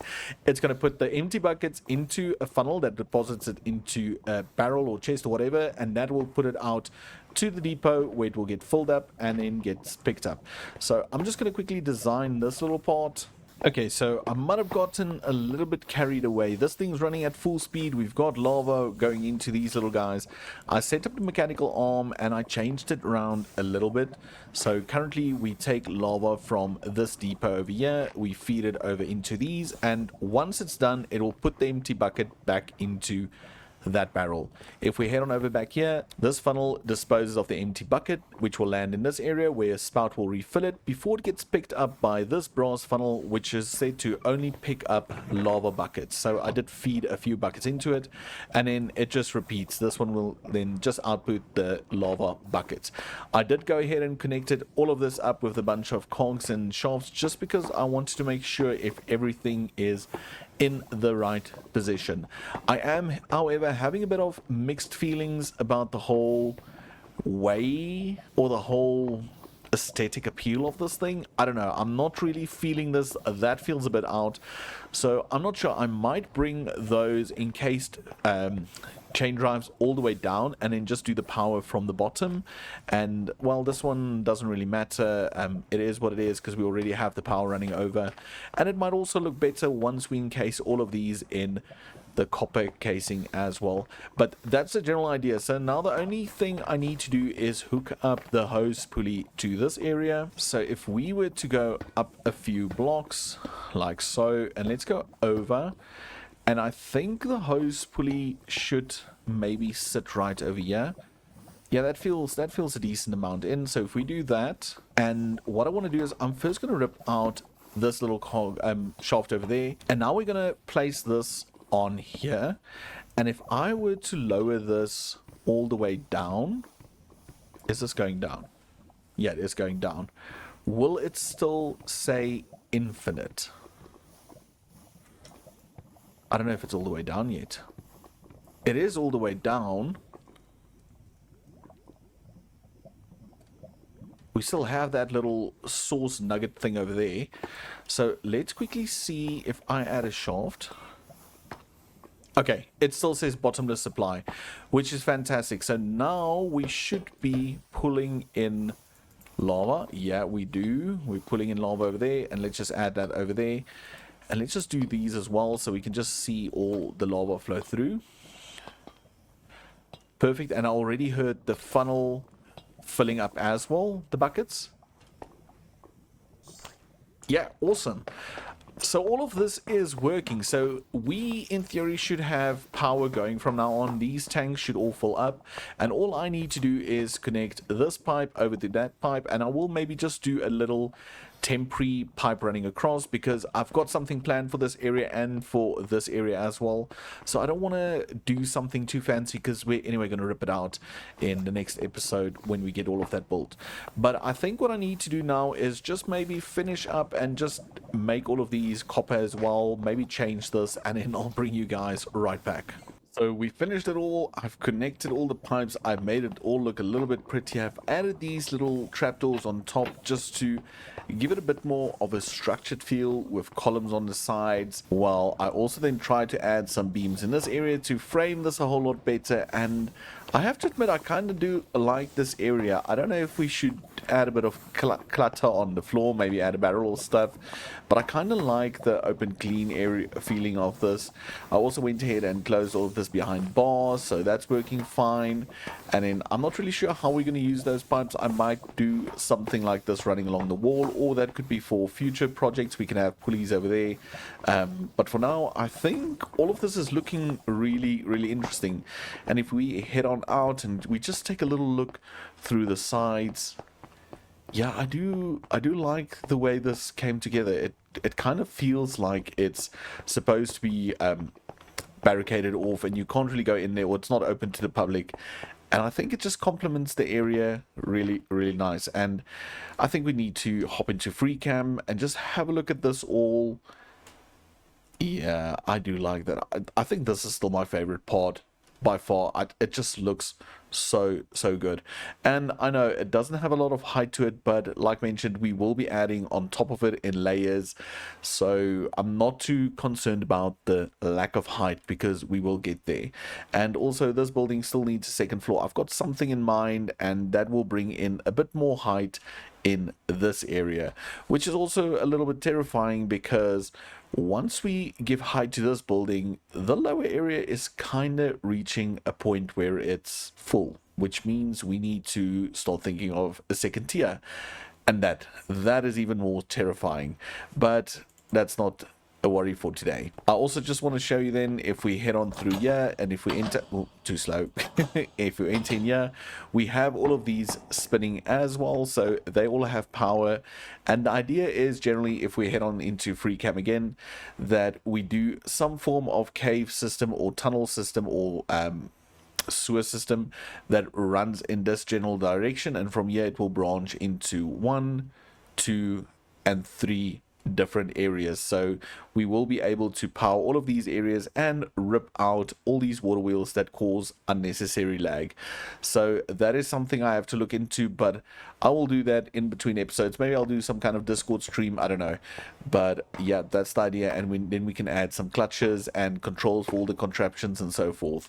So I'm really liking this area, and I do like how all of this came together. So sadly, that brings us to the end of this episode. I ran out of time, but I think we accomplished quite a lot in this area in regards to powering the area and also making this little side of the city look a little bit better. And down in the comments, let me know what is your favorite part of this build, and also what do you think we should build next. I have an idea of things that I need to add, but I'm quite curious to hear what you guys would like to see. And also, if you haven't done so yet, please remember to like, subscribe, and I'll see you all in the next episode. Bye for now. In the previous episode, we secured the infinite lava source and built this power plant right over here that will power the entire bottom half of the city. We then went ahead and built this little area that we will turn into a control center for all the factories, and spend some time doing some much needed decoration and upgrades. But in today's episode, we will finally cover this building over here and add some more structures going up vertically that we will fill with some more factories that will allow us to have access to a little bit more of our building blocks. But before we do any of that, I need to show you all what we got up to, because we did a little live stream and we did some things. So the first thing I want to show you is this wall. We finally put a wall in here and we covered this whole area. So now the cobble farm is hidden away, and it also picks up on what we did over there with the whole lava factory, or the power plant. Now it's not just lava factory, it's a power plant now. So that already makes it look a little bit better, and I will add a bit more decoration on this. I just need to work on a smaller vent or fan design and just add some more piping like we did with the acacia over there. But not only that, if we head on over here, we did spend some time in this area as well. So what I did is I made this space a bit bigger, I made the hole a little bit smaller, and I made the whole cobble farm a bit bigger, and we've got a whole lot more space now for storage and stuff. But also down here I create a little staircase, and this still needs a little bit of decoration, but we've got this little item vault which is currently filled up to the brim with 73,000 stacks or 73,000 blocks. We've got another 65,000 over here, and it's just a temporary little way of picking it up just so we have some items. So items will go into water stream, flow on down over here, get pushed over, get picked up by this item vault, which will then also put it out and allow us to fill a chest. We also have this little threshold switch over here, so once it reaches 90% of its capacity, it will trigger and turn off the cobble farm, but also when it reaches 10%, it will start filling up again. And I can just show you guys, if we run on over here, we've got that little redstone link over here, so we remove that, so it's automatic now. So as soon as we start tapping into our cobble reserves, all of these machines will trigger and run when they need to run. Like mentioned, this is by no means the final layout of any of this. It's just something that works because I had to make a whole lot of iron and copper and stuff like that, and for that we needed cobble, which you could turn into tuff, which you could crush down to the ores. So we did that. I then also think the easiest way to show you guys this is if we run down here, we've got a little door over here which has a little alleyway, and we've got power coming in over here, and it splits all over this area. This comes down from the substation that I showed earlier in the intro, and it runs to all the different areas. This runs up to... this runs nowhere. This runs up to the factories at the top, which is mainly the gravel factory, and then to the side it will go to the andesite factory. This was supposed to go up to the crushing wheel system for the tuff. The tuff is up there, and the tuff will get crushed down into ores, but we seem to not use that. And then if we head on down here, we've got this one that powers the whole tuff factory, and then again the crushing wheel system. And if we run on over here this way, we've got this one going up here. This controls the mechanical crafters, so it runs a little bit faster. And then you'll also notice we've got clutches all over. So I'm going to make the substation like a control little area where we can turn these things off if we need to, but we'll also have them turn off via redstone links and so forth. And then this one over here, if we go up here, we go all the way up, and this is running at 256 RPM, and this leads back to the starter workshop, and we can actually have everything running at once now. So we did a lot of things, and we didn't do that in the previous episode. No, instead we did it in the stream, the very first stream in a little over a month, maybe 2 months, I'm not really sure. So we did that and everything worked out perfectly. So if you want to catch those streams, then do check out the Discord, join the Discord, link down in the description, and also just keep an eye on the community post on YouTube channel itself. On YouTube itself, not the channel. You know what I meant.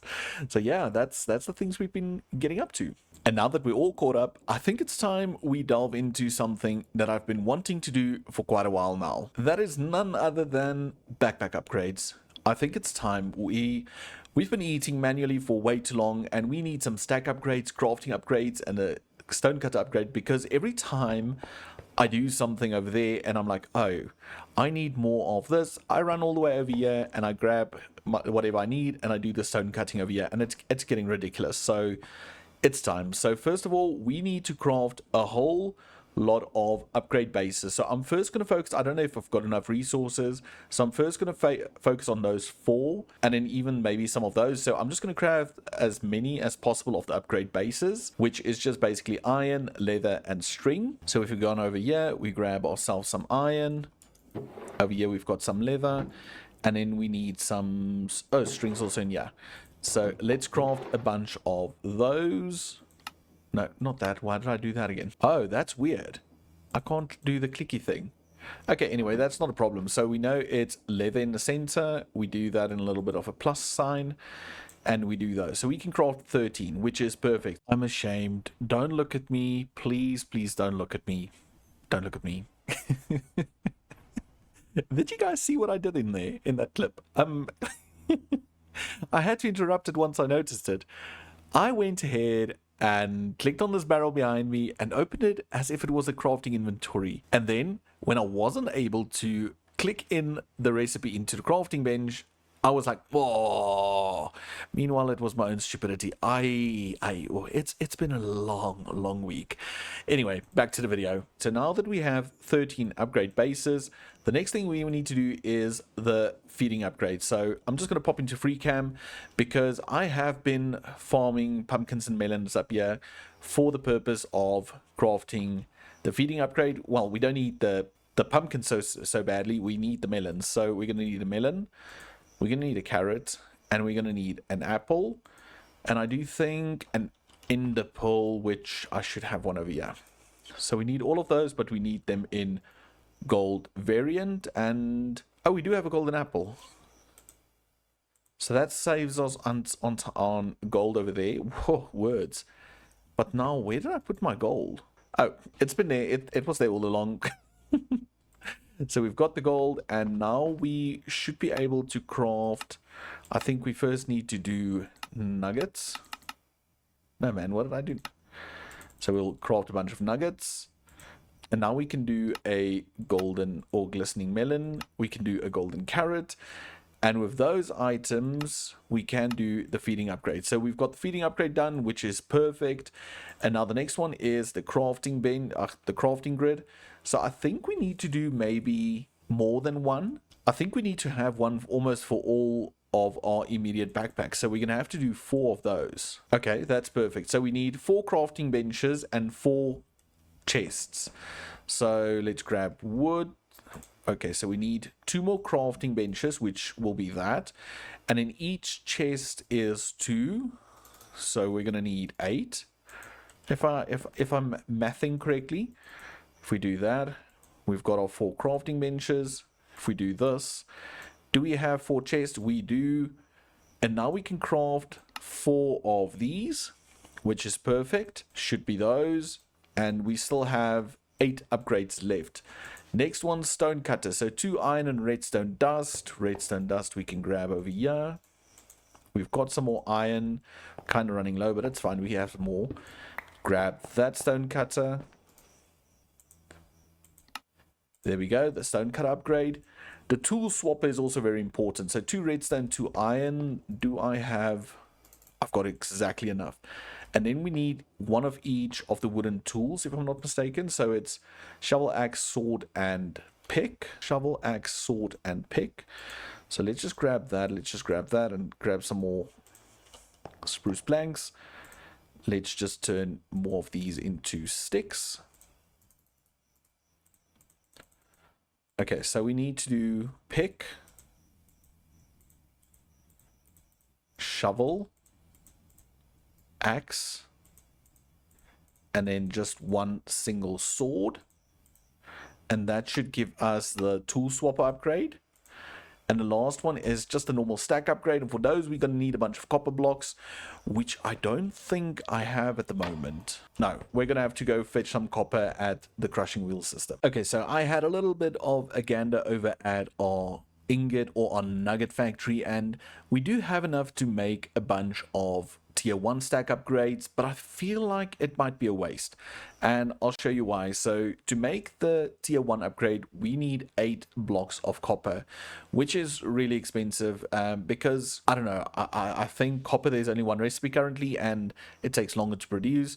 Where iron, we can always just build a secondary farm where we turn gravel into nuggets as well. So iron one might be better, but we currently don't have enough iron, so I'm gonna hold back on the stack upgrades until we automate a bit more of the farming area, and maybe we can produce some more nuggets and everything. I do have enough for 4 tier 1 stack upgrades, but I really do think they're a waste, because also they only increase the slot size by 1.5, which is not really that much. So no upgrades there. I do, however, think we can go ahead and upgrade all our backpacks.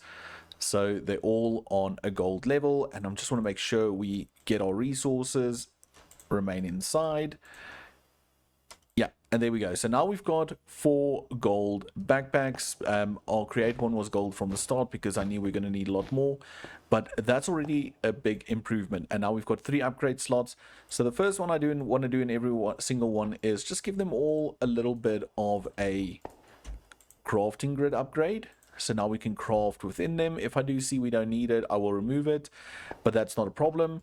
Then this one is our create blocks. There's no additional one I want to put in there. The stone or the building blocks, I want to add the stone cutter upgrade because that's quite important. And then we also have a tool swapper and a feeding upgrade, and it needs to be this backpack. But as you can see, this backpack's quite a mess, so let's quickly rip all of this out.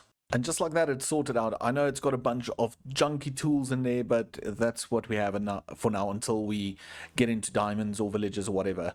But in this one, I then want to add a feeding upgrade and a tool swapper upgrade. And this will just make it so that I get fed automatically and I don't have to worry about eating myself, because I tend to forget. And then the spare upgrades, I'm just going to chuck into our little upgrade barrel. And I'm also going to put my flute in here, because why not? So that's it. That's for backpacks, and we should be sorted now. I'm just going to quickly stock up this backpack with food, and then I'll be right back. So I do think we've done quite a lot of talking, and the next thing I want to do is tackle the builds. You see, I want to add a building to this space right behind me, and the idea is that we'll have a building that you can enter on from that side. It will have a little bit of a walkway, and it will have a structure in this general area, and that we'll use to create some of the other blocks we need. And what I really want to get into is deepslate, because I've been crafting so much deepslate manually, and it's just taking unnecessary amount of time. So I want to create this factory. I want to add deepslate to it. I also want to automate just the production of normal stone, and I'll see if there's anything else we want to add to it as well. But the first thing we're going to do is we're going to rip out all of these, and once I'm done with all of these, we're going to start a little bit of a build montage. So why don't you sit back, relax as we build the next part of the city.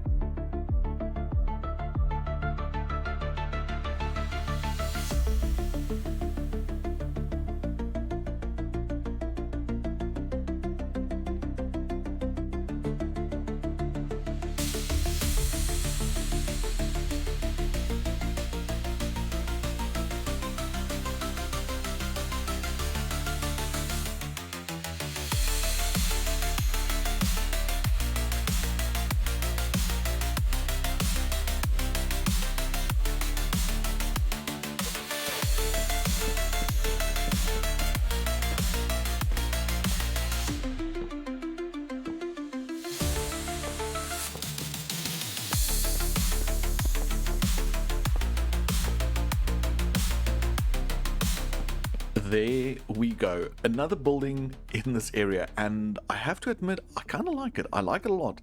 I am still not sure if we're going to do something, say, over there, but for now this is cool. This is really cool looking.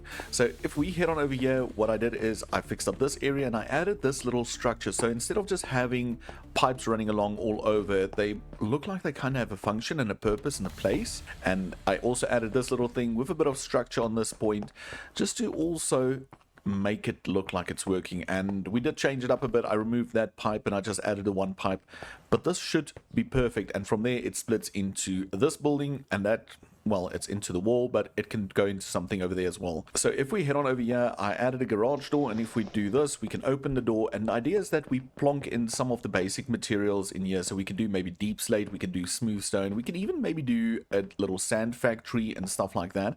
And we've got all of that right over here. And then I also did do some frame trims using warped the warped one, the warped fungus, not crimson, well, warped the warped the strip warped log and industrial iron blocks, and we've got those running all the way through. So it just kind of fits the scene or the style a bit better than just a normal spruce, oak, or whatever.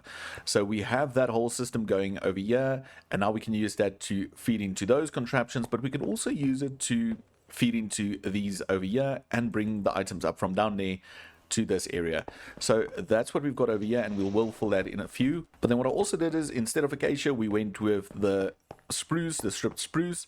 And on this side I've got this little garden or something. I almost want to say people that used to populate this area first lived down here, and this was one of the early gardens where they would grow their food and stuff. So we're just waiting on these to turn the rich soil, but that's the idea with this. And you can see it's old because we've got holes in this canvas, and we've got like pieces drabbing down, hanging down, and I do like that little detail. But typical with this style is a lot of times they would put housing on top of the existing structures. So we've got this little structure, we've got this roof, and up here we've got a little container, and this container is meant to be a house. So if you go on inside, we've got another space that we can use for something. I'm not sure what we're going to put in here for now, but we do have it. So we can just maybe clutter it up by adding some barrels, maybe do some more plants with some more vegetables and stuff in there.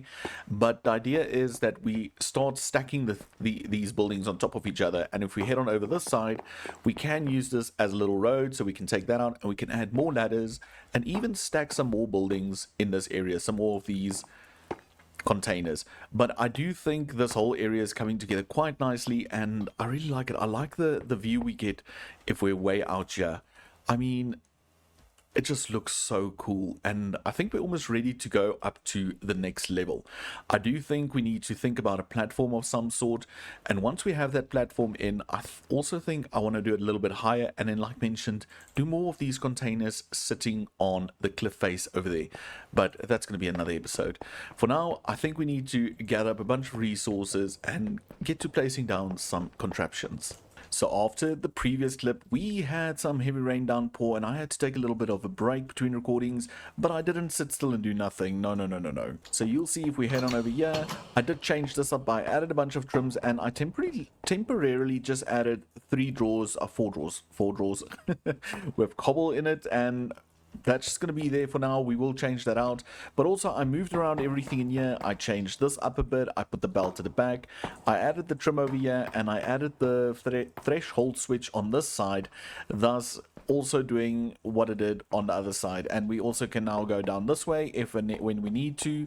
But also down this way. So everything's neatly compact in here. And it's working. And then if we head on over this way and we go up towards the gravel farm, I also connected it up over there. So if we run up here real quick, you'll see, let's quickly go into the garage. I did bring the trim up over here, so we have the trim in this area, but it's also connected on that spot over there, and that spot connects over to this side, and this side I ran all along the wall inside there, but then we have it up in the corner and it comes out over there. So if we go into free cam, we can also see cobble that make its way into the system. So as soon as we add more storage upgrades to this drawer, we can have more cobble or more gravel generated, and this will run constantly.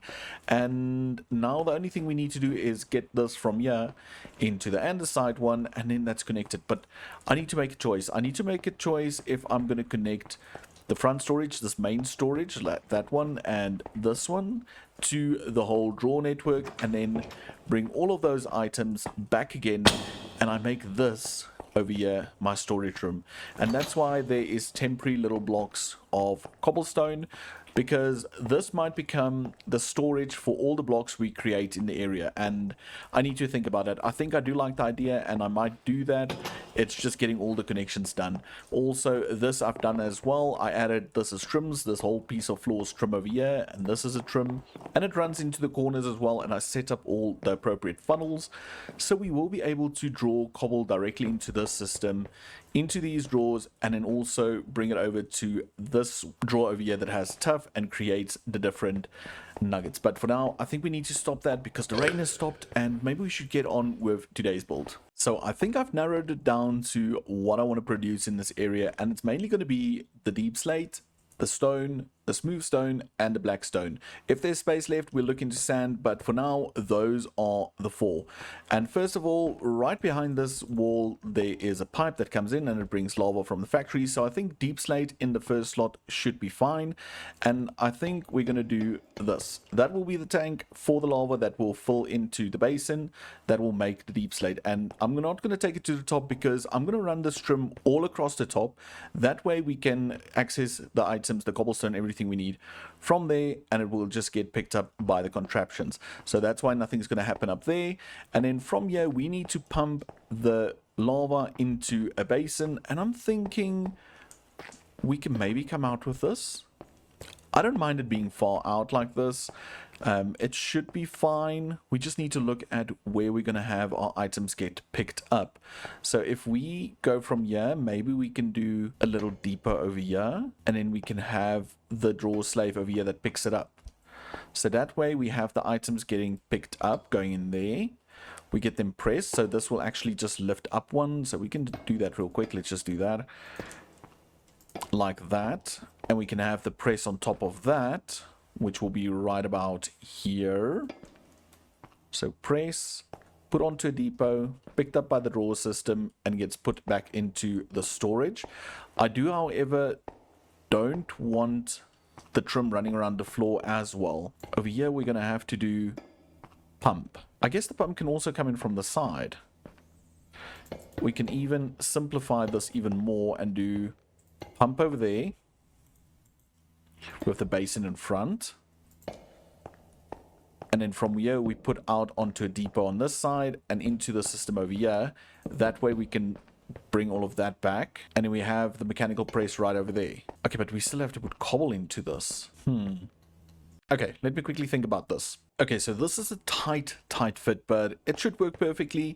I'm just not sure about the whole fluid tank. We might do it there with a little pipe going out to this side, or we might leave it flush like this. But in either way, we have lava filling into this tank. From the tank, we put it into a basin. Again, we use the same chute trick that brings cobble from this little small chute down into the basin. It will get compacted by this mechanical industrial press, puts it out over here, and then over here we will have a drawer slave that picks it all up and puts it back into the system, and we'll see it in the bottom in our little storage room. So it's very compact and it could work, it does work. And then over here we can power everything, so we'll leave the line, this, I almost want to say this space open for power, and only after that we'll do the contraptions. So over here we can power this with just a shaft and a cog, and then from here we can run a bunch more cogs just up, so it's 2 more, and then this whole system should be powered, which I think works kind of in our advantage. Like I mentioned, the only thing I need to decide is, do I want to do the tanks over here with the pipe over here, have it a little bit more open, but then I feel like this is almost too open. I guess we can have the cogs running at the back and then over, but I don't know. Okay, so I added the drawer slave up there, and I decided to make the outer trim a different color just to show where the slaves are, and then also the normal trims for the contraption in a different color as well. So we know this is a little closed circuit, and you can see it working because it already has 16 cobblestone in the basin. So the only thing we need to do is power this, but just to show you guys the power, I added 2 cogs over here, which will automatically power the industrial press, and we'll get power from this little pump, and this just comes from power that runs all the way down, and then you'll see the power spinning over there. And that's because over here I pulled the power from underneath, brought it over, and made it run underneath this pipe. So now we technically use this for all 3 things: fluids, power, and for the transportation of items. And just to show you what it looks like in here, we brought it up over there, so I will add some detail in here. I mean, we can do that for now. We can also maybe do this one and this one, and now it's enclosed, and we can have all the different contraptions or controllers somewhere around here, but that's where we got the power. So it basically picks up on that just from underneath.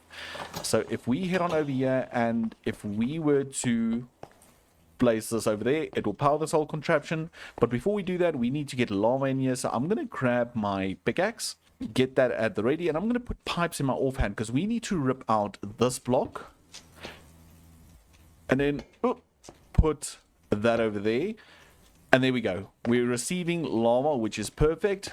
If we put that there, we can close that up. And now if we put this in case chain drive there,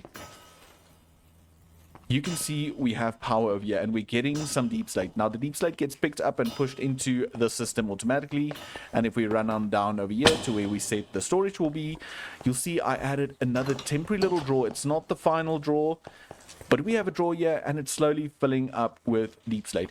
It's not the fastest of machines yet, so I will add a rotational speed controller. So I apologize for the quality of that previous audio clip. I tried to record while it was raining, and it sounds a bit mush. But anyway, I went ahead and I changed this contraption a bit. I moved it over 2 spots, and I added a secondary press so we can make double the amount of deep slate that we previously did. So it's a little bit bigger, and I have to admit, it's a mean looking machine. I really like this. So it's working perfectly, and it still feeds into the temporary little storage system. But now we need to add some more systems in this area, and I was looking at maybe getting these 3 made: stone, smooth stone, and blackstone. Blackstone might be a waste because we currently have more than 3 backpacks full, but we never know what the future holds. So I might just start with these 2 and just have a space for that. I'm not really sure, but to make these 2, we basically just need 2 encased fans, baking those 2 materials, and we have them. Okay, so for the next contraption, I think I'll be able to fit it into this little space over here, and we're going to do that by utilizing the same controller slave on this side. I would like to mention, I think there's a bug with the controller slaves, because I do the texture and every time I log in it's missing. So I don't know. If somebody knows what's going on, let me know in the comments. Otherwise I'll just rip them out and put in the normal default texture, because this is annoying, because every time you change it you need to use the resource again. But anyway, so the next part will be in this area, and we're going to create normal smooth stone and normal stone. So we're first of all going to shift click into that, because that's where we want the items to go into. We need a total of 3 spaces, and then on this space we need to put a barrier block, and on this space we will have the lava block, so the encased fan needs to go on this block. So we can plonk it down like that, and that is where the things will travel on. Right over here where we have the barrier block, we will do chutes. So we'll have a chute right over there, and that will deposit the items. And I'm again going to make use of smart chutes. So what we can do is we need to have 2 slaves up there, so we can basically do 2 smart chutes over there. We'll do another chute like that, and then we can just do one like this. So that should be fine. So one of these will deposit cobble and the other one will deposit stone. And this is enough distance to ensure that when the items reach this point, they've already smelted up. So this will then utilize one contraption to do 2 processes, which is then the smooth stone and the normal stone.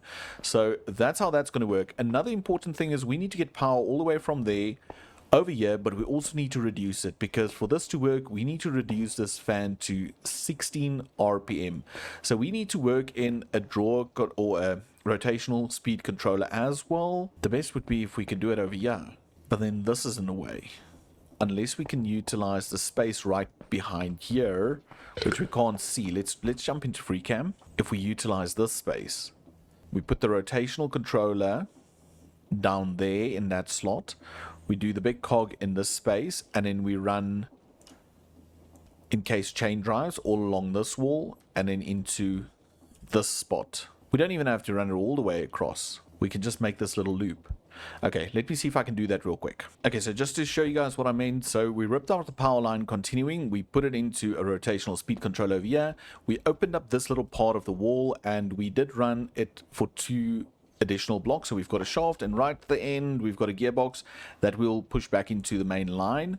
So if we were to do encased chain drive like that, and no, and like this, now we just need to flip it so it actually faces this way, and if we put the big cog in there, that should spin. So now that's spinning, and we can then just go ahead and close up all of this. We can put that back there, and we can put back those 2 back there. So all of this is working again, but also we have power spinning over there now. So we can just decorate that from the outside, and we'll do something, well, from the inside, and we'll do something from the outside. So now we can take the power all the way from here to here, and we should be able to do 2 of those. We're going to grab a bunch of shafts, and we're just going to run them all the way to here, and then grab a gearbox. And that's blowing the right direction. So all of that's working. So now we can just encase these shafts, and this should work. Okay, so let's quickly do this, and let's grab that one and this one. We need a copycat board over here. That's to prevent the lava going forward. And can we use them to go sideways as well? Let's do this and this. We can. And then we can even add one over there. I guess we can do a bunch running this way. But I might actually make it a bit wider so we don't accidentally pick up this stuff. So let's rip this one and this one out. We put a normal block over here. Let's do all of these normal blocks. And then we just do this. I think let's do those 2 as well. And then we can just rip these out. And I think let's do one like this just to complete it a bit. Now that's fine. I do think this one we should keep a solid block like that. Yeah, that's fine. And then we can place our lava over there. So now that's doing its business. We're going to do our filters as cobble and stone. And very importantly, 16 items at a time. Okay, that should be fine. And before we add the drawer slaves over there, we first need to do a filter on that one that says only pick up stone and smooth stone. So let me quickly go craft a filter. So I've got the filter here, and you can see I already have the 2 items in there, and it's set to allow. So now that should run the whole time constantly. We do, however, need to change those to drawer slaves, and we also need to add some drawers at the bottom. So I'm going to do that, and then we can change these around. But then also very important, we need to add redstone links to all of these to be able to turn it off. Otherwise it's just constantly going to run, and it might end up having a bunch of items over here that will cause lag. So I'm going to get in the drawers just so we can test this real quick, and then we'll see if everything's functioning perfectly. So as you can see, I have 2 additional drawers over there, and I know it's not the final design, but now we can have stone and smooth stone inputted into those, and both of those are empty. The numbers are just not rendering. But if we now pop on back here and we place down our first 2 drawer slaves, they should take a minute, and then they start popping out items. So currently we're only getting cobblestone because we do not have normal stone yet. But once they reach that point, they turn into normal stone. They should get picked up, and normal stone should start to fall into the system as well. See, this might be a problem because it's now backlogged with cobble, and the normal stone's not getting a turn to come into the system. Okay, that might be something we have to rethink, though. Look, I also don't think it's a problem, because as soon as the smooth stone container is full, we'll have a redstone link that turns off the cobble chute, and then only the stone chute will run. Now, in theory, if we just rip this out, let's grab that.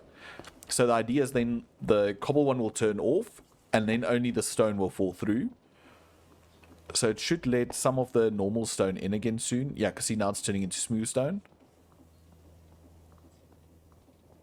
So that should disappear, because we're using the stone in the system to fill this into and turn it into smooth stone. So all of that should disappear in a few. So I do think this works. We just need to do the redstone links and program it towards the storage drawers and get all of that sorted. But yeah, this is working. So what I'm going to do between this clip and the next clip is I'm going to sort out the redstone links, and when we're done, we should have this in 100% working standard. I'm just thinking, I could have just used one smart chute. That might have solved the problem as well. Oh, that didn't change because I chucked it on. Okay, I'm going to revisit that, maybe put in one smart chute and change the system down there. So we have redstone link, and I'll bring you guys back. Okay, so I've changed up the whole storage system area, and I will fix the roof, make it look a bit neater, but I moved these forward by 2 blocks. I put the trim in the wall, and I do have redstone links on here with the appropriate codes, and these will pick up when those drawers reach a limit of 100% currently. I will change it down to say 80% or whatever, so we don't totally fill those. But if we head on upstairs, then you see I also changed the system. So I still have the 2 drawer slaves, I do have these 2 redstone links on here, and I split it up in the hopes that this maybe changes, so it gives almost like a randomize. So we've got 1 1 1 1 coming through, but now we get to test it. So if I put that down there, do we get items? It's going to take a hot minute to register. See, it's still basically only cobble coming through because we don't have the normal stone down there. But once they get turned and picked up, we should get normal stone funneling through as well. There we go, normal stone coming in, and every now and then it drops normal stone. Perfect. And once the drawer fills up, it should also turn on the redstone link and stop dropping the other blocks. But it's working now. I'm really happy that it's working, and it should just run, and it's only going to fill again a normal standard drawer of 2048 stacks. I might do a singular upgrade on these because we do use these to craft and to build with, so that's something I might do. But I'll do all of that off camera, as well as decorate all of this, because this episode is getting very long. Just to show that we've got total of 2048 smooth stone, and the link turned on, so that stopped dropping, and now it only drops cobble again. And we've got a little bit of problem. See, this is why I want to change the link limited to say 90% or 85% even, otherwise we will have a few blocks over here. So that's the only problem we have, but I will sort that out, and all of this will work. So as you can see, we've got quite a lot of each. I did add a single iron upgrade to each of these. I changed the threshold switches around so they actually stop at 75%. They will register as full and send a link, and they only activate again once they reach 10% of their capacity. So all of that is working, and I think that's good. I think that's a fine start. So what I'll do between episodes, I will run the trims all the way from here and connect the last of the factories we already have up to the system so we can start producing some of the other blocks. And I will also look into maybe decorating this a bit, just so it looks a bit better. I don't know if this is all going to be drawers or if we're just going to do like a few lines and just some shelving or something.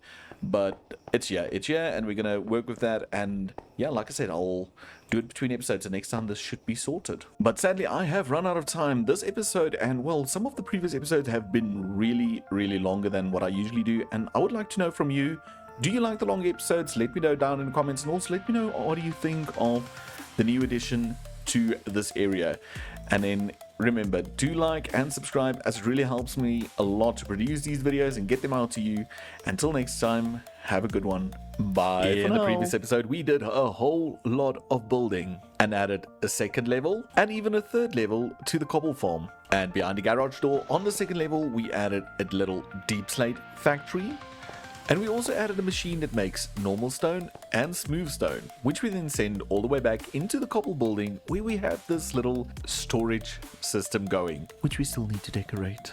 But in today's episode, we need to expand the city a little bit more into maybe this direction right behind me, because you see we've got a need for a factory that's going to help us create some much needed redstone, seeing to we're running low on supplies. So as you guys can see, a lot of these barrels have reached max capacity, and it's because I have been AFK for a little bit, had them all fill up and everything. But again, this area has not been decorated because I'm recording back to back. I did the previous episode, now I'm recording this episode because I've got a busy few days ahead of me and I want to get as much done as possible. So this will still be decorated, just not yet, maybe at the end of the episode, but as of now this is just what it is. So with that said, I've got another idea for something I want to do, and that is to solve our little redstone problem. Oops, I missed that, because we're currently running low on redstone and it's something I'm going to need a lot of in the future.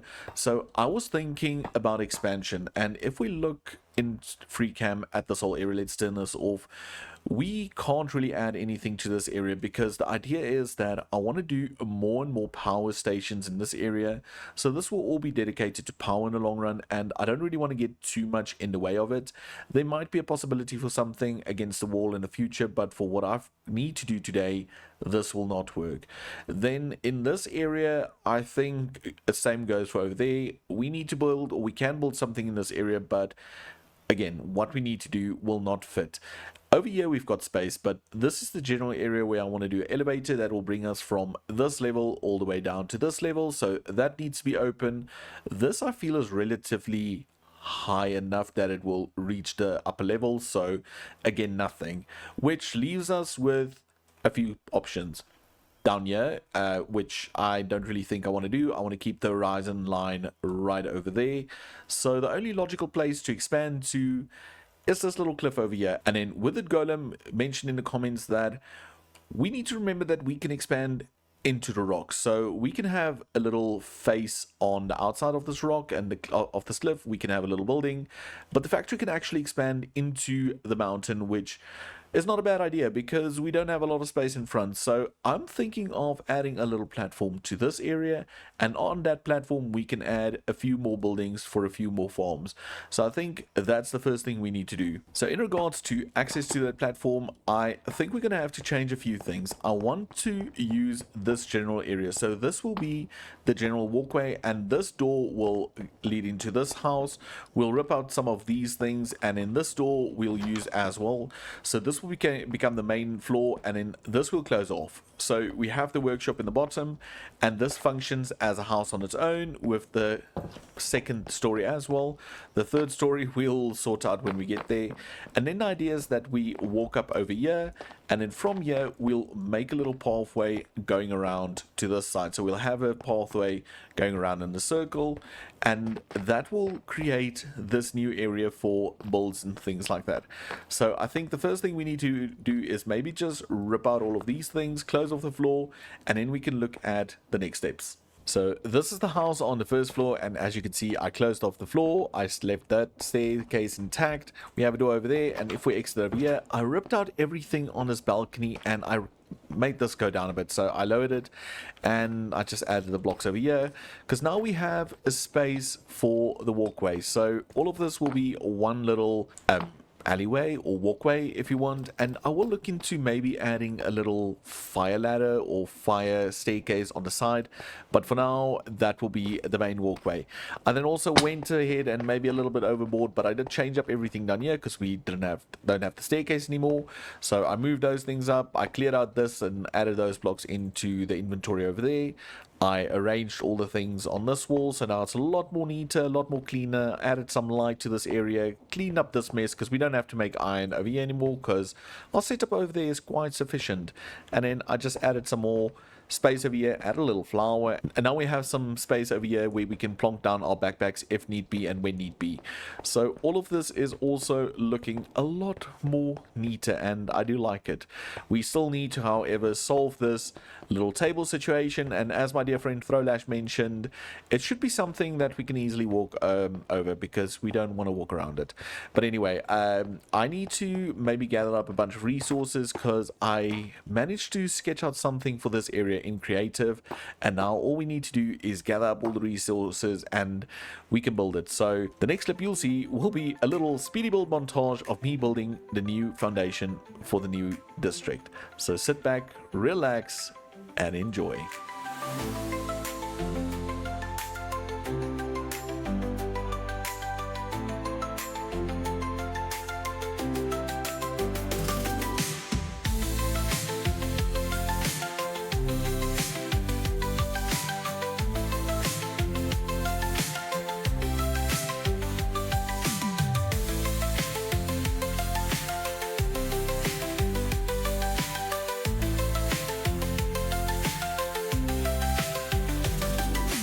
And just like that, we expanded the bottom area of the city, and I went ahead and off camera did a bit of digging and clearing up and opened up the space because this is where the first building's going to go. And over there we've got the plans on the wall, but I just want to show you all, if we're heading over here, we've got some more space, and I'm thinking we will be able to fit in a total of 3 buildings over here, so it will be 1 plus 2. But for now we're just going to focus on this little build over here, and this little build will house the redstone factory. And how are we going to get redstone? Well, first of all, we're going to use blue ice. That's blue ice. I don't have any. But we're going to use blue ice on top of soul soil, another block I don't have. And then when lava flows over that, it will create ourselves some basalt. And basalt we can then haunt, and it will give us netherrack. And if we mix netherrack, flint, and lava together, we will get redstone. So it's a simple enough recipe, but the thing that's going to make it a little bit more difficult or complicated will be the soul soil and the packed blue ice. Those are the 2 things that we quickly need to gather. So first up, soul soil. Pick up lava, light this, drop in the dirt, and now we wait. And there we have it, soul soil. Soul soil was easy. Packed blue ice, a little bit more difficult. So we're going to start out by first creating this little shape over here, placing down 2 snow blocks and giving it a pumpkin. And then we need to make sure we shear. And no, we want this guy in a corner. No, back in the corner. Back in the corner. And get him trapped somehow in a little confined space.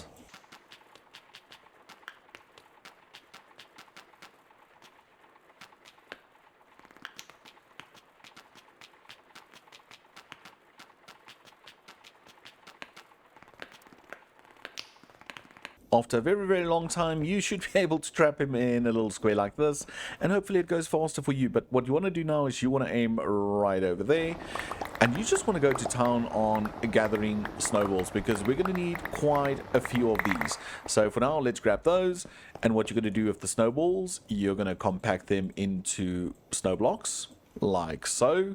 Let's just do all of them. And then once you have your snow blocks, you're going to throw them into your mechanical press, which will then press them into ice. But you can see we need a lot more. So I guess ice mining or snowball mining.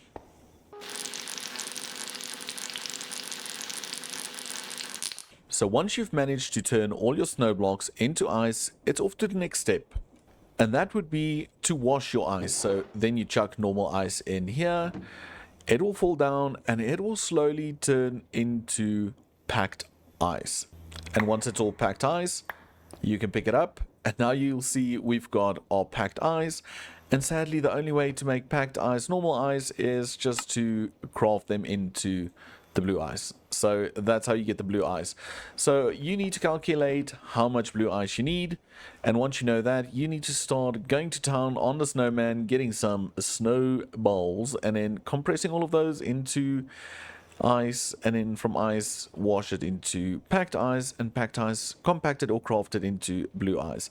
So we only need 20, and now that we have it, we can go on to the next step. So before we continue, I thought what better way than to demonstrate the entire process, so I made a little Insta setup. So right over here on the outside, if I've got a little basalt generator, so if we have lava over there, you'll see it roll run over, and it will create basalt. So once you have your one piece of basalt, you can take it over and we'll go into the next process there, that is haunting, and the basalt will get haunted. And once it's done haunted, it will go into the last little step, which is the turning of this into redstone. So we can turn this on, and into this basin we'll go netherrack, flint, and lava. That'll mix, and we'll create one redstone. So in theory, each piece of netherrack will become one piece of redstone. So that's the entire process. So let me quickly clean up everything, and then we'll head up to the platform that we just constructed.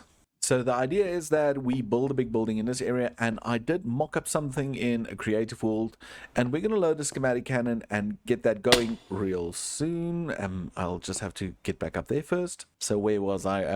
Schematic cannon, build real soon, but first we need to rip all of these things off of the wall. And now that we have everything off of the wall, I think we can actually go ahead and maybe run a little build montage. I know it's the second one, but it's going to be the one that builds this building. And once we're done, once we have the building in, we can actually build all those different stages I just showed you down there into this building that we're going to add to the area. So why don't you just sit back, relax, grab a snack, and enjoy as we build the redstone factory.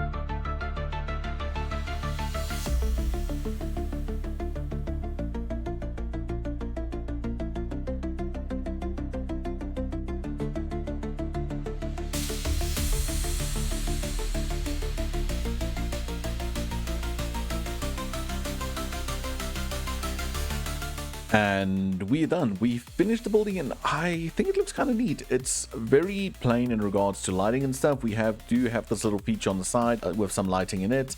We have a little thing there at the back, which I'll explain just now. And on this side, I just left it plain because I'm not really sure what's going to happen in this side over here. But if we head on inside of this build, you'll notice that I did add a temporary little staircase, and by temporary I mean you can see I did double stairs, and it's coming out of a corner here, and that's all because we first need to sort out what happens inside over here. And on this level is where we're going to build the basalt generator. Very important to notice, apart from the floor being different, I will sort that out, is that I calculated everything, and if I'm correct, the basalt generator will start in this corner, it will end in this corner, and it will stop more or less here. So it's going to cover this entire floor, which makes it a little bit of a tight squeeze. So what happened is the build naturally ended over here where this floor was, and I had to expand into this general direction, resulting in this little funkiness happening at the back here. So I will see how I can fix that and make it look like something, but for the time being it will just have to do. Like from the top it doesn't look bad, it's just from this angle something doesn't feel right. But for now, this is the space we have, and this is where we're going to build our basalt generator. Okay, so I've got all the resources in my inventory, and we can actually get cracking on building this. And the first important thing I want to do is I want to make it so that I can actually walk underneath this build. So in theory, the base of the farm will only be on this level. Second of all, we need to find the center point, which is easy. It's right here, and we need to go 5 in that direction. So it's 1, 2, 3, 4, 5, and then right over here we're just going to break a hole, and I'm just going to add these trims for now. I will change texture and everything once we get to that point, but this is the center because we're going to have 5 generators on the back and 5 generators in front. So if we go 1, 2, 3, 4, 5, we should end right over here, which is in line with that. Now the next thing we need to do is figure out exactly where what will sit, and I, like mentioned, want to be able to walk underneath it. So right over here will be collection. That is not a problem, and in the center of collection we're going to do lava running down the center line. So I need a building block, and the building block can be at this level. So let's go like this for slabs. So now we just need to figure out, so if we have lava over there and we have our one block over there and the other block over there, cobble will generate there, drill will go there, and then we can make the in case chain drive sit over here, which should make everything work perfectly. So if we do that and we run it all the way to here, and then we're gonna skip 1 and just place the second one over there and do 5 again, so it's 2, 3, 4, 5. This should be the platform where the lava will spawn, and then on the top level, this one over here, we're gonna have to run our ice. So again, 1, 2, 3, 4, 5 temporary block. And then on the other side as well, 1, 2, 3, 4, 5 temporary block, and another 5, 1, 2, 3, 4, 5. Same on this side. Come on, there we go. And underneath that, on this level, we're going to run our soul soil. So I'm just going to do 5, another 5, do our 2 temporary blocks, and then it's 5 again and 5 again.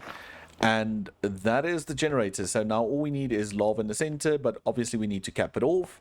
So to do that, let's see if we can use some of the copycat panels. So I opted for industrial trapdoors because I think they'll just look a little bit better.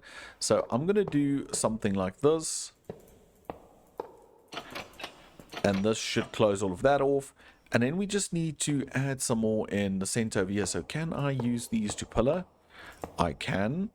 And we can just do that, which works perfectly. And then we're just going to use another one over here to create a temporary little staircase. So right over here where we have the draw frame trim, we're going to go up one with a smart chute, and then I'm going to place a backpack right on top of that. And you'll notice this backpack has an advanced magnet upgrade in it, and the magnet's set to only pick up basalt blocks, and it's because it's an advanced magnet, it will work in 5 blocks this direction, 5 blocks that direction, which should pick up everything that this farm generates. So with that done, we're actually in a position where we can place down the lava, and it shouldn't flow all over the place because we have it capped off there, and it's going to be placed in the middle, and it will create basalt on the sides. So I'm going to just start placing lava down like so, and we can see basalt generating and all of those. And if we do lava again on this side, so it's again 1, 2, 3, 4, 5, and by putting the lava in the center, we eliminate the need to have 20 pieces of lava because it flows to both sides. Now we can fix this, we can rip this out, and we can rip all of these out, and that is the basalt generator done. Now we need to look at harvesting, and for harvesting we're going to use mechanical drills that we're going to shift place onto those. I think I'm going to have to jump and shift place. Yeah. So jump and shift place to get them facing into those, and then we're just going to power them by having some of the chain drives over here. Do one on this side, and then again we will continue on this side, and we will send the power into the mechanical drills from this point over here, or even the point on the other side, but you get the point. So I'm going to place all the other mechanical drills. Okay, so now that we have all the mechanical drives in and all the in-case chain drives, I went ahead and put on power that will connect this chain drive to just this chain drive on this side, and I also went ahead and added a threshold switch over here temporarily that will just monitor the backpack. And then from here as well, we did bring the power up all the way from the subterranean area. And if I put this in here, this should start to work. But it doesn't because we overstressed the system. So we need to see if we can do something to burden the load. And I do think it might be because I made this 256. So if we were to take this down to, let's say, right about here, 128, nothing, 96, nothing, 64, 32. Oh, this is bad. Okay, so we're going to have to expand the power system, or at least turn some of the contraptions off, because it's clear that we're overloading this area, and a bunch of these systems are running which do not need to run when the storage areas are full. So we can technically close off all of this and switch off some of the other stuff, and hopefully we can get this to work on the single power plant we have over there. So I'm going to troubleshoot that and I'll bring you guys right back. Well, I figured out what the problem was way over there, and it was a shortage of power. So what I did is, if we pop on over here, I made this a little bit more compact, and I made this a 3x3. So it's currently pumping at maximum for the current setup. You can see we're limited by the heat factor, and heat can only be improved with better heat sources that we feed into this contraption, into this boiler. But for now, this works and everything's working 100%. If we head on over to the storage room over here, you'll see that we've actually filled up our basalt barrel or chest or drawer. So we've got that sorted as well, and again, still it's not decorated, but it's starting to grow on me, which is quite alarming. But if we head on up over here and we head towards the area where we built the basalt factory, you'll notice that I did change it up a bit. I added the trim for the drawers, and I went with this redstone outside and the industrial iron in the center part, and I really like it because it just shows that this is the redstone factory. I changed the staircase, so if we go up here, you'll see that this is all sorted, and all of this is turned off because the backpack still has a bunch of basalt in it as well. So everything seems to be working perfectly, and I think what I'm going to do is I'm going to build the next two parts of this farm off camera, and I'll just bring you guys back before we plug it in, because it's two basic farms. The one will just be a haunter system where we drop the items in front of a fan that will slowly push it over and haunt the items until they become netherrack, and the other one will just then put netherrack, flint and lava into a basin where it mixes it up and creates redstone for us. And the lava I already brought over between episodes the other day already, so we've got lava flowing all the way over there, and we've got a tank down here. I might just add a secondary tank up here to make sure that we have enough lava. But I'm gonna build these two machines, and I'll bring you guys back once they are in and we can turn them on and see if we can get some redstone generated. So nearly an hour has passed since my last clip, because I got stuck in a little bit of a creative block, I guess, because I couldn't figure out for the life of me how to make these contraptions work. So I ended up spending some time in here making it function and everything, and at a stage I didn't like it, but I currently think I do like this. I don't know, this feels a little bit in the corner and pushed in there, but I don't mind at all. I think it's working. Well, I don't think it's working. I know it's working, but I think it works as a whole in here. So, yeah, let's just start at the top. So, like you guys saw earlier, at the top we have our basalt generator. It generates basalt. It has a little threshold switch that turns on and off, and currently we have enough of this. And if we head on down here, the basalt will fall down this chute into the system where it will get haunted and turn into netherrack. The netherrack again goes into the system with the big block storage over there, and then every now and then it gets sent over, as well as flint gets sent into this cauldron with some lava, and it gets mixed and we get redstone. So we're currently up to 1,590 redstone, and it'll continue to climb. Like I said, I do kind of like it again now.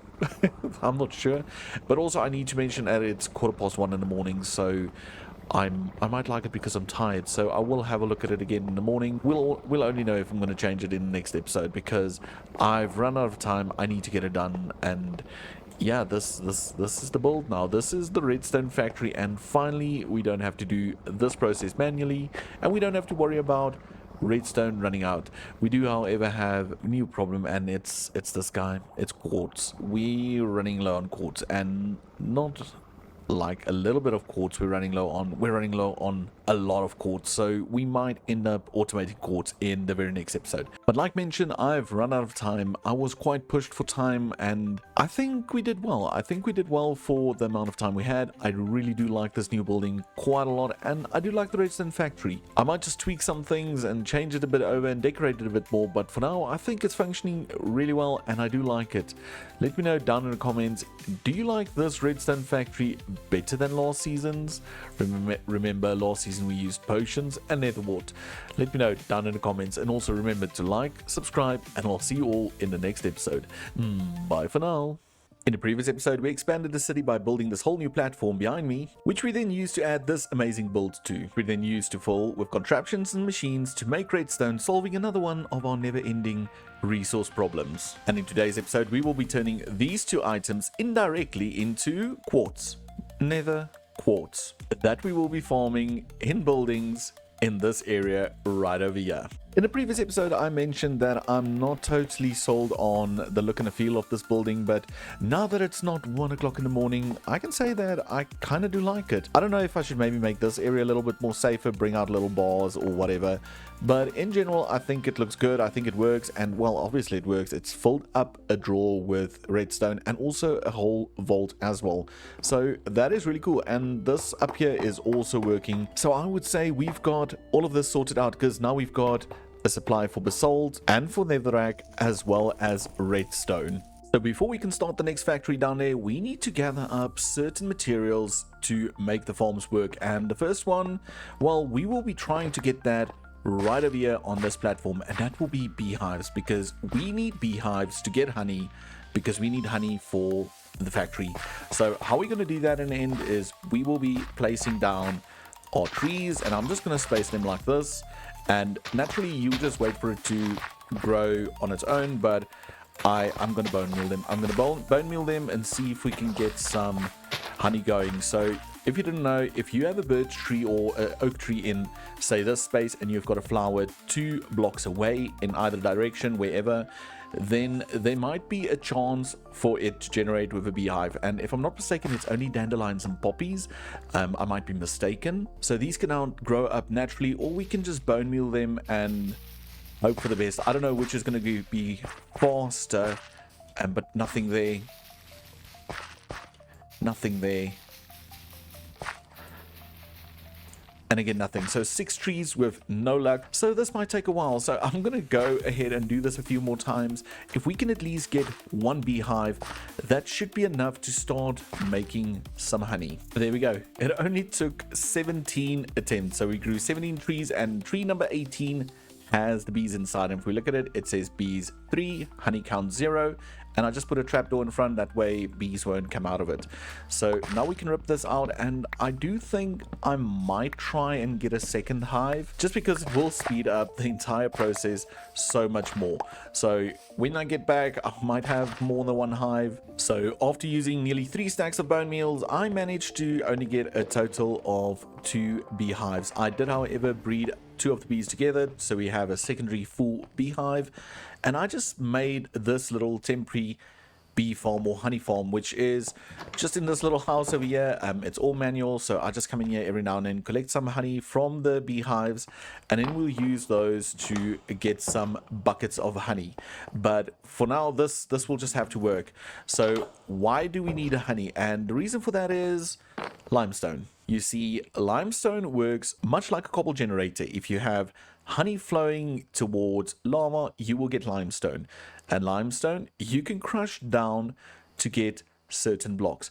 And with this pack that I've been compiling, I made it so that limestone gives you all of the following blocks. So you can see limestone, if we throw it into a crushing wheel, we will get a 12% chance of nether quartz, 8% chance of lapis, 25% chance for a copper nugget, and then 5% chance for sand.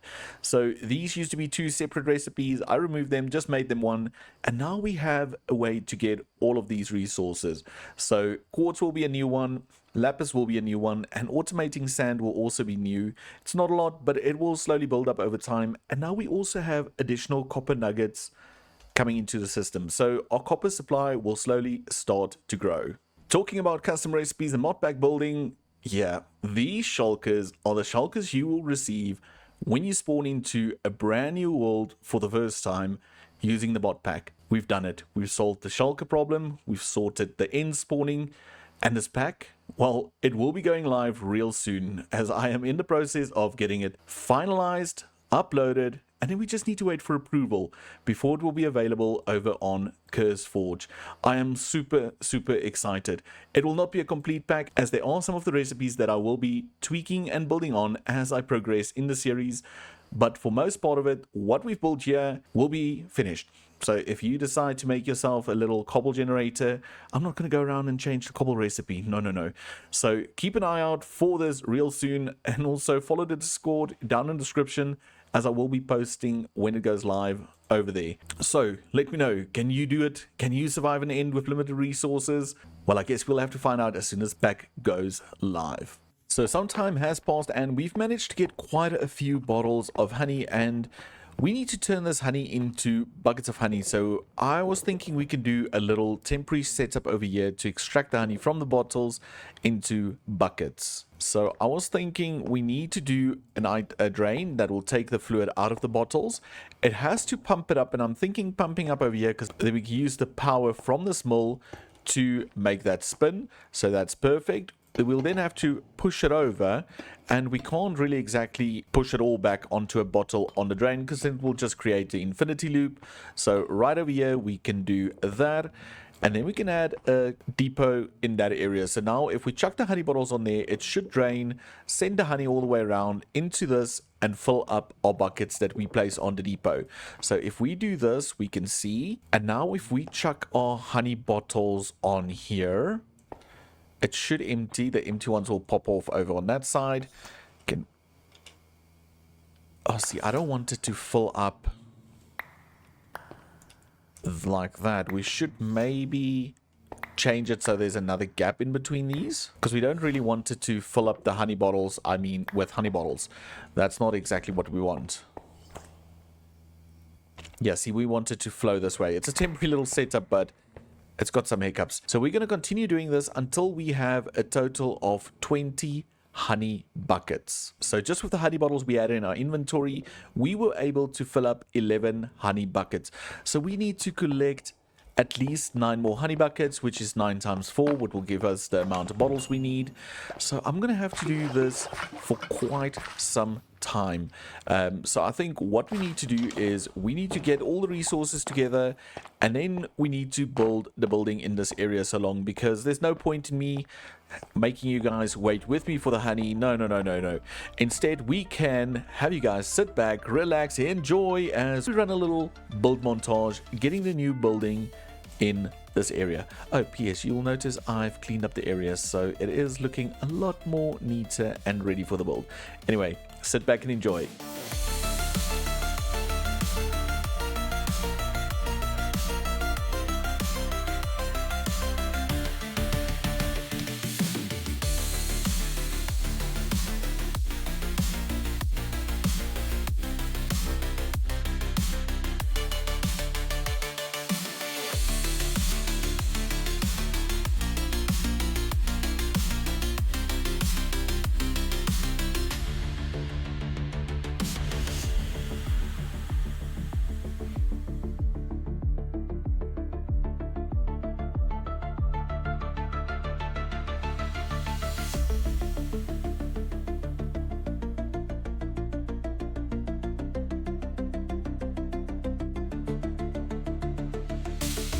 And just like that, we added two new buildings to this area. So let's hop on into free cam. So on the side here, we have two new buildings, and this first building will be the one that houses the limestone factory. So in the top floor, we will make some limestone, and we'll send that all the way down to the bottom floor. And the bottom floor, we will be crushing it down into those 4 resources that we will be getting. And then in the center, just to add a bit of something else to the area, I built this little building, and I think I'm going to turn it into a little cafe or shop or something of that sort.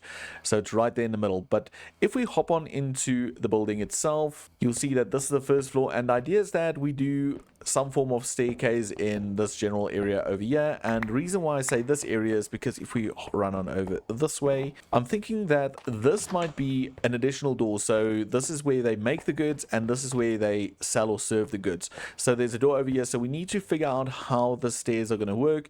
And we only have, I think, 3 blocks in front, because we need 1, 2, 3, 4, 5. Okay, so we've got 4 blocks. We've got 4 blocks in this area that we can move in. But this area is also very tight. I don't know how I designed the building and didn't think of the farm, but it will fit in. It will fit in, but it's limited. So what I did do was I created... Well, if we just do this, I created this whole space at the back here. So we will have the second half of the farm actually hidden behind this wall, which allows for all the ugly bits to run behind the scenes and not all over the place. So from here, we will run to the redstone factory, we'll get what we need, and then we'll bring it all over to this side. So I think we need to start building the honey or the limestone factory. We need 2 more buckets, but I guess we can do the front part, get it working, and in the back will just be a repeat of the front, so I can always even do that off camera. So I'm going to get the needed resources into my inventory, and then we can build this little contraption. So we're over here at the basalt generator, and we're going to work on the same principle. The only difference is we'll have the lava in the center. We need it to flow over once and create limestone in this block, and to do that we're going to have honey somehow interact. So the idea is that we have honey on top, it flows down always, and as soon as the lava flows into the spot, that will become limestone. Thus, because we have a smaller space as well, and that's already 3, 4 and 5 plus the limestone, we need to move the drills, and I'm thinking of doing the drills at this level. That way we can power them from the top. So that's the general idea: lava, generation and drills, and then honey on this side. So let's head on over. So as mentioned, we need the honey on the side. So I was thinking we do something like this, and we need to do that 5 blocks, because again we're going to pick it up with a backpack, and we don't need the items to be further away, so we can't pick it up. So we're going to do this on either side, and the reason for this is to keep the honey from flowing all over the place. So the honey will actually start flowing from this block over here, and will flow straight down. If we didn't have a gap here, it will flow over to this side, and it will just turn our lava into cobblestone. So it's very important that it goes 1 block down, because that way lava will flow over and generate in this general area over here where I'm standing. So here and here we'll have limestone generating. Limestone, I think I said limestone previously. It's what it's supposed to be, limestone.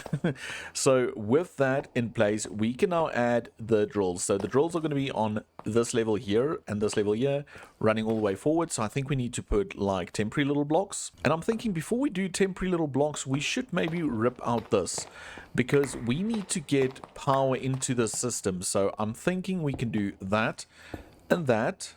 So that's the chain drive. So if we power from here, we should be able to get all the power distributed to all the different drills. Yeah, that's perfect. And then we can run one over this way. That's also perfect. And now we can just do the drills in the bottom. Will I be able to fit them? Yeah. They work. So we just do drills all over, like so. That's also pointing the right direction. And there we go, drills. So as soon as limestone generates here, these drills will take care of it. And then we can just go ahead and just add 3 more, and the other 2 are mainly for decoration, I do believe. So that should be it for the entire farm. The only thing we need to do is add the lava, and the lava will be in this general spot over here. So we need to do something like this. This one we can flip on down when we're done, and the same with those. And then over here we need to do collection. So I'm thinking we do the backpack maybe... maybe the backpack can go here, so we can maybe do this and then our backpack will sit over there. So that's our backpack, and our backpack again will only allow limestone. We don't have limestone yet, so we can't put it in. And right underneath this, we should do a smart chute like so, and that again will also be picking up limestone.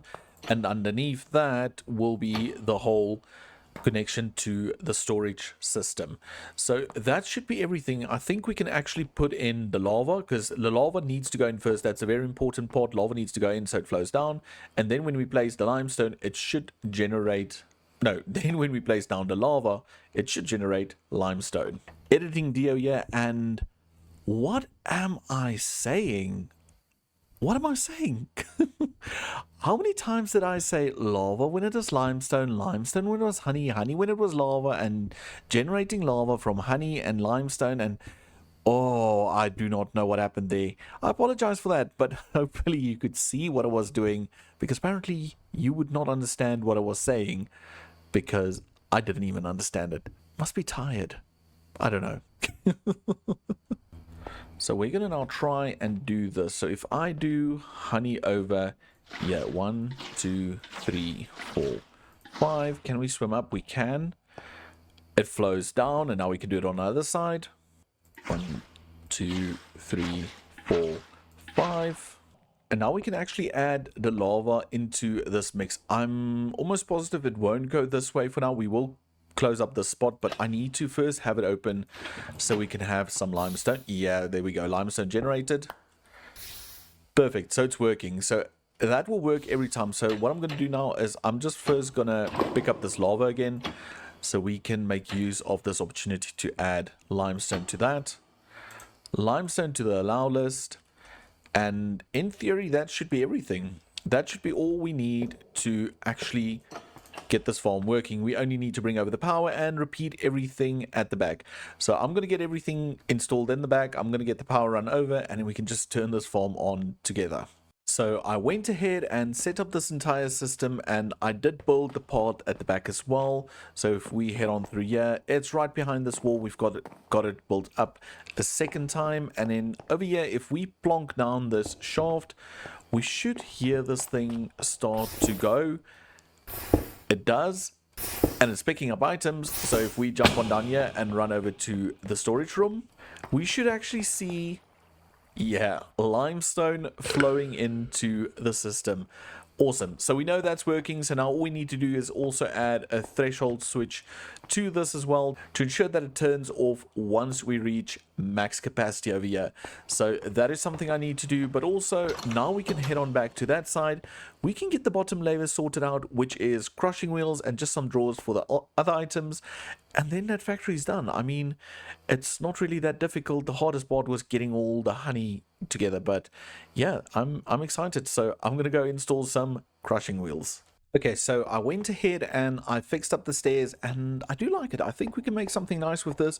We can have some form of containers and storage over here, and then in this area we'll do the crushing wheel setup. But if we run up the staircase just to show you, we've got this little space over here all decked out. We've got the railings, and we can have access to this door. It's nothing fancy. It's not going to be a lot of storage up here. It's more just for getting up here and being able to see it. The main bulk of the, well, I don't want to say storage, but build will be downstairs. Talking about storage, I don't know where we're going to store these items. We've got redstone in that building. Maybe we can use this floor over here to house the lapis, the quartz, and sand. I don't think we'll do the sand over here. I think the sand will be in the main storage, but the lapis and quartz can temporarily be stored in this area. But anyway, we need to think crushing wheels. So we have this space, so we can generally just put a bunch of them in a straight line. But I think to make this look good, we can maybe do, well, not that, do something like this. That could work. My only concern is then the power needs to be on the outside wall, and I don't really know if I want to do that. Let's quickly see where that comes out.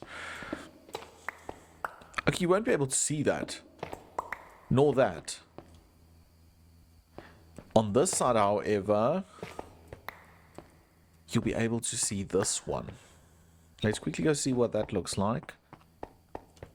It's like right there on the staircase. I don't think it's gonna bother. I don't know. Look, I don't know how often we're going to use this staircase because once I'm done, everything's going to be downstairs. Nothing's going to be up here. So I don't know how much that's going to bother. And we can't really bring it out because then we only have a single block to walk on. So I think this will just have to do. Oh, you're going to see two. Oh. Okay, it's still not a problem. So I think that is fine. So we need to do that. And we also need to bring power over. And we need to bring the items into this area. Okay, gearboxes. Okay, so we'll do a gearbox over here and over here. One over there and one over there. We'll do a shaft in between, and then we'll do the two wheels sitting there, two wheels sitting there. That's perfect. We then need one of the smart chutes over there. A smart chute over. Try that again. A smart chute over there, and we need to set these to limestone, and that should be it for the input. We just need to now connect all of this up. So naturally we're going to do a draw slave over there and a draw slave over here, and I think we should maybe process 32 items at a time. We'll see how that goes. And then at the bottom we'll just again have chutes picking it up. So we're going to have two draw controllers over there, normal funnels pointing into that. So all of that should be fine. So that's the input into the contraption and the output taking out. I think for the input we're just going to have this run up. So it's going to be 1 2 3 4 5 little trims up there. And then for the input, I'm thinking if we're going to do it on this side, the storage, what's going to be the easiest way?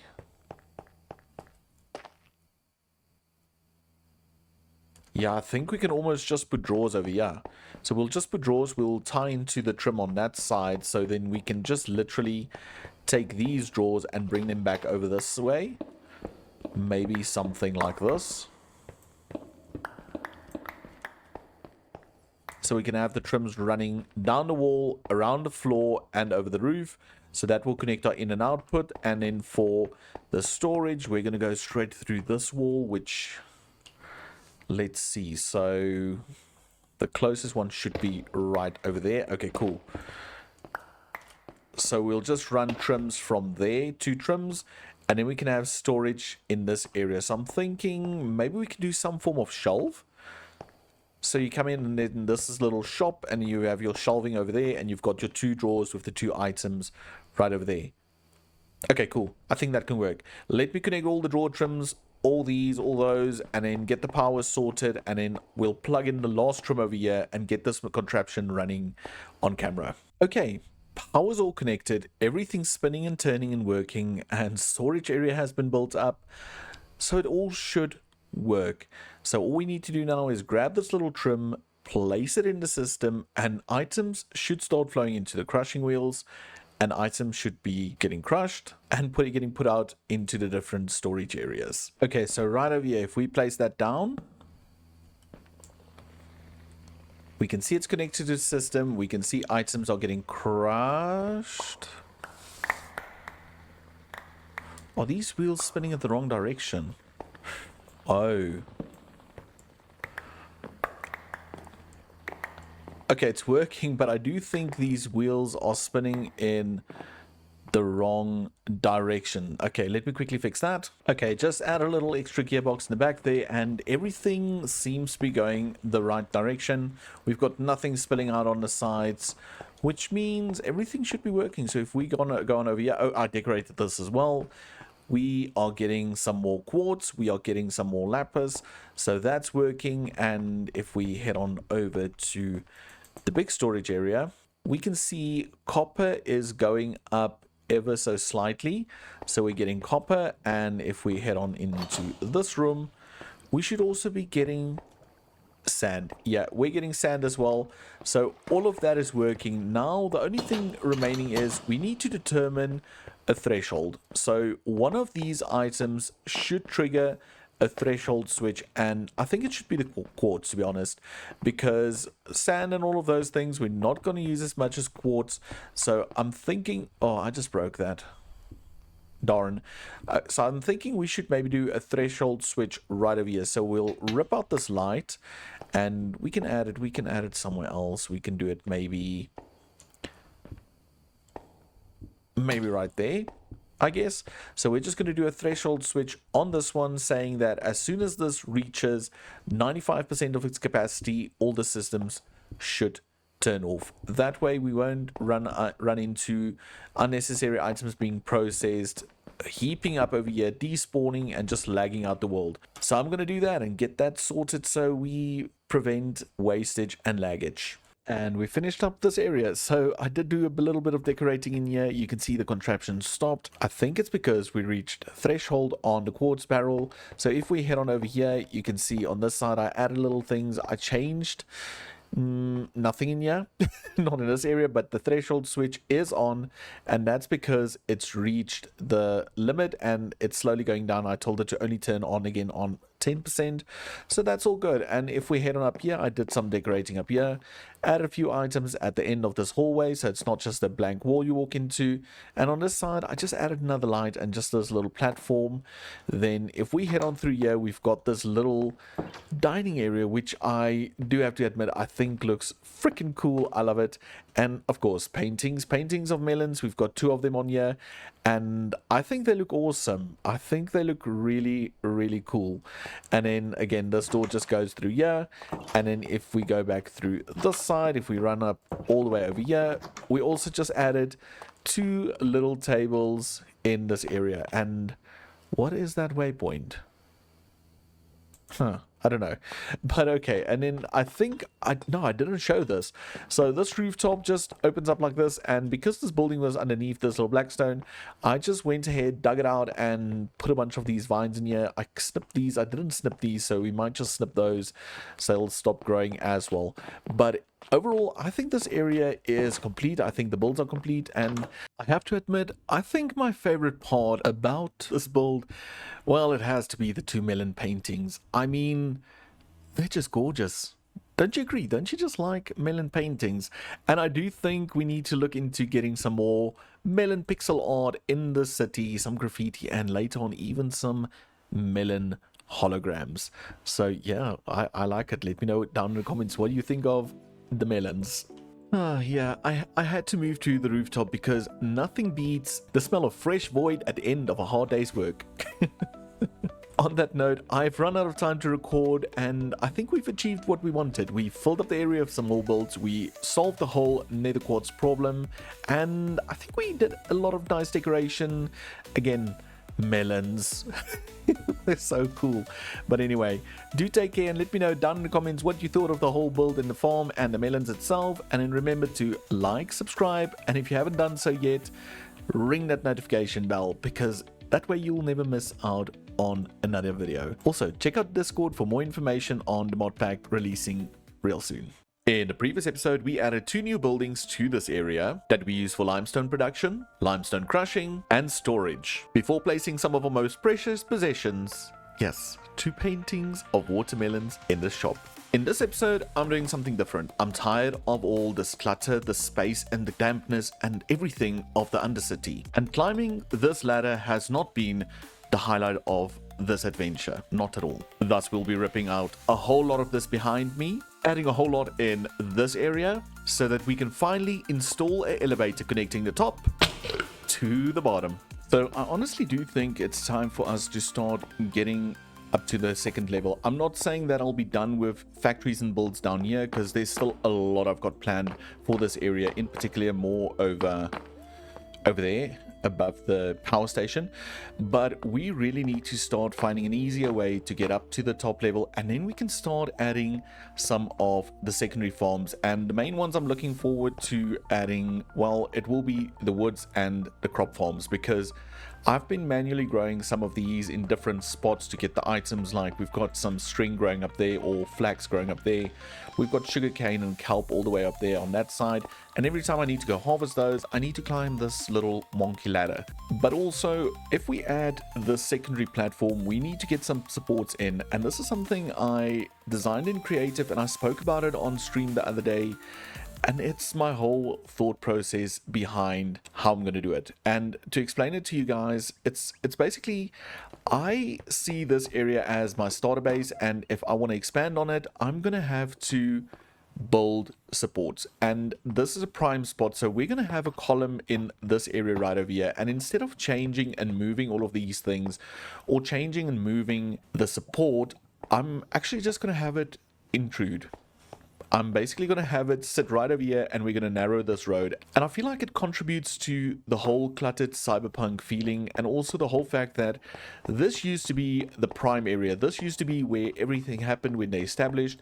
And now that it's time to expand to a higher level, the people that live and work on this area becomes the bottom of the food chain. So the people on the next level don't care where the columns come down, where they hit on the floor, and how they affect the lower levels. So in time, what you see here now will be a lot more cluttered, a lot more populated and everything, because I also want to add poor housing, or it sounds really bad, but less than ideal housing in this area as well. So if you guys see a column coming down in the middle of a road, I'm not going to change the road. It's intentional. It adds to the feeling and the aesthetic of the cyberpunk vibe, which I think in the long run will look really cool. But for now, I need to prepare this area, so I'm going to rip out a few things, get the area nice and sorted. And by ripping out things, I'm not referring to road again, I'm referring to that ugly wonk ladder behind us. So the wonky ladder is gone, but actually a whole lot more's gone. We chipped away quite a lot at this area, and you can see we're getting really close to the tub factory. But the idea is I want to do, instead of just doing the usual 3x3 elevator, I want to see if I can do something a little bit longer, so it's almost like a carriage and not just a single person elevator. And then the idea is for it to come down onto this, down to this level, which is the ground level. And then I'm still considering adding a second stop right over there in that area, more or less, and that should also then somehow be able to link up to that little house up there. So that's the one thing we did. We ripped out all of this. We did some preparation work in regards to other parts, like I ripped out these because I know we're going to change these, and then the only one I still need to change is that wall over there, but that's just going to basically become a bunch of iron bars. It's not going to be anything fancy, so we might just rip out the center part and just put in some iron bars and some beams, but not the biggest worry. Then the last stop will be all the way up there, and I don't have any way to show you guys what it's going to look like. Well, I guess I can grab an ender pearl and ender pearl up. Let me do that real quick. Just before we ender pearl up, I also ripped out this whole detail on this building because I'm going to use this detail. I'm still going to have it here. I just need to replace it with the new blocks that we're going to use for the supports. But also it's going to go up and it's going to go far more back, and then it's going to go straight up to line up with all the other support pillars that will carry this entire platform. So I did rip that out, I did change it up a bit, and we're gonna have to rebuild that as well, but it's not the biggest of problems. But for us to get up to the very top, I think this might be the easiest route. If we go over here and we just grab our little ender pearl, we just go up there, and then you'll also notice I did bring some eyes of ender along. The reason for that being, I had to farm some blazes for blaze rods because we need a lot of end rods for this build, and I died twice. It was a mission because I didn't think it through. I just built a little square box behind the workshop in the mountain, and it just killed me. Well, they just killed me. Anyway, so what I'm going to do is I'm going to rip out all of this, and right over here is where the elevator is going to stop. I do believe it stops on, I need to think, is it this level? It might be this or this level, but the idea is so we'll have the carriage over here and we'll have a general walkway in this area. So you enter the carriage and then you can pick to go down, and then like mentioned, the first stop might be at this height, more or less there, so you can enter whatever will be there in the future, or it will go down. Well, the last stop will be all the way down. If there's going to be a secondary stop in between, I'm not really sure. But yeah, let's quickly rip out this and this. I do think all of that's fine, and then we can actually start looking at building this thing. Oh wow, I made that sound like the hardest thing I was going to do today, and it wasn't. That entire clip was not even 10 seconds. I don't know. I don't know why I thought it would take that long. But anyway, let me show you guys what did take long, and that is the gathering of resources. Because you see, we had to take sand and turn it into clay to make terracotta, to make some glazed terracotta. We had to go scaffold out to those end islands. That's why those chorus trees are so small, because we needed some pop chorus to make end rods. We needed to get a bunch of girders. Just check out all the girders, check out all the copycat panels we're going to need, all the blocks. These are all iron items, so we used so much iron in this build. Even there, over there, look at all the blaze rods or the end rods, and in this one is even more blocks. Well, not so many iron, but a lot of blocks again. So it's going to be a big build. It's going to be a big boy, and it's going to stretch all the way from there all the way to the other side of the lava area. And I think we should stop postponing. I think we should stop postponing and prepare for this time lapse. So I want you guys to go grab a snack, grab a drink, sit back, relax as we prepare to build the second tier of the cyber city.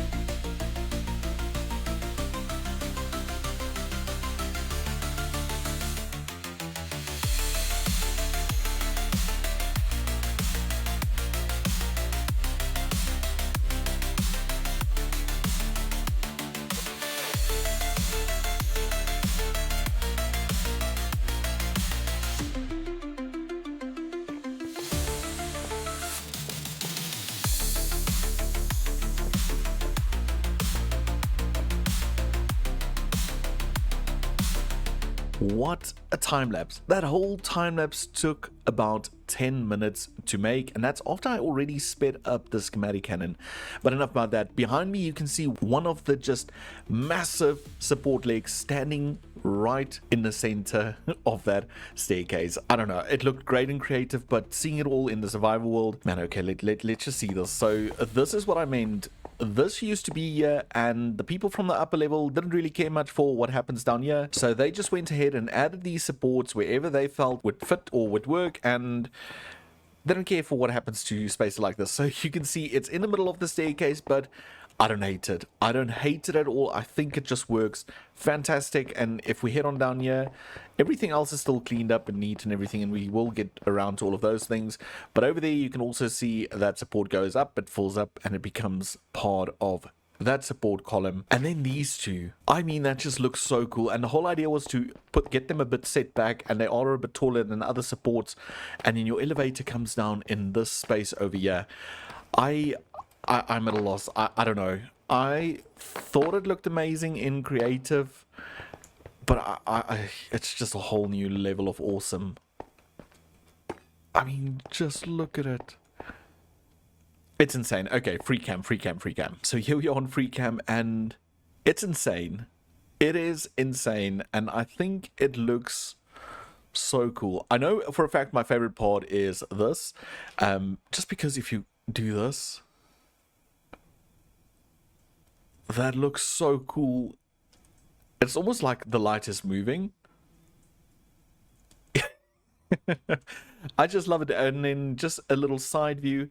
So we have these little support systems with different types of decorations on the sides and all over the place. And I think it just looks so cool. And it does suit this area. I wanted it to cover the lower level to a certain extent, so have it almost halfway in. So this part is still open to nature and so forth, but this area will have a floor that runs from that one side to that side, and it will cover the lower level. And then, like I mentioned, I've got some ideas for things in this area underneath this, and that might require that we have the elevator stop somewhere. Well, there's first floor. I guess it can stop here. Then you can walk out, and we'll just do some form of whatever to make these work. This one's still far too low, so I doubt we're going to do a whole nother floor just for that little house. I don't know. I'm not too bothered about it now, but I just want to scoot out all the way over here, and yeah, that looks really, really sick. Oh, I can't wait. I can't wait for even more to get added to the city. But let me know down in the comments, what do you think of these monster pylons, monster support beams, whatever you want to call them, standing in this area, shoot up to the sky, and making it easier for us to add the second platform? Down in the comments, let me know what you think. Well, it's time for us to plan where this elevator is going to stop, and I know the ground floor is easy, the very top floor is easy, the in-between floor might be a little bit more complicated, but what I mean about planning is we need to put down redstone contacts for where this thing is going to stop. And first of all, we can't put it at the back here, but then every time we want to call the elevator, we need to run all the way to the back, push the button, and run back to the front. So I'm thinking we need to maybe put it in front somewhere. And I know usually you'll put it right over there. It's just facing the wrong direction, and then you can just push a button and call the elevator, which I guess is fine. What's that? That's on the 4th level.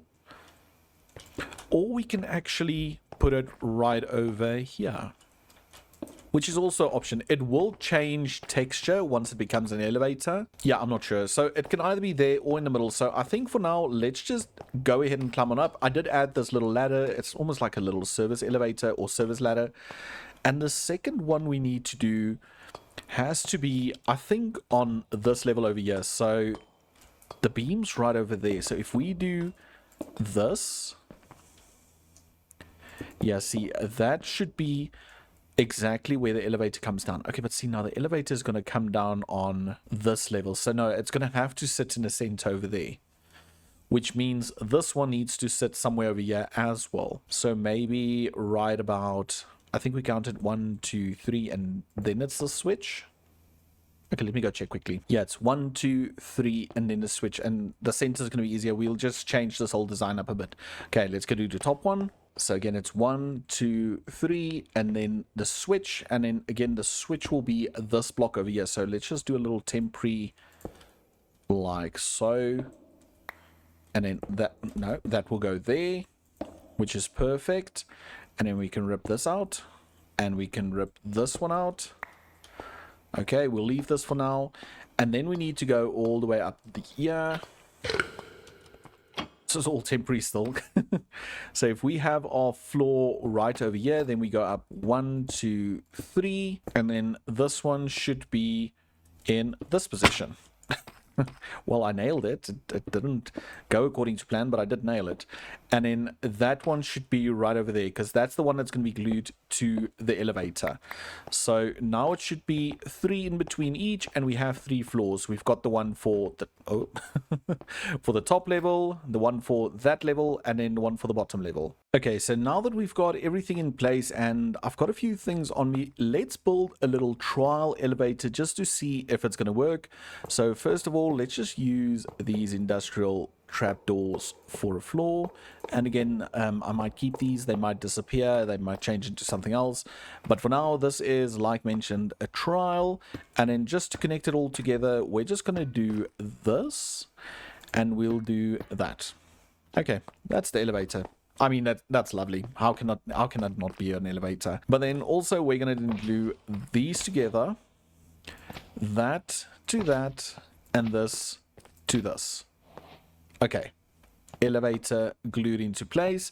And now what we need to do is we need to put an elevator pulley on top. So I'm just going to scaffold up right over here. And I think we should have the elevator pulley maybe at this position. I think so. Let's just rotate it. Whoop, let's just rotate it. Okay, we're going to have to try that again. So we go up and we're going to do elevator pulley. Can rip this out. And if we right click this, does this attach? No, I think it's because we first need to give it power. Okay, not a problem. And then from here, we need to take out a shaft that way. So that's like this. And then we can just eyeball this, but right about here, I do believe we're going to need a big cog. So we're going to do big cog over there, rotational speed controller right over there. And now all of this should line up proper. So if we put a gearbox right there, like so, we've got movement. And now if we make this, say, let's make it 32.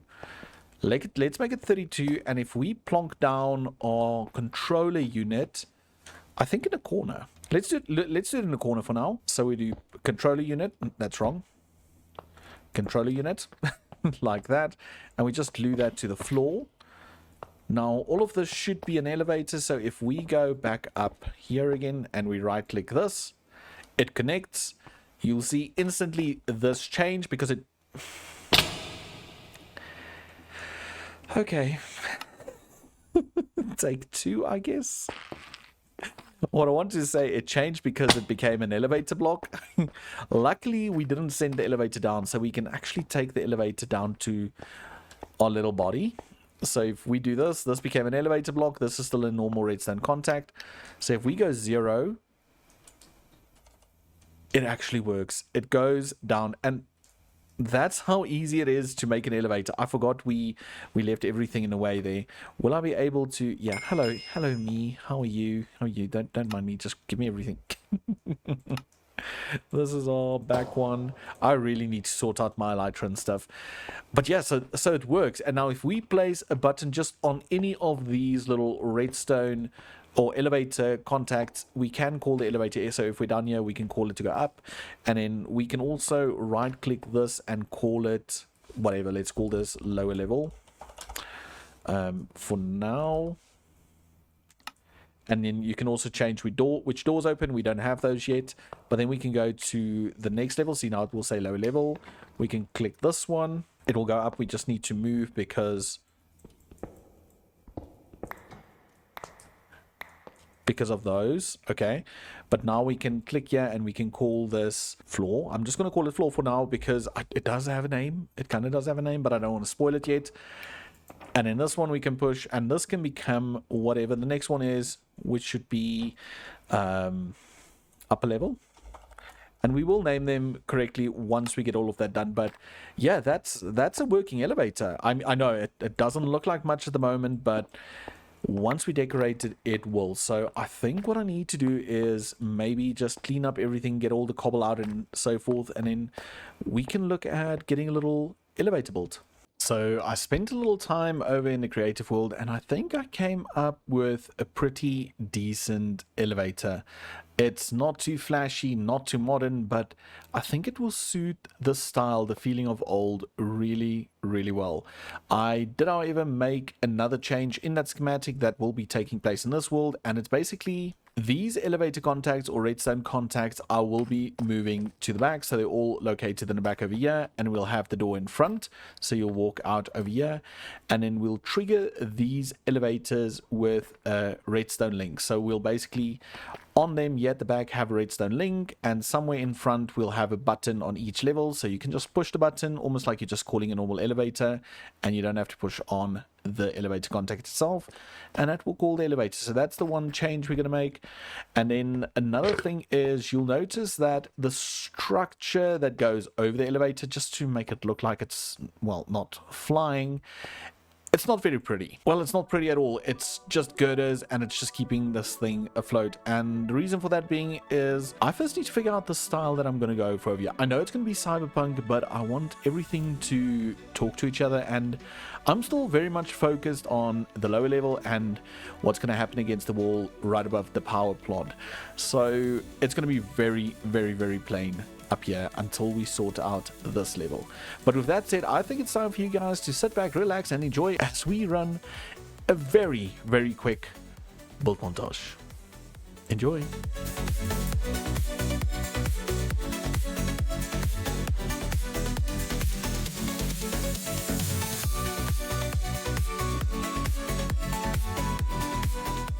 And there we have it.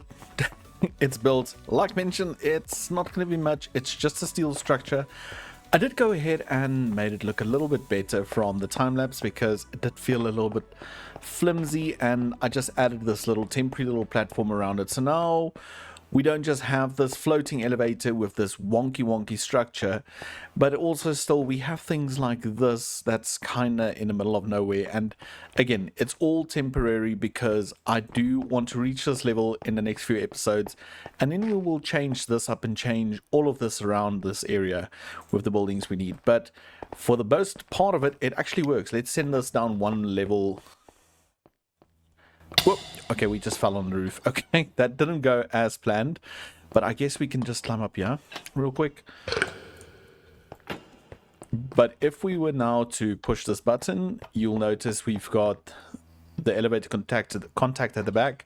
We have the little redstone link at the back, and we can call the elevator from anywhere, and then we can also use this to go down to whichever level we want to be at. So now we can go down, we go past that little level all the way down to the ground floor. And I think the only calling button that's in place is this one right here. The rest we will sort out as we build, but I think it looks awesome. I actually do like the elevator. I do like the whole structure. I think come on, no. Okay, let's try again. I do think all the structure and everything came together so nicely. So let's hop on into free cam. Yeah, just look at that. I think it looks so awesome. I just know that whatever's going to come next will be epic, and I do want to jump into what we're going to build right over there and right over here. And the things we're going to build there might only be there for aesthetics. Maybe I'll make it somewhat functional, but we'll have to wait and see until we get there. For now, I think the elevator's done, and it doesn't look too bad, but I can't wait to get it to fit into this area a whole lot better. And I might even change this into a building with a little elevator in it. I'm not really sure, but for now I think it looks really cool. I am, however, out of time, and I need to cut this video a bit short. I know we didn't do a whole lot of redstone bits. It's mainly the elevator and then just the whole construction of the second floor, but it made such a big difference. Because not only now can we easily get to the higher levels, but we can also start planning and working on what will happen on this level right here. And like mentioned, down in the comment, let me know what do you think of this super platform structure. And also remember to like, and if you haven't done so yet, subscribe and smash that notification button so you never miss out on another episode. Until next time, bye for now. In the previous episode, we finally connected this lower level to the upper level with this monster of a support system before adding this neat little elevator system that we can ride up and down when we need it. And in today's episode, we will be automating these two blocks, sand and clay, by adding some factories into some of the empty spaces we have all over the base. But before we jump into the meat of this episode, there is something I would like to mention and discuss, and for that we need to head on all the way over here, and it's this space over here. Well, to be fair, it's this space, that space, and the space on the other side of that area, because you see, I was planning on releasing the episode containing that project, but that project turned out to be way bigger than I thought, like a lot bigger. So it's not going to be in this episode, and instead of having that normal episode, I am just going to release a short episode. So it's not going to be a very long episode. It's mainly just going to be us putting down some create contraptions, making sure we're turning cobble into gravel, gravel into sand, sand into clay. Got that? So let's get right into it. So we're over here in our little storage room area, and I know I still haven't made it look any bit better than it did initially in the very start, and we will get to it. I promise we will. But the reason we're over here is because we're gonna have to get started on sand. So we do have the gravel that we can crush down into sand, and we are getting some sand from the crushing of the limestone. So we have the basics of it, but we really need to look at expanding this before we can expand into the whole clay system, because not only can we turn the sand into clay, because we can also turn it into bricks and terracotta and all those other things. So it's very important for us to get the sand done first. So what I'm going to do is I'm going to start off with increasing the storage capacity of the gravel, so we start to store a really large amount of that. And then after we've done that, we can come and build our little crushing system, and I think I'm going to add it right over here. So we'll have maybe 4 crushing wheels over here, or 2 crushing wheels over here, crushing down gravel into sand, which we can then send into the system over there. Okay, so I've got a little emerald upgrade. I have some emeralds, so I crafted one, and we're going to replace the gravel with that, but we can't just take them out because it's already reached max capacity. So what we're going to do is we're going to add the upgrade over there, and then we can switch out that one, and we can remove those 3. So now we've got 1 emerald upgrade in here, and that will be enough for 124,000 stacks of gravel, which, if my math is correctly, that's more or less 65,000 pieces of gravel. So not bad. That's a good start to the system. So first things first, crafting gravel into sand, and we need to do that via crushing, and I'm thinking we should maybe do the crushing wheels in this general area. We can do it in the center, but I almost feel like if we do it on the sides, we have more space. But again, if we do it in the center, we could potentially hide the gearboxes, which will anyway be there and there, I guess, or there and there. I mean, we can always lift those up. Anyway, we're getting ahead of ourselves, but yeah, maybe we should do it in the center. So if we go on over here and let's just find centers this one, and we do this and this, these are just temporary little blocks, and then we'll have that and that on top of that, and then from here we just need to put the items into the system. And to do that, we can always do, let's rip out these 2 real quick, because in actual fact we're going to have 2 of each, like that. Yeah, that's perfect. And what we want to do is we basically want to take the items and put it into a system, and instead of using 2 drawers here, we can also go ahead and do this. That can work. And now what we need to do is we need to then have a drawer slave right over there, because that's where the items are going to go in. And then we need to, I wonder what's going to be the easiest. Maybe putting the items into a small vault. Yeah, that might be the best. So we have the items in a small vault, and then from the small vault, it gets sent into the system. Okay, that's not really what I wanted to do. I wanted to do this. Like so. It looks like a robot. It really does look like a robot. I like him.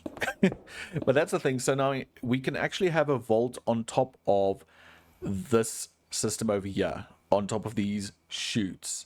So then from this vault, it will take the sand, well, the gravel, and put it into the system. It will crush it down to sand and clay and whatever, and that needs to get transported over to the storage, but also to the area where we're going to turn it into clay. Now my only question is, if we go up here, where are we going to end up? So I'm going to rip out these 2 for now. Right underneath that's not bad. That's not bad. That one we can use. But now the problem is these ones. We can use that and that. And in those 2 we can put boards on. So now what we can do is we can do this one like so. And then we can put a smart chute over here. Oh, it's not going to work. It's too tight. So I revisited the whole idea, and we're actually just going to drop everything down by 1 block. So we're going to put it right over there. Going to rip that out. We're also going to rip this one out. We got it. And then we're going to place it down there, I do believe. Shoot. Yeah, right there.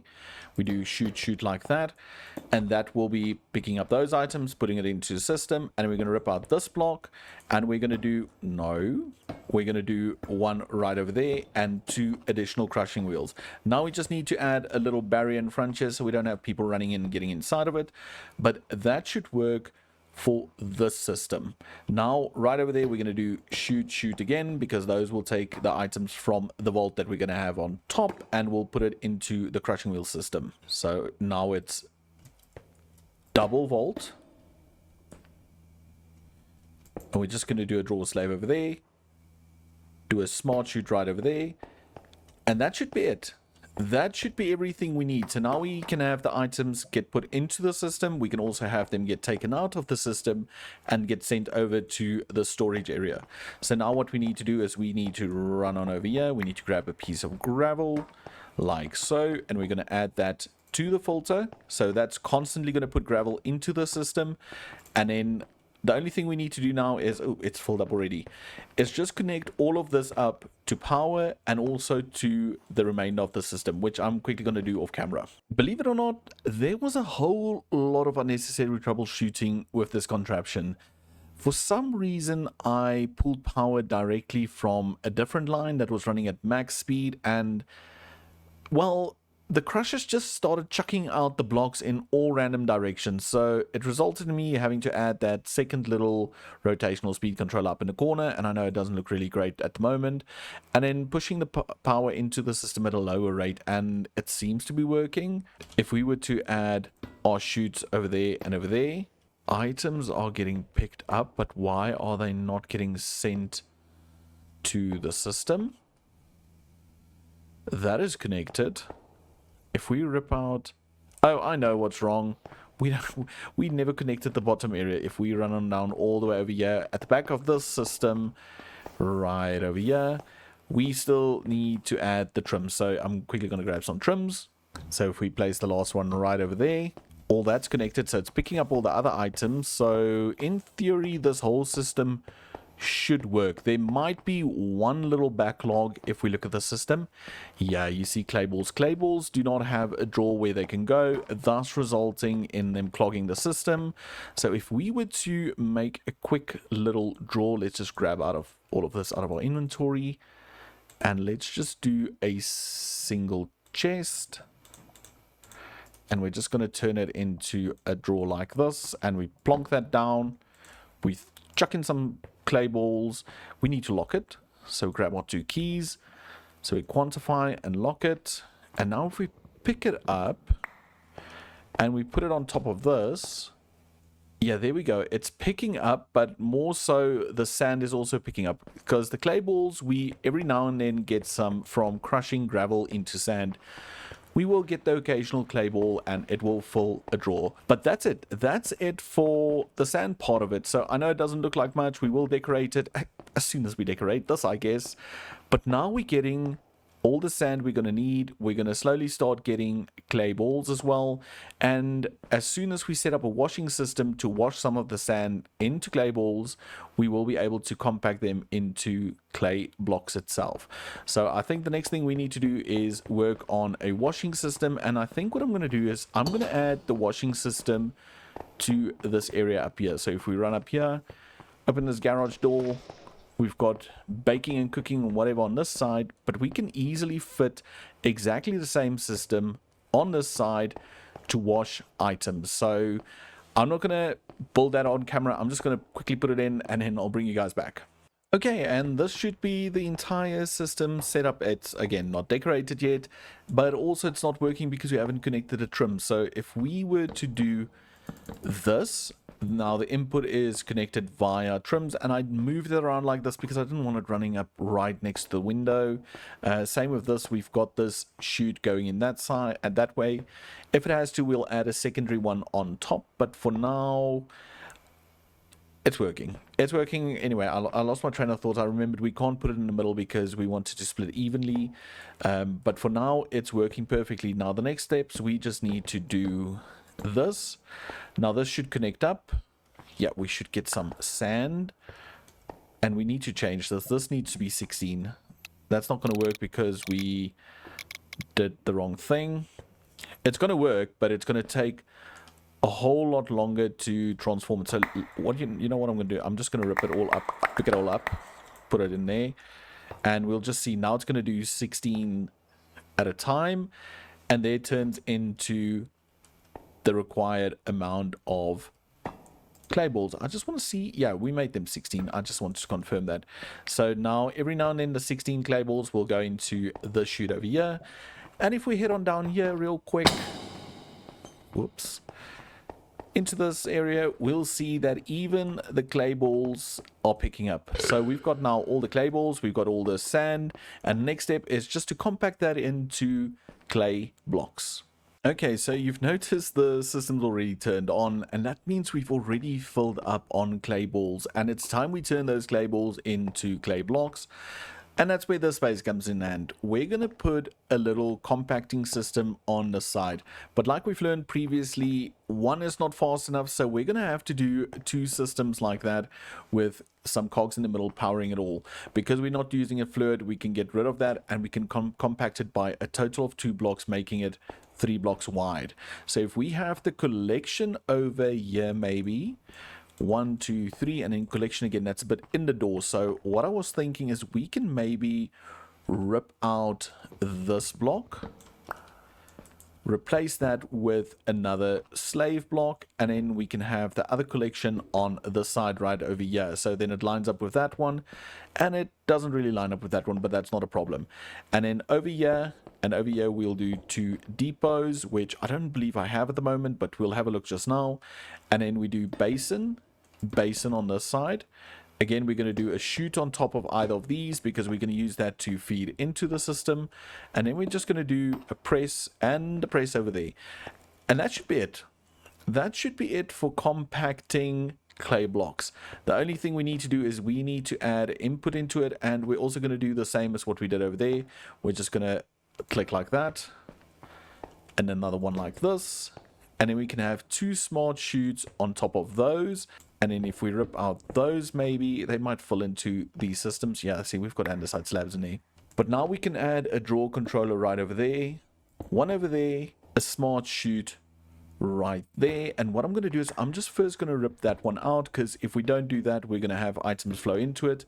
But again, we've got 2 smart chutes like that, and now we just need to put a clay ball filter on each of those. And I don't think we need to set the amount we let into the system. It's not really a problem. So let me quickly go grab the clay balls. Okay, now we can do filter. If we were to add the draw slave over here, we'll already see items filter into this one. There we go, 16 clay balls. That one has nothing yet because we need one final trim over there. And then also we need to connect these 2 up.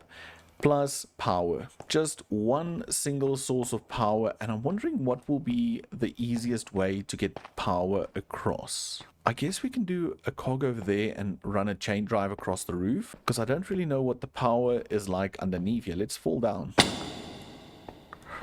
Well, I guess this can get ripped out because we're not using this anymore, and it stands to reckon we can do that. I don't really know at what speed does this turn. 16.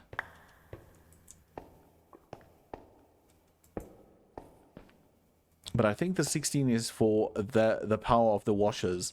Yeah, we might get away with just adding a little chain drive over here. It's gonna... that's a problem. No, okay. You know what? We'll do it upstairs. I'm gonna go sort out the power and I'll bring you guys back. Okay, I feel like this is extreme makeover. So I'm gonna open this door and we're gonna see our brand new factory. So we've managed to fit it in. I still need to decorate it and make it look like something. But if we were to place this block right over there... Well, it works. It's not supposed to be facing that way. Let's fix that. Okay, it still works. We're getting clay blocks being made, and they're going from there directly into the system. So if we head on down here again, boom, and we make our way over, we can hear that's going. We can see sand coming in, we can see clay blocks coming in, and we can see clay balls being used. So that's working as well. So I'm pretty excited about all of this and the fact that it's working. Granted, it does not look like much at the moment. It's kind of ugly. So we're going to have to fix that up. But I think we've achieved what I wanted to achieve in this little micro episode. That is the automation of sand, the production of clay balls and clay blocks, which then in turn later on can become bricks and terracotta, which then becomes, well, the glazed parts, the normal terracotta, the colored terracotta, and all those type of things. So I think that's a great success. And what I do think I need to do now is just maybe spend the next hour and an hour and a half, maybe 2 hours, just decorating everything, making it all look a lot better, and I'll bring you guys back once all of that's done. So it might have been more than 1 hour, but we're finally done, and the reason why it took so long is because I did the storage. I finally fixed the storage. So if we head on over here, this is the new area. So I made a little safety barrier around this thing. I added a few girders. I tried to support the trim so they'd look a little bit more in place than out of place, and just added a bunch of details on the walls like furnaces and stuff like that, some more supports, closed up some of the stuff you saw at the top, and then added a few barrels and storage and a plant and the storage wall. All the drawers are appropriate drawers now. They can use the threshold switch to then turn on and off whenever we need to. I went ahead and upgraded a bunch of the barrels so they've got bigger upgrades in them. They're currently not running because I did manually pause the cobble generator because it has that weird outline glow effect on items because it's warns you too much items on the ground, which I need to turn off again. And then we've got a bunch of drawers over here already filled. We've got one empty one, and I just used barrels as placeholders for where we can add any additional drawers to this area. So in general, I do like it. I think I like this quite a lot. And if we head on to the top part real quick, you'll notice not a lot has changed. I did add a few decorations every now and then, moved a bit of barriers and things like that. Also, I changed up that to be a filter, and it allows clay through it as well as sand, because for some reason, see, that one is 64 and 64 and 64 and 16. So I don't know if it's maybe falling out too fast, because that one's 48 and 64. It clumps up again. So I need to figure out what the problem is. So some of them change into clay, but some of them don't. And the ones that don't change gets picked up by the system again and just recycled. So that's the reason for the filter. So it still produces clay balls, just not sure why it's doing what it's doing. And then this seems to be standing still. Oh, there we go. Okay. So there's also still creating clay balls and everything. This is creating deep slate, and all of that's happening because we added a bunch of upgrades to these drawers. So now in theory, all of these should have at least 16,000 in them once they're completed or once they're filled up, like that one. And well, that's about it. And these ones are also full again and turned off. So it's all working out for the best. It's going to take quite a while to get it filled up, but I'm not too rushed. I'm just happy we got all of this automated. But that's sadly going to be it for today's episode. Like mentioned, I really wanted to do that project that's right there behind my head, all the way up there. But it's proving to be quite a big project, and it might only be a buildy episode next episode. So I'm happy I did what I did. I'm happy we had some form of episode, even though it was just a create episode. It will counter next week's building episode.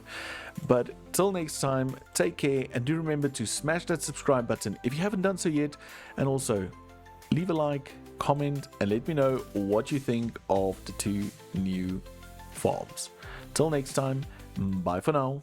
In the previous episode, we did a whole lot of create stuff by filling empty spaces with create contraptions and more contraptions, so that we have items to put into our newly decorated storage room. And in today's episode, we're going to take a lot of these items and use them to construct something insane in a space right behind me. We should build a dirt factory in this position right behind me. In this position, so we will be adding a factory that creates. So with last week being so busy and all, I did not get time to build the build that we're going to do in this episode. And I mentioned that I'm just going to do a short little episode with some create contraptions in them. And yeah, it blew up in my face because my short episode ended up being just as long as a normal episode. Yeah, so jokes on me, I guess. But anyway, I'm glad we did it because we're going to need a whole lot of blocks to build what we got planned today. And this storage wall right behind me that we finally got around to decorating has been filling up real slowly with all the different blocks that we're not going to need only in today's build, but in future builds that we might tackle.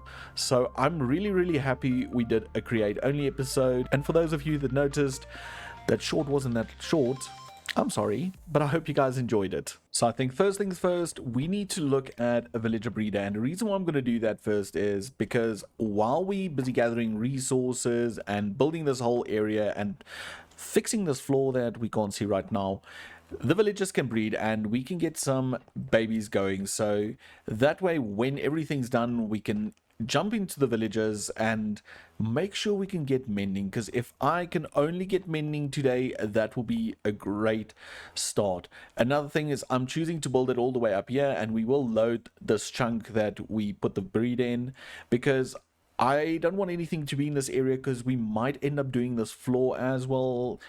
I think we're going to do it. We're not even going to might do it. So I think let's pick ourselves a chunk, and this one seems perfect. I think if we go right over here, that should work. So if we do 1, 2, 3, 4, and then the fifth one is where the water will go. So it's 1, 2, 3, 4, and then we can just bring this out. So that should be 4 as well, which means we're going to have water in this spot. So if we do this, come on. Now we can just fill it in. And I don't know if I'm not going to have enough soil to do it a full 9x9. I don't know. I don't have enough carrots. But this way we can at least get it going. And like mentioned, yeah, I don't even have enough dirt. We're going to have to look into a dirt farm real soon. But while we're busy building down there, they can also grow the carrots, and they can farm the carrots, and maybe even stock up our supply that is dwindling, running low. But I mean, that was such a nice little save there, getting just the right amount. So now we need to add water into this one, and also let's just do this for now. Yeah, because we're going to have composter there, and we'll have a light source right over there, and this one can get removed again for the water. So we've got water, and now we just need to hoe all of the soil. But also I would like to maybe add a few. Should we go 3 out? No, I think, yeah, 3. The third block is the light. I do think that's fine. So we can do this, that, this, and this. Now we should have enough to grow all the crops. There should be enough light. We can do that one right there. We can add a composter. So we're sorted with that. And now we can just line this with some andesite like that. And I think what I'm going to do is I'm going to actually do it like this, so we can place the beds down here. And that's the scary part, because we need to remember that we can blow ourselves up if we click on the beds while we place them. We can click normally, I guess, but we can't actually sleep in them because it will blow everything up. And it's basically like using a bed in the nether. It's exactly the same with the end. So this is just going to be this all the way around, with line over there and line over there for bed. So I'm quickly going to get all of that in. Okay, so we've got the wall up, and now what we can do is we just need to till all the soil. And this might be the most tedious part. I hate tilling soil. Oh, but I think we've got vein miners, so we can do, yeah, we can do that. Oh, that is fantastic. And now we can plant our carrots, but like mentioned, we won't have enough. So we're just going to do what we have, and then we can again hold down vein miner and just do this. Because I don't think, yeah, if you don't hold vein miner, it doesn't work. So we just hold down vein miner, and we just hold the right button to bone meal. And then we've got some extras. So now we can plant some more, and then we can release the villagers. But I think we should maybe place the beds first. Yeah, let's do that. Because I'm just scared I place the beds while the villagers are in here. And then that's a problem. Let's break this one. Let's maybe do this. Because I'm just scared they get out of the bed and then they trample the crops. Yep, that's fine. Let's grab some more. Okay, I've got one more, and I don't think I'm going to place it. Yeah, no, I'll keep it. I'll keep it by me. But we've got everything, and now what we can do is we can place down our 2 villagers. We can place down, say, this one. Hopefully we'll become a farmer. Yeah, we've got a farmer. And we can place down Armenia, which was our fortune villager from the overworld that we brought along, and they will hopefully make babies. So while they do this, we're going to continue gathering up resources and getting everything ready for the big build, because it's a lot of resources. It's a total of 15 pages in a clipboard, and even though a bunch of them is easy to get, there are a few of them that are a little bit harder, and those we'll do together. So I'm going to gather the ones that I'm going to do on my own, and I'll bring you back for the less easy ones. So the first of the materials on our list that we need to craft is dark prismarine, and it's not so much a difficult recipe as a bit of a different recipe. But luckily for us, we've already made a farm that creates lapis lazuli, because that's what we're going to need to get all the different guardian bits. Because you see, if you take lapis lazuli and you place it down and you haunt it, it will slowly turn into the different types of guardian bits, namely prismarine shards and prismarine crystals. And there we go. We just got ourselves some prismarine shard, prismarine crystals. And these, well, these we can take and combine with black dye, and then we get our dark prismarine. So it's literally 1 black dye, 8 prismarine, it gives you 1 dark prismarine. So now the only thing we need to do is we need to go grow a few trees, cook those up so we can get some charcoal, and then charcoal we can grind down to get some black dye, and then just haunt a whole lot of lapis. Tank of lava over there, and if we head on over here, you will see it still says bottomless supply. So I'm really not sure why it placed a block over there. If anybody knows, let me know down in the comments. If anyone knows why, let me know down in the comments, because it's very, very strange. We do still have that tank of lava over there, and if we head on over here, you will see it still says bottomless supply. So I'm really not sure why it placed a block over there and not in the corner. If anybody knows, let me know down in the comments. If anyone knows why, let me know down in the comments, because it's strange. It's very, very strange. We do still have that tank of lava over there, and if we head on over here, you will see it's bottomless supply. So I'm really not sure why it placed a block over there and not in the corner. If anybody knows, let me know down in the comments. If anyone knows why, let me know down in the comments, because it's strange. It's very, very strange. We do still have that tank of lava over there, and if we head on over here, you will see it still says. But now comes the exciting part, the part where you guys get to sit back and relax as we roll a little time lapse, because you see, we're going to build the next part of the city, and it's not going to be a part that goes on top of this whole support system. No, it's going to be a part that goes right in this area underneath the foundation of the next level, and it's going to be in this spot, and that spot over there. And I'm pretty excited about it. It took me quite a long time to design, get everything right, and to make it look good in this area, which I'm pretty amped about. So after the time lapse runs with that, I'm also going to try and pop in a floor on top of that, so it all looks the way it's supposed to look and doesn't just have like an open roof on top of it. But like mentioned, it's time for you guys to sit back and relax as we build the shadow stacks.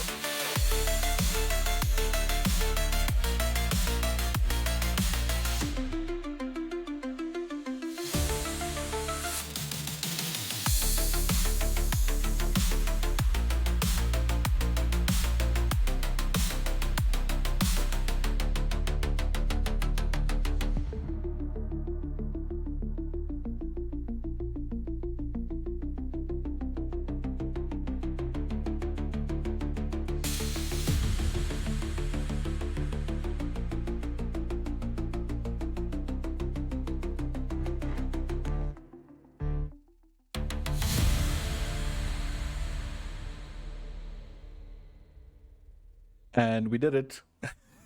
We build a massive platform, but that's not the main attraction. The main attraction is right underneath this platform. But for now, I just want to say the platform contributes because it just helps with the lighting down under. And I know it's very, very neat still. And it will change. It will change like everything in this world. It's an ever-growing process. But I think for us to really appreciate the shadow stacks, we need to go down to where it all started, the lower level. And now that we're down here, we can have a look at what the shadow stacks really look like. And we're going to look at them from a variety of different angles. And the first one is this one. I mean, I love it. It looks cluttered, it looks full, it looks lived in, it looks like it doesn't belong there, but at the same time it belongs there. I mean, this is just insane. I know, I say it all the time that something's my favorite, but I think this might be my favorite addition to this area.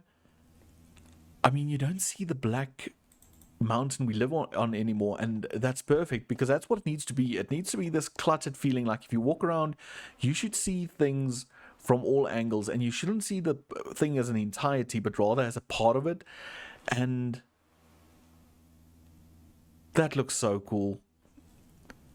I mean, yeah, I don't know. It looked, again, I build these things to a degree in creative before I get it in here, and then I do a bunch of stuff in here as well. It's insane. I'm loving this. I think it looks perfect. Just look at all the different types of builds and colors and stuff. I'm pretty happy. It's not done. By no means is it done, because I still want to add like some form of a ladder over here that also allows you to get up there. But for now, let's head on down here, and I'm just going to take a shortcut. And we're going to take the elevator, and the elevator will take us to an in-between floor, which I will name appropriately, but it's this level 0 that I'm referring to. So if we just ride this a little bit upwards, we're going to reach a little platform, and this platform, again, cluttered here because I need to move the switches, but this is where you come into this area. I still need to fix this, and instantly I want you to be greeted by not only the view but things standing around all over. And we've got a variety of buildings. Currently they're all filled with sand, and that's a schematic cannon thing because I wanted it to actually hollow out the mountain where things go into the mountain, so I don't have to. So all of these are still filled with sand and I need to get emptied out. But I mean, this looks epic. I really love this. And all of these containers are actually accessible. So if we were to go into one, there's a door over there for this one.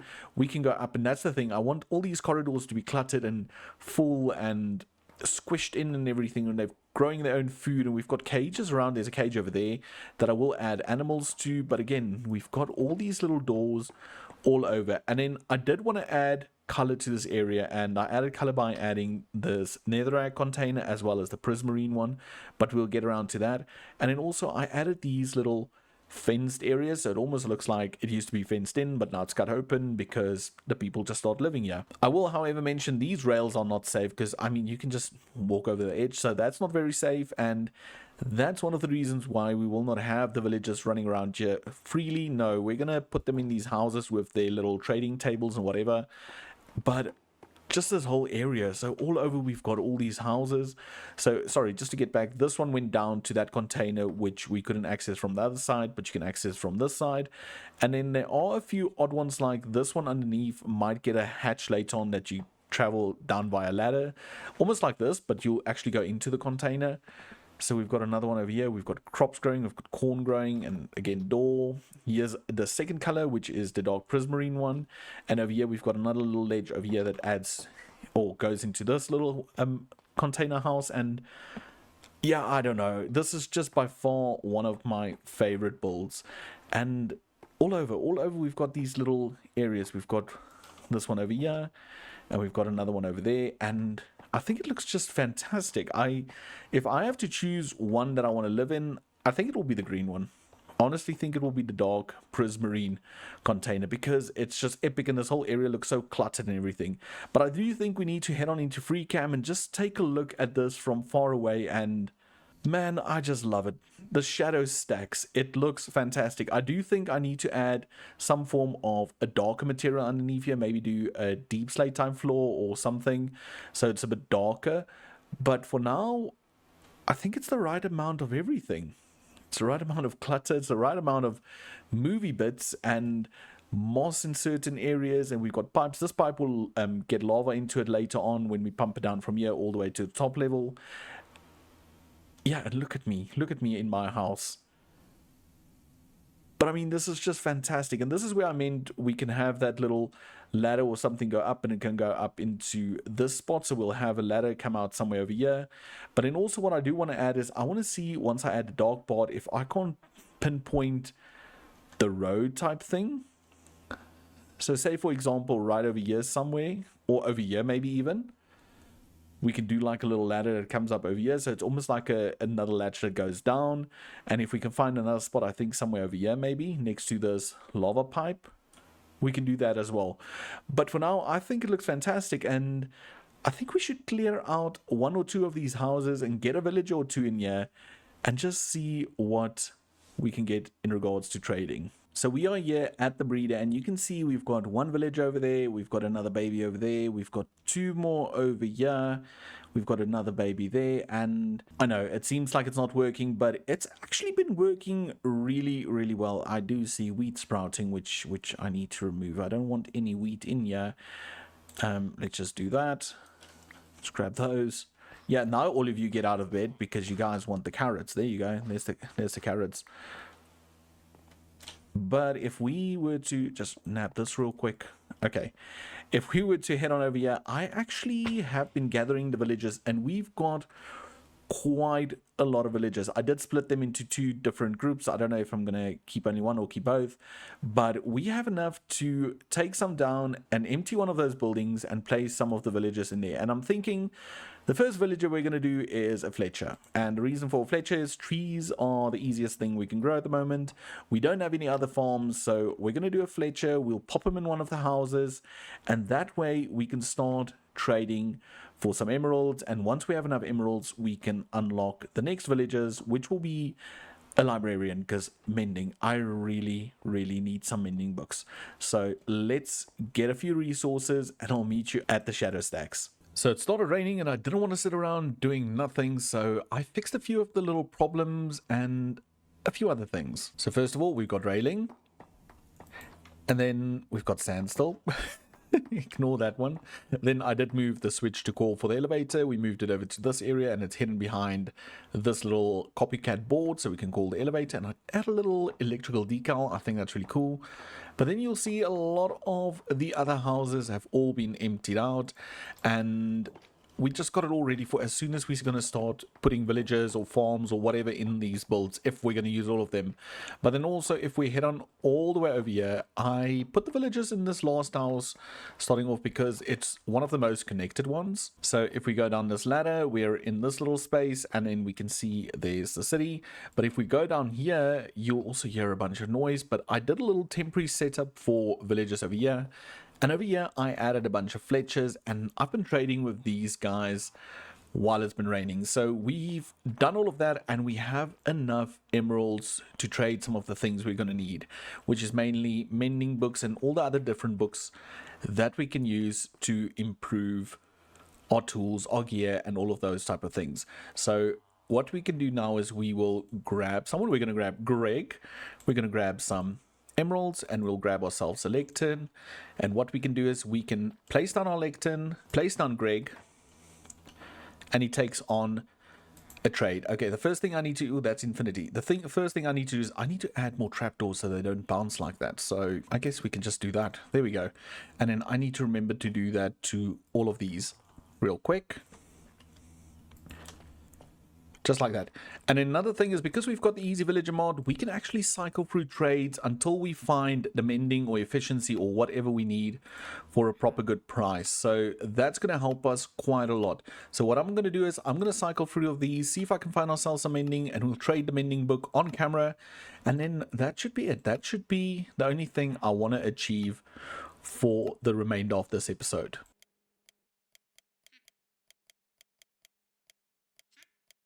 Well, I think it was a success. I honestly do think so. We managed to unlock a few other trades that we're going to need, and they are mainly the following. We have, on the very far edge, we have Silk Touch, which I unlocked for 10 emeralds, which after I unlocked it, I remembered I do have a Silk Touch village already. But anyway, and then over here, we've got a Feather Falling one for 16, which is not bad. I know it's a single-use villager, but he might have something else that's important. Then over here we have, no, that's me. Over here we have Mending for 14, which is down to 10 now, and also Unlock Loyalty, which we'll never use, but the Mending's not bad at all. And then the last one is an Efficiency 5. Not ideal. That is quite a big price tag, but I mean, it's okay. We're not going to use this too often, I think. So I went ahead, I spent most of the diamonds, and I bought a bunch of stuff. I bought a bunch of Silk Touch books, I bought a Feather Falling, I bought a bunch of Efficiency, and then a whole lot of Mending books. And then we still have some books left over, and I also went ahead and crafted up, or chop down some more trees, so we have enough to trade some more sticks and get some more emeralds.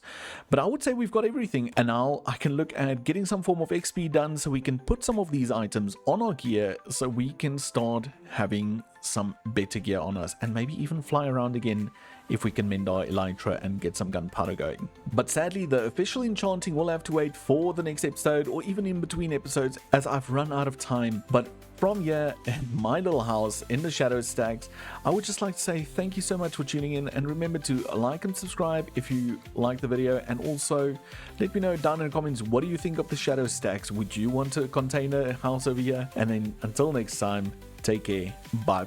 In the previous episode, we built this temporary little villager breeder, which we then used to get some basic enchanted books for our tools. Mending, that's the one we needed.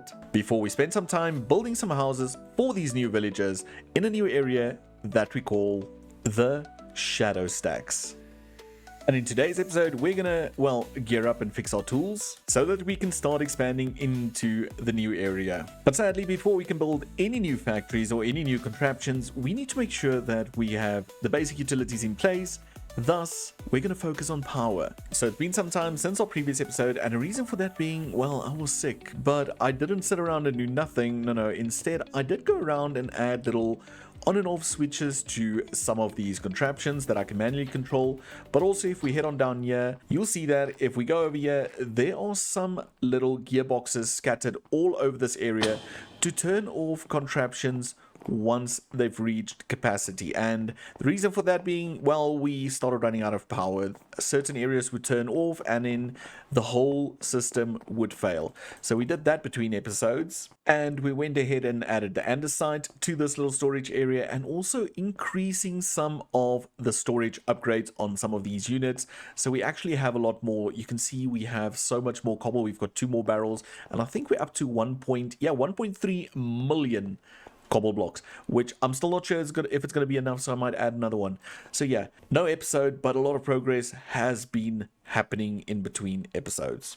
But in today's episode, I want to focus on this area over here, and my idea is to get some power station built in this area. But again, we're not going to do it just on the surface like we did the little steam power engine down there. No, instead, I want to build into this mountain. So before we can do that, we need to take out some of this. I need to clear out this piece of blackstone over here. And then we also need to come in a little bit and mine out an area deep enough for me to build this entire contraption in the mountain. But I don't want to do it with broken tools. So the first thing we're going to do is enchant. So to do our enchanting, we're going to head on over here to the little temporary area that I set up for spawners, and right over there we've got a spawner that we can use for skeletons. So we're going to remove the little torch from up there, and now we just need to pop an egg into this thing.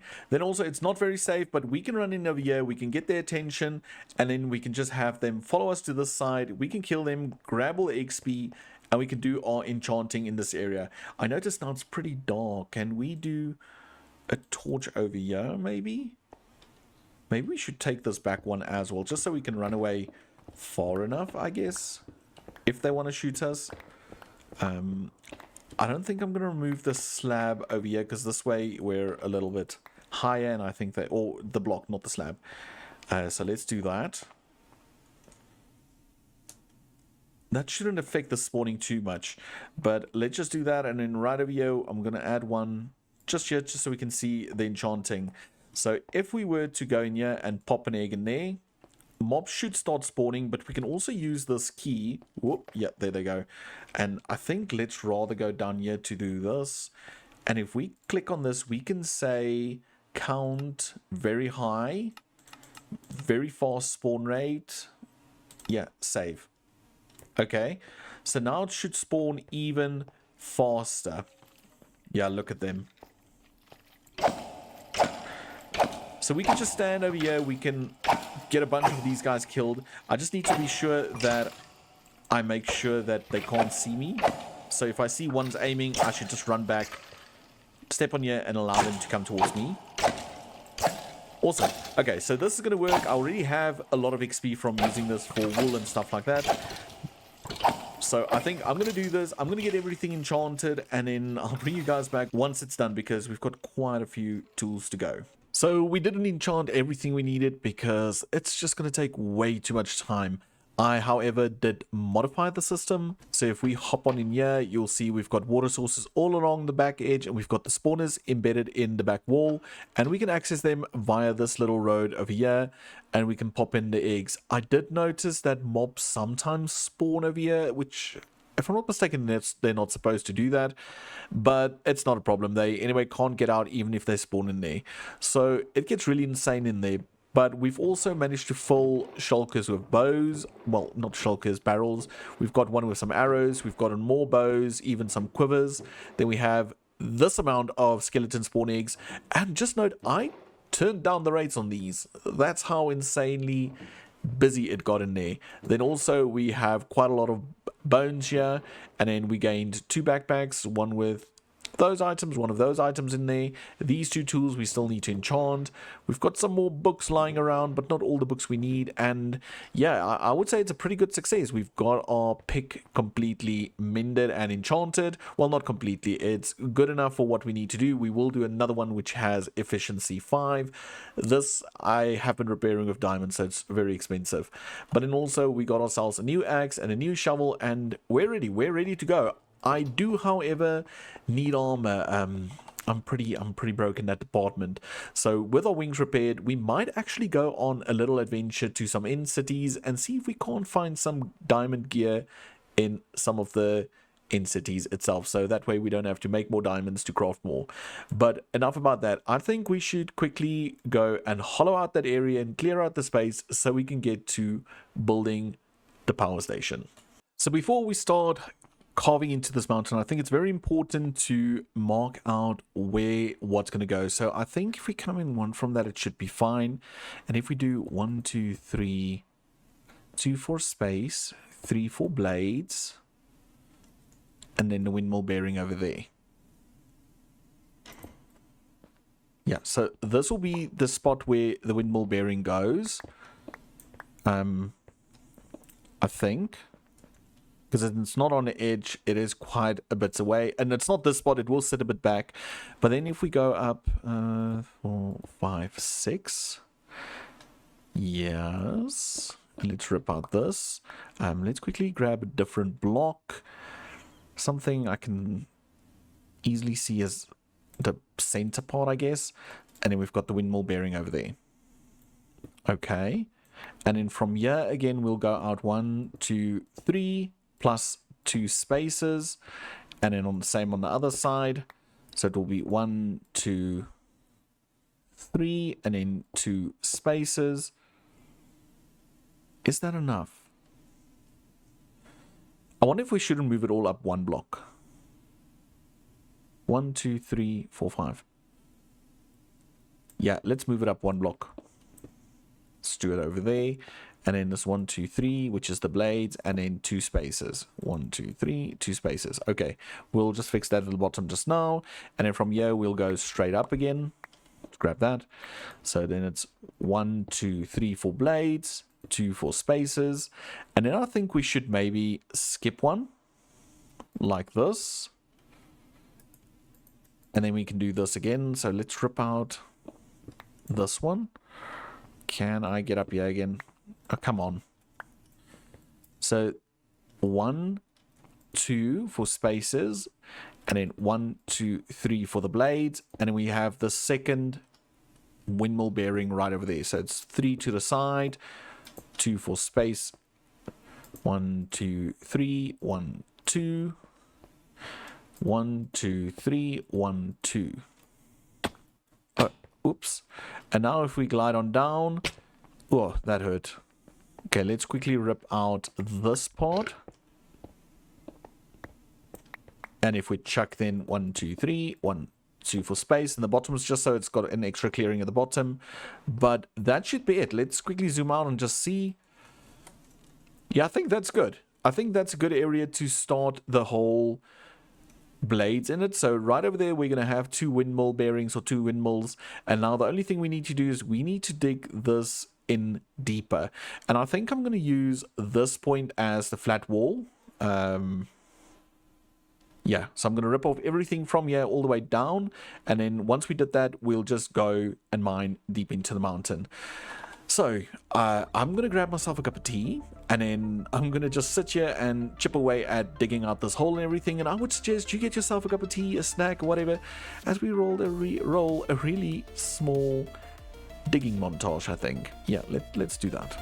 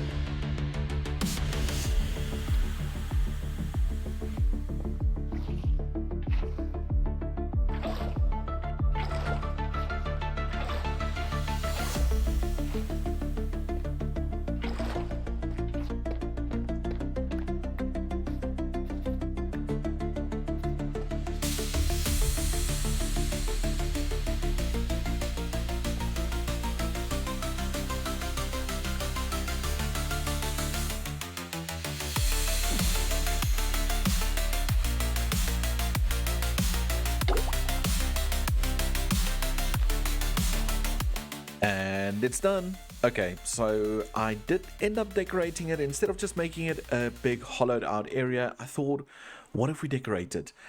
And this is the decorated spot. So the idea behind this entire windmill is that it's maybe powered by steam from the core or from the lava down under. So basically indirectly geothermic power. I know it's not something in Create, but it's something in real life. It's something you need to believe. So that's what's going to happen. So over here we have these little vents. You can see steam rising, and then the steam will then power the sails, which then in turn will provide power to this level. I don't know if it's going to be enough power. We might have this. We might add some more power, but for now I think this looks kind of neat. It's very roughly decorated. I'm not sure if I like the hanging roots though, but I like it as a whole. I have to say I like it as an entirety, so I'm really happy about that. But now for the next part, we need to get the sails and all the mechanical bits in this little area, and I don't have enough wool to make the sails, so we're gonna head back down to the spawner and see if we can spawn in some sheep and just get a whole bunch of wool.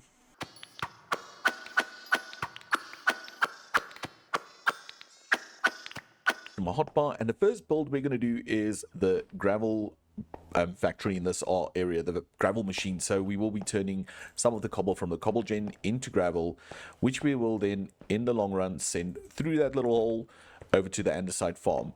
So I think it's time for us to build this, and I do have a schematic for it, and I can just use the schematic cannon, but I think I should how the farm will work, where the inputs will be and outputs and those type of things. So the first thing we're going to do is we're going to come 3 out from the side, and we're going to do a vault, item drain over there, item drain over there. I'm just going to use one of them as a temporary block. We're going to do 3 vaults, going to rip that one out, do 2 item drains again like this, and now we need to place this drawer on top of this block over here. So this is the general build and what it's going to look like. On this one, we can do shift click to say we put items in. On this one, also shift click because it's both inputs, because these can take in items at any speed, but they only output at, I think, 16 items.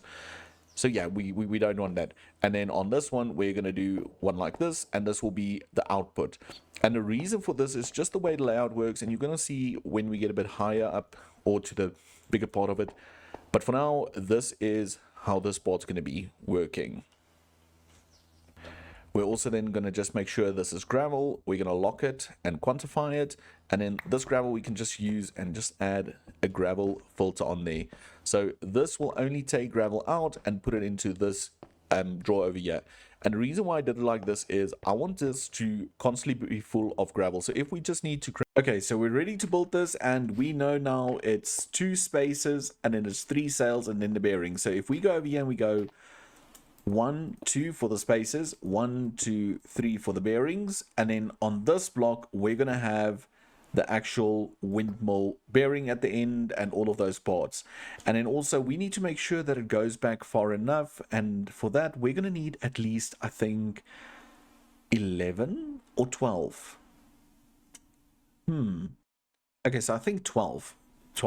I did a little math real quick. So okay, it's 1, 2, 3, 4, 5, 6, 7, 8, 9, 10, 11, 12. So that should be enough for the sails. But then also I don't want them to start on the edge and on the edge in front. So we're going to add an additional... Can we add an additional 2 blocks? 1, 2. So it will be 2 in front. And then 1, 2, which is then 2 in the back. Which means our windmill bearing will go right over here. Can we place this? Okay, we can. We just need to change this now. Okay, just like that. So this is our actual windmill shaft, I think. I think that's the word. And then we should have 2 open spaces over there. Then 1, 2, 3, 4, 5, 6, 7, 8, 9, 10.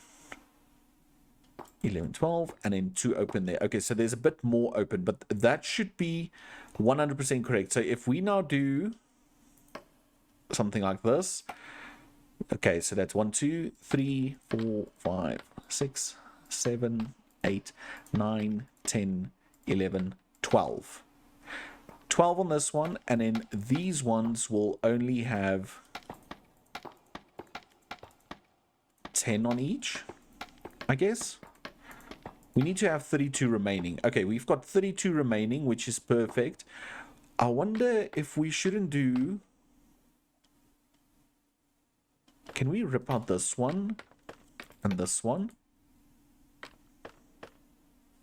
Could that work? 1, 2, 3, 4, 5, 6. So that is 4 additional ones. So if we then rip out 4 over here... How does that look?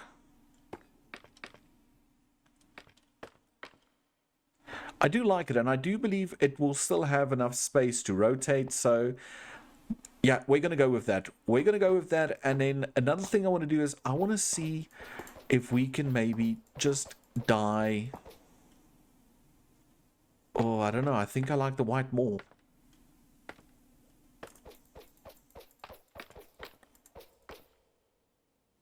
Yeah, I might just dye them back. But anyway, okay, let's just see then. The next one will be right over here. Can we rotate this? Like that. And we're just going to repeat this exact same pattern. No. On all 4 sides. So I'm going to get that in real quick. Okay, so we got them all glued up. That's 128 sails in total. Well, not glued up, placed down. We're going to glue them now. And what we're going to do is this bearing will only attach to that block. So we can just go ahead and glue all of these together. And that way we can test and make sure this works. So if we right click this, yep, it works. It works. And let's jump into free cam just to see what it looks like. Yeah, that looks epic. I really think that looks so cool. Even from down here. Yeah, that's gonna look so cool. Now, the only other thing is we need to do another one in this side, well, in this area, and I do hope that we left enough space up here to change the blades to this design. But I'm going to pop it in and then I'll bring you guys back. And just to show, the second one is created and it's also spinning, and that's perfect. I mean, we've got 2 fully powered windmill sails in this little contraption, so I'm pretty excited about this. So now that we have the 2 windmills in place, we need to do all the nitty-gritty little bits in the inside, but also we need to put a facade on this thing. Yeah, it's going to be hidden. I know, we did all of this effort just to hide it, but I promise you it will look great in the long run. So sit back, relax, grab yourself a snack as we cover up this build and get everything in on the inside so it's functional and ready for use once we start expanding on this platform.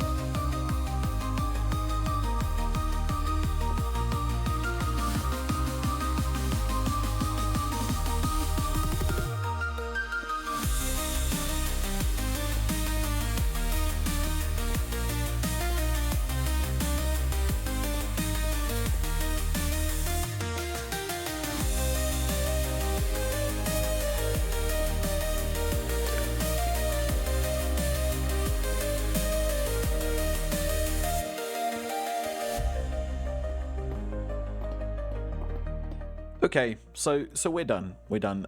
I have to admit the time lapse kind of failed, not in the sense that we did not get any of the schematic cannon placement, but you see, I had my laptop all set up and I tested it a few days ago and everything was working. I was able to record from this world using the essentials mod. So basically, I have my cam account in, and we can do some better almost, I want to say, landscaping or decorating shots, but for some reason tonight it didn't want to record. But nonetheless, we finished this build and it's a shorter time lapse, but look, we've got spinning vents. Okay, free cam. So when we built the vents down here, there were quite a few suggestions that we should make them spin, and because we have the lava right behind this wall, it was kind of difficult to achieve that. So I did want to honor that idea, and we did it. We did it all the way up here. That is so cool, and I'm looking so forward to getting more and more moving bits the higher we go up into the sky. But just look at those. Those are epic. Yeah, I love them. But let's also go have a look on the inside, and we did add our little platform, so now you can see everything moving here, and I love it. I honestly love it. And we have this little contraption at the back, or this little feature at the back where we bring the power down. Over here, I just want to show we have another exit. So if we have to expand that way and do something else over there, we can. And we have this entire contraption. And it's not fast. It's 16 RPM, which is fine. We can speed that up. But also, it's only 16,000 stress units. And 16,000 is not a lot, but I'm hoping it's enough to... I see now we need railing. I hope it's enough to at least do some of the farms in this area, because this will not be the only power. This is only an attempt to get something moving in the area and get some basic power here until we can bring steam up. So hopefully this could power a few basic farms in this area as we move forward. But I do love it. I do love the entire feel of this. If you walk in here and you see this little... I almost want to say cavity, you see the steam going up, and then this powers the turbines, and the turbines in turn power or rotate these vents, and then we've got power. So I really do like this, and let me know down in the comments, what do you think of the spinning little vents and also the wind turbines? Again, I know it's not a lot of power. We will get into bigger, better power when we need it. But for now, we're ready to start building some farms in this area. So we're back here in the Shadow Stacks, and there's one thing that I wanted to do last episode, but I forgot who the suggestion came from because I chucked away my little book or my paper that I write things on. It happens. It happens all the time to me. But Hunter, again, I apologize for that, but thank you for commenting again. And now we know, because you see, Hunter of Destiny was the one that suggested the name Shadow Stacks. So to say thank you, I was thinking that we can give a little alleyway a name that's nearly the same, I want to say, to the username. And I think this alleyway over here, because we've got cages, and this is almost like the area where we process meat in this little Shadow Stacks area. So I want to call this section Hunter's Alley. Yep, Hunter's Alley. So Hunter's Alley will be this area, and this is where all the residents come to get their meaty products. So if someone wants a beef burger, they're going to come over here to get the beef for the mince for the burger. So this is going to be known as Hunter's Alley. And I also thought, Hunter, we should give you this house. I think this one's cleared out. Yep, there's nothing in there. We can give you that house. We don't want to give you a house full of sand. So this is then Hunter's Alley, and I just need to figure out how we're going to do the signs. So this one's quite simple. We can just do this. We can remove that one, and we can say Hunter. I'm going to do it on separate, because otherwise it won't fit in. Destiny. Whoa, wait. So we have Hunter of Destiny. This is your house, Hunter. And again, thank you for the suggestion. You've got quite a nice view out over the city. Well, if you can see a rooftop over there, which is quite nice. And here you can see your shutters, which is fantastic. Furniture, we need to get some furniture in here at some point. But then this area I want to call Hunter's Alley.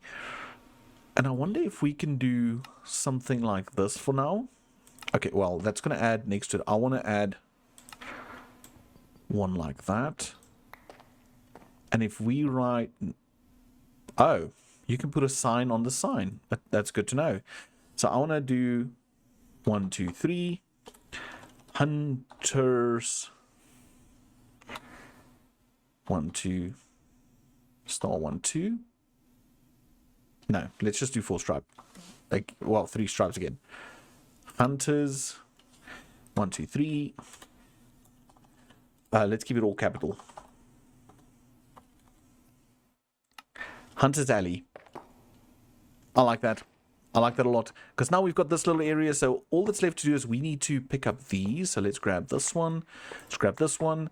And I'm quickly going to go grab something. Okay, I'm back. I'm a little bit disappointed because all we can fit in these are chickens.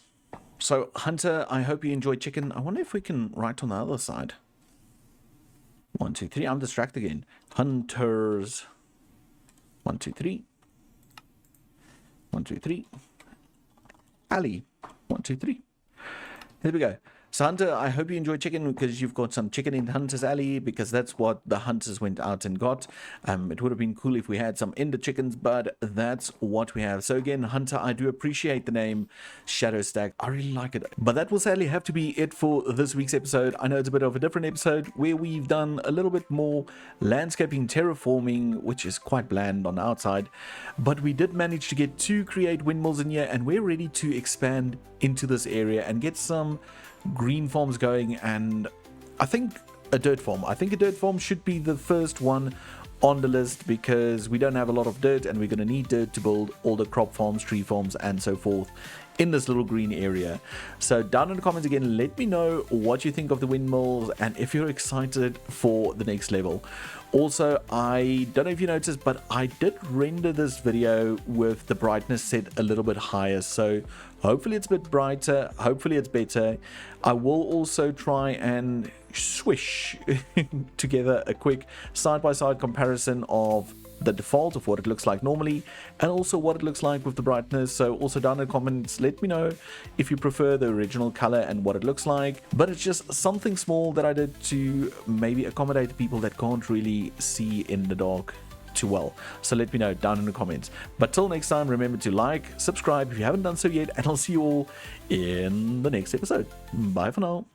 In the previous episode, we finally expanded to the upper level and added these 2 rotating vents, which are spinning due to these 2 windmills that we built inside this custom cave, which means we've got some basic power flowing in this area and we can thus start creating some farms. But like mentioning once or twice, I want to use this platform for the green area, which means we will be doing all the things like crop farms, tree farms, maybe even a kelp farm and all those type of things in this area we have right over here. And not all of them, but a lot of them need one very important block, and that is dirt. We need dirt. So with the limited supply of dirt that we brought from the overworld, I think we should build a dirt factory in this position right behind me. So we will be adding a factory that creates coarse dirt, normal dirt, and we might even chuck in some grass blocks in there just to make sure we've got all three of those covered. So let's get into it. So I think the general idea would be to place it in this area. Thus we have the power generation, we've got the dirt right next to it, and then we can start doing the farming areas in all of these areas around the center point over here. And with this being such a low little structure where the elevator is, and we can still add maybe a building on top of it, I was thinking that we should do production heading from this way to this way. What I mean by that is, over here we'll start it all. So this is where we'll create, say for example, coarse dirt, and then down here we'll place the coarse dirt. The coarse dirt then needs to go to a second area where we turn the coarse dirt into normal dirt, and then we need to do a harvesting area as well.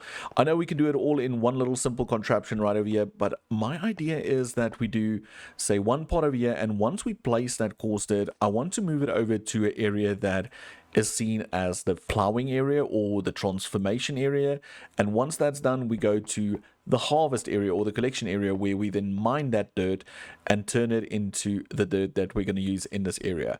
But I'm also going to make it in such a way that we won't have dirt not until we've got a full drawer for the first phase, which means we're going to take our limited amount of dirt and items, send it through the system, and we're first going to fill a primary dirt container, which will be 2048 blocks, which in turn will then continue to fill the system until we first fill our coarse dirt container. And after we fill our coarse dirt container, then only will we start filling dirt and receive dirt.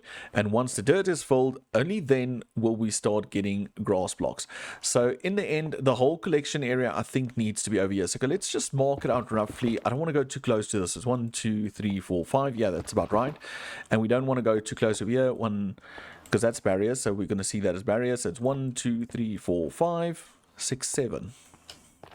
This should be fine. So we can do something like this. Let's just rip this out. That's wrong. And 1 2 3 4 5 6 7 8 9. Yeah, let's do 8 9. So this is the building 9 wide, and then if this one's 9, I want to step this one back as well, so we can just have a bit of definition. And then this one also needs to have internal measurement of 9, because say for example we create a dirt platform that is this size. Let's just do 3 2 3 4 5. Yeah, let's do something like this. So let's say this is the dirt platform we have. This same platform needs to fit in this area as well. So again, 1 2 3 4 5 6 7 8 9, and then we can do this like so. And again, our platform will be a bit tight over here. Okay, so we might bring this out maybe by 2. Like that. Yeah, because then our platform will sit over here, so we can rip out this and all of this. Let's bring this over like this. So our dirt platform will sit in this position, right? 3 in the middle, 3 in the middle over there. And then this will do something like this. There we go. So this will be then maybe our harvesting building. We'll have this area where we have the conversion, I almost want to say. And in this one, we can actually maybe go out even more. Like this. It's 1 2 3 4 5 6 7 8 9. Yeah, let's maybe keep them all the same size. And then again, we'll just have this happening over here. Let's go into free cam. Yeah, I think that's good. I might actually even move it all up maybe to right over here. Yeah, I think so. So what I'm going to do is I'm going to take this, I'm going to move it up over to that area over there, and then I'm going to rip out some of this blackstone so we have a clean, empty space to work with. And I'm also going to run the power from this little point over here because we've got it coming down over here. So I'm going to run it all along the wall, through here, and it'll make sure it ends up in this area. So when we start building, we do have power to test and everything. So we've got everything dug out and we're kind of ready now to start building this whole structure, but we're not going to build the building first. No, first going to do the contraption. And I think the first thing we need to do is determine where platforms are going to be and so forth.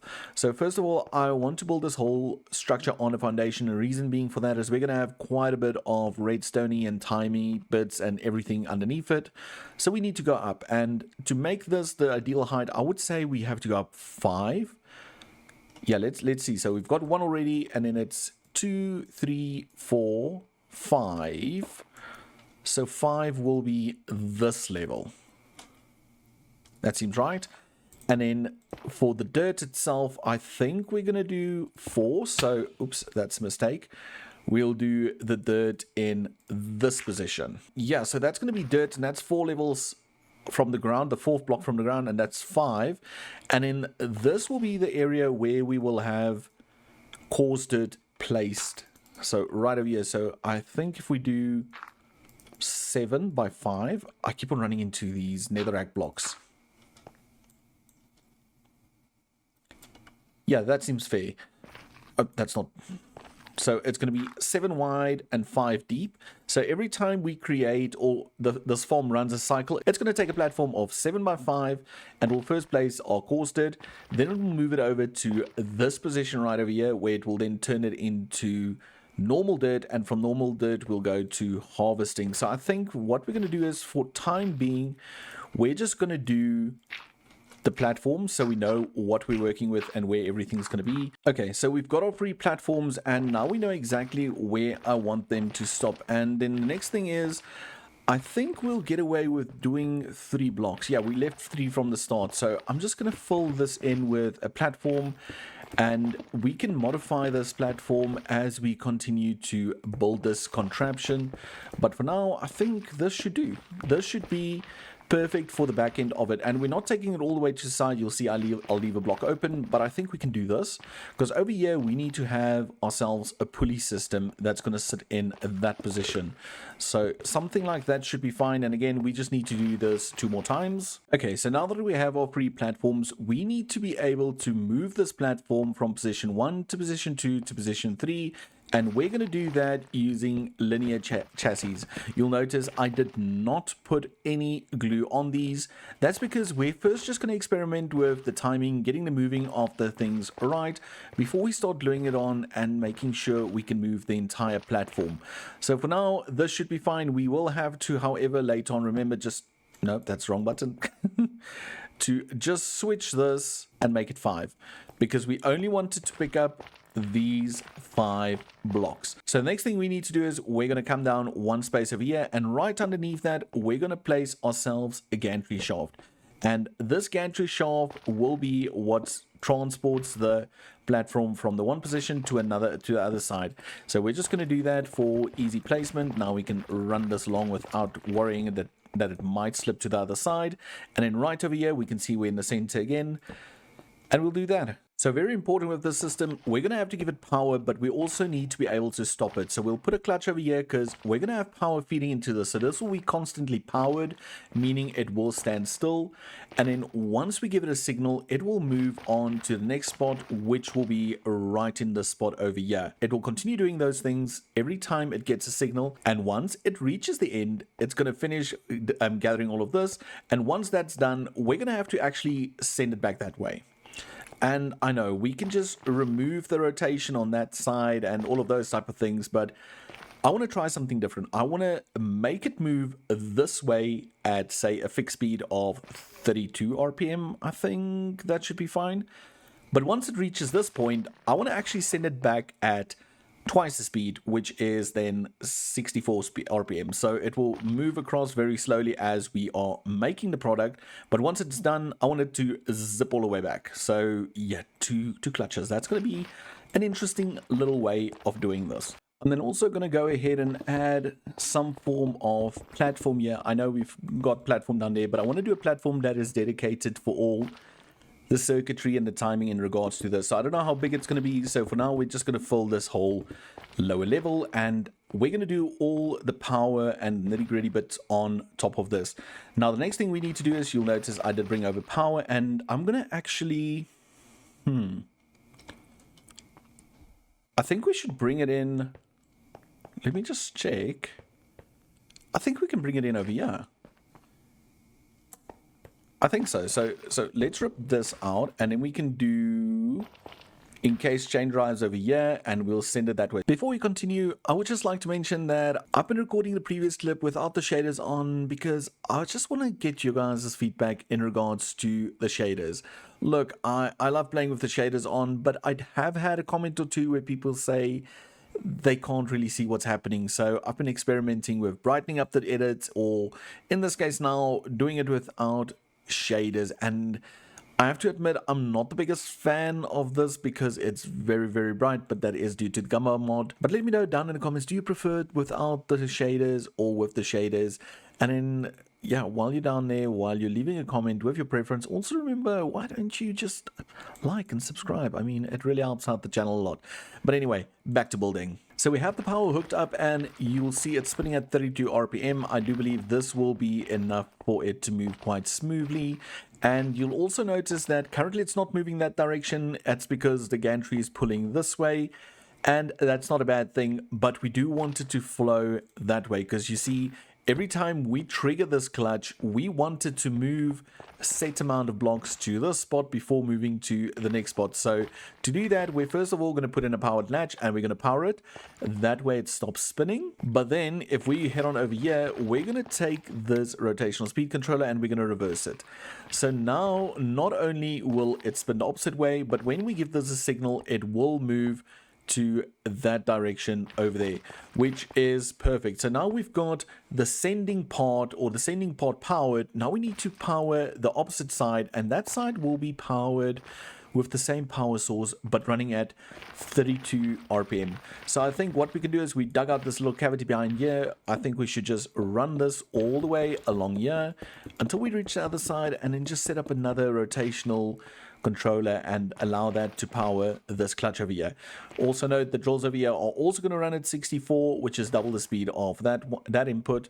So it's going to be two birds, one stone. So maybe right over here, and then we can branch it from here. We can branch it that way and the other way. So let me get that quickly in. Okay, so I got the power in, and you'll notice it automatically went the wrong direction because it automatically pulled it. What we needed to do is, we actually needed to send it back that way. So if we reverse that polarity, then it should send back. So that is what we want. And just like the other side, we don't want it to happen all the time. We want it to happen whenever we trigger it. So again, coming out over here, I'm just going to add a little platform, and on this platform we will be adding all our little timings and everything.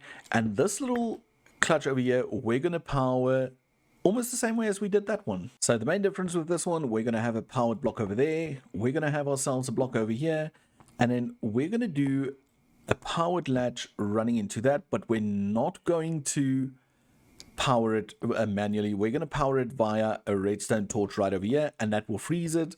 And the reason for that is, we need to be constantly on, but only ever turn off once we give it a signal that we'll place in this area, which now, by the looks of it, I hope I have enough space. I should be fine.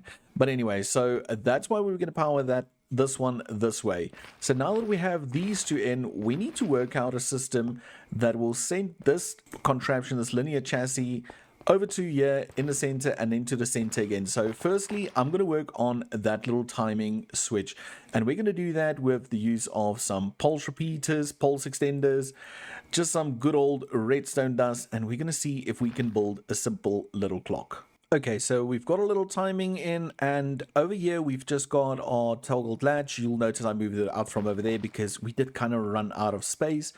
But then over here we've got a little circuit. So first of all, whenever this gets triggered, it will send a signal out, and it will trigger this little clutch that will allow the contraption to run along its path. But 9 seconds later, and I'm hoping this will be enough, it will trigger a second time, flipping this power toggle latch back into the on position, stopping this contraption. So for now, I temporarily added this little place over here. So if we push this button, we have movement. And now the moment of truth, will it line up? No, it's a little too long. So 9 seconds is maybe just a little too long. So if we go 8, but now the thing is we first need to send it back. Let's first see what that does. Okay, let's try it again now. We click, it moves.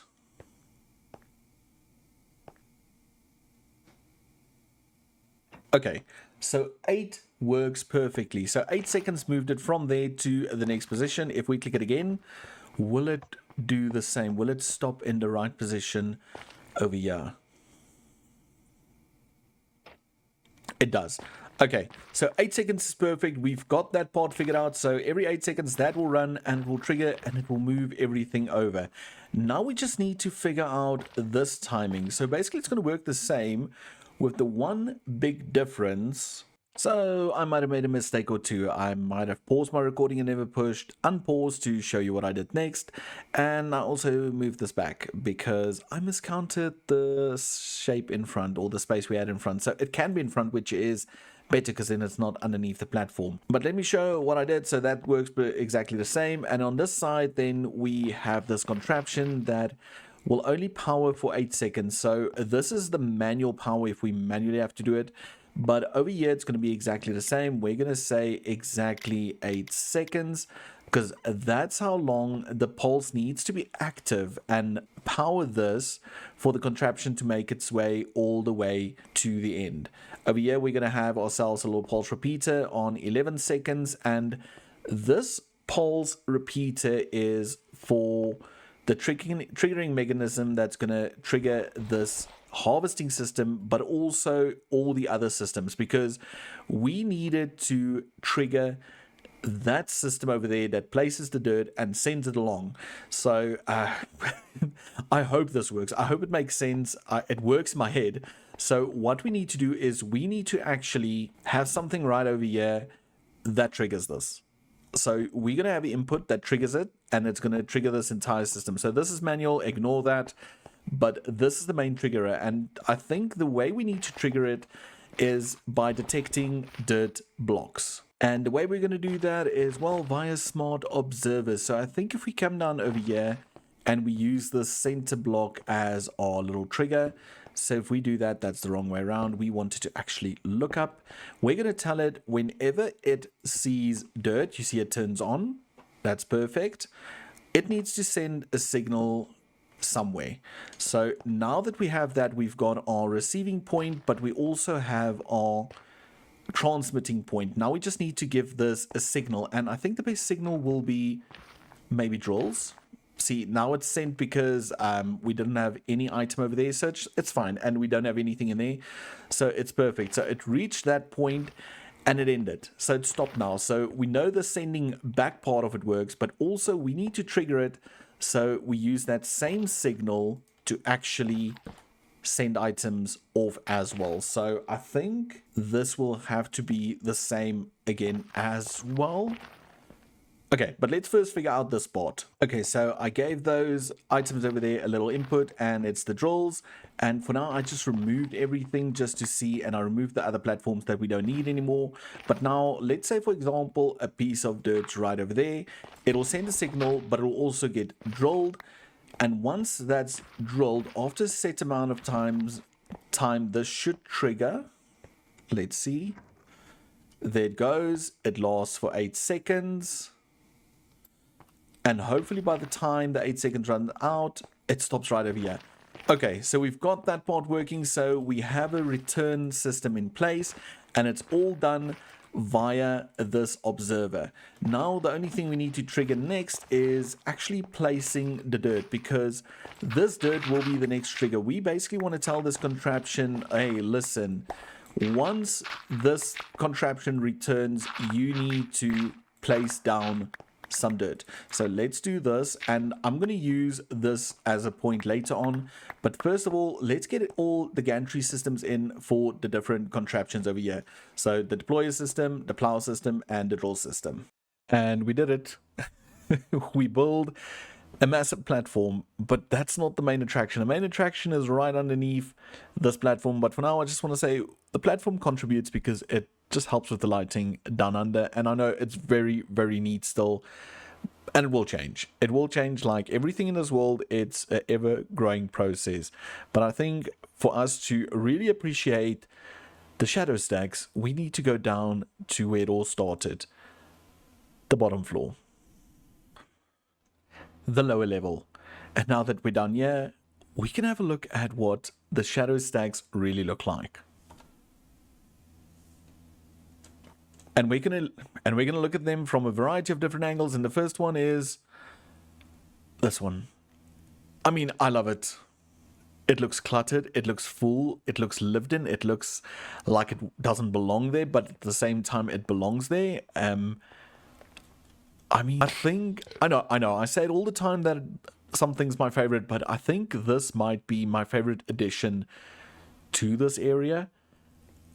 I mean, you don't see the black mountain we live on anymore, and that's perfect because that's what it needs to be. It needs to be this cluttered feeling. Like if you walk around, you should see things from all angles, and you shouldn't see the thing as out of it. And that looks so cool. I mean, yeah, I don't know. It looked, again, I build these things to a degree in creative before I get it in here, and then I do a bunch of stuff in here as well. It's insane. I'm loving this. I think it looks perfect. Just look at all the different types of builds and colors and stuff. Is it done? Because I still want to add like some form of a ladder over here that also allows you to get up there. But for now, let's head on down here, and I'm just going to take a shortcut. It'll take us to an in-between floor, which I will name appropriately, but it's this level 0 that I'm referring to. So if we just ride this a little bit upwards, we're going to reach a little platform. And this platform, again, cluttered here because I need to move the switches. This area, I still need to fix this. And instantly I want you to be greeted by not only the view, but things standing around all over. And we've got a variety of buildings. Currently they're all filled with sand, and that's a schematic cannon thing because I wanted it where things go into the mountain so I don't have to. So all of these are still filled with sand and I need to get emptied out. But I mean, this looks epic. I really love this. And all of these containers are actually accessible. So if we were to go into one, there's cluttered and full and squished in and everything, and they're growing their own food, and we've got cages around. There's a cage over there that I will add animals to. But again, we've got all these little doors all over. And then I did want to add color to this area, and I added color by adding this netherrack container as well as the prismarine one, but we'll get around to that. And then also I added these little fenced areas, so it almost looks like it used to be fenced in, but now it's cut open because the people just start living here. I will, however, mention these rails are not safe because, I mean, you can just walk over the edge, so that's not very safe, and that's one of the reasons why. Okay, so I did a whole lot of timings and everything, and I'm going to try and explain it all. So, first of all, we've got this contraption at the very end, the harvester. So, like mentioned, we have the drill signal over here. So once that observer detects the blocks, we will get a signal over here. Approximately 40 ticks, that's 2 seconds. Then we will trigger a pulse that will allow this drill to run forward, harvest all the blocks, and in 7 seconds later, it will trigger again, forcing all the drills to come back and stop in this position. My biggest fear with this is if this contraption runs out of dirt, it might harvest the linear chassis. So we might play with the timing, or we might add a system over there that will say, hey, listen, we don't have enough dirt blocks for you to harvest, so stop the entire contraption. Then second of all, on this side, we've got one with 2 plows, and the double plow system we can activate as well. We first need to add a plow to this filter, but we'll do double plow over there, and we'll say receiver, and this will say, listen, once we detect some coarse dirt, we will give it again 2 seconds, and after 2 seconds we will start the plows, they will move forward, but this one after 4 seconds will retract. The reason for this being, drills take a little bit longer to harvest than plows to run over the block. So that is this system, and this one's also set on the drills, which is after 20 seconds the deployers will trigger, they will place the dirt, and once they're done, where's the zoom? I can't, what, yeah, it's 4 seconds. Once the 4 seconds has passed, it will retract. So we're going to test the system, but what I did is I removed that little block, because the reason being, the first time it's going to run with nothing, and I'm scared of those deployers. So let's click it once. It should go, and it should stop in the center over here. And we're just going to trigger it manually again. And while that runs, what we can do is we can do this, and we can add glue to that. And now the whole system should kick in, and it should be automatic. So we see some things firing over here. Oh, it's not going to fire. I'm an idiot.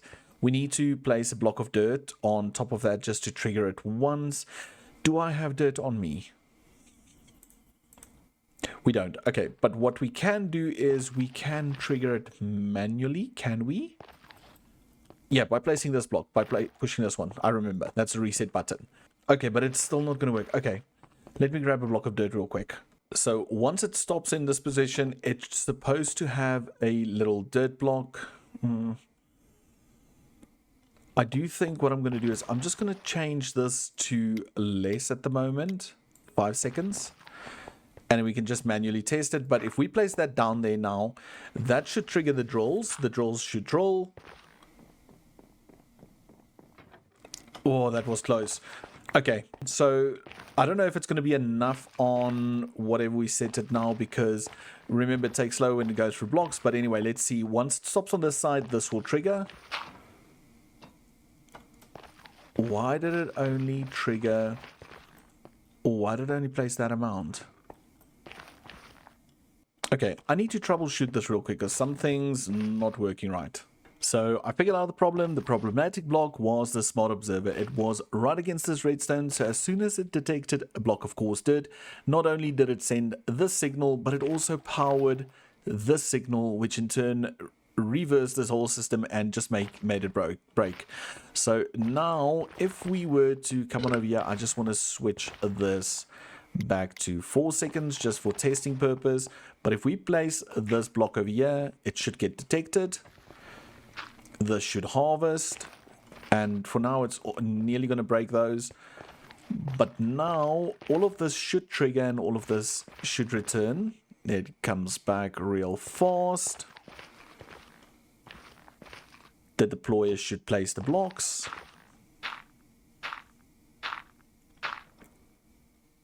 The observer triggers this little clock, which fires and gives it 9 seconds or 8 seconds, which will in turn stop right here. Perfect. Which triggers that little contraption, which triggers the plows, turning all of this into dirt. And once that time is done, it's going to trigger another clock over here, which will send us on to the last spot. Which, because we slowed it down, might not work as efficient, because this should be maybe on 6.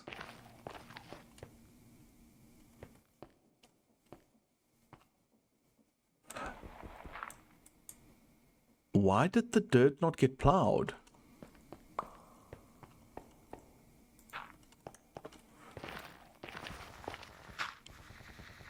Okay, so everything's working, but the dirt did not get plowed. Which is a little bit concerning. Okay, let's just put this back to 5. And let's hop into free cam and just see why the dirt's not plowing. Because it's placing. It moves along.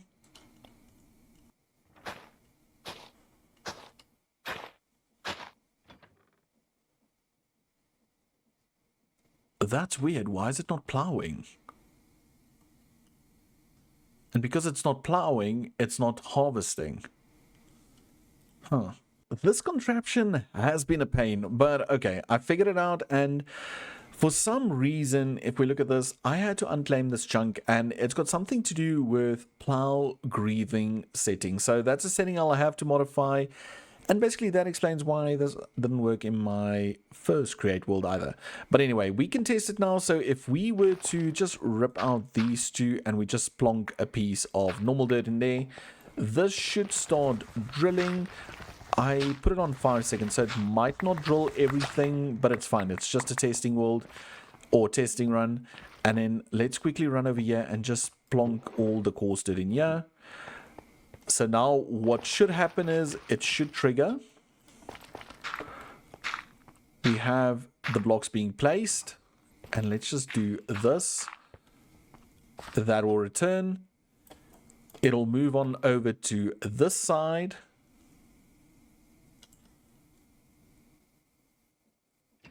That should trigger. And there it plows. Now it's working. Okay, so it plowed all the blocks.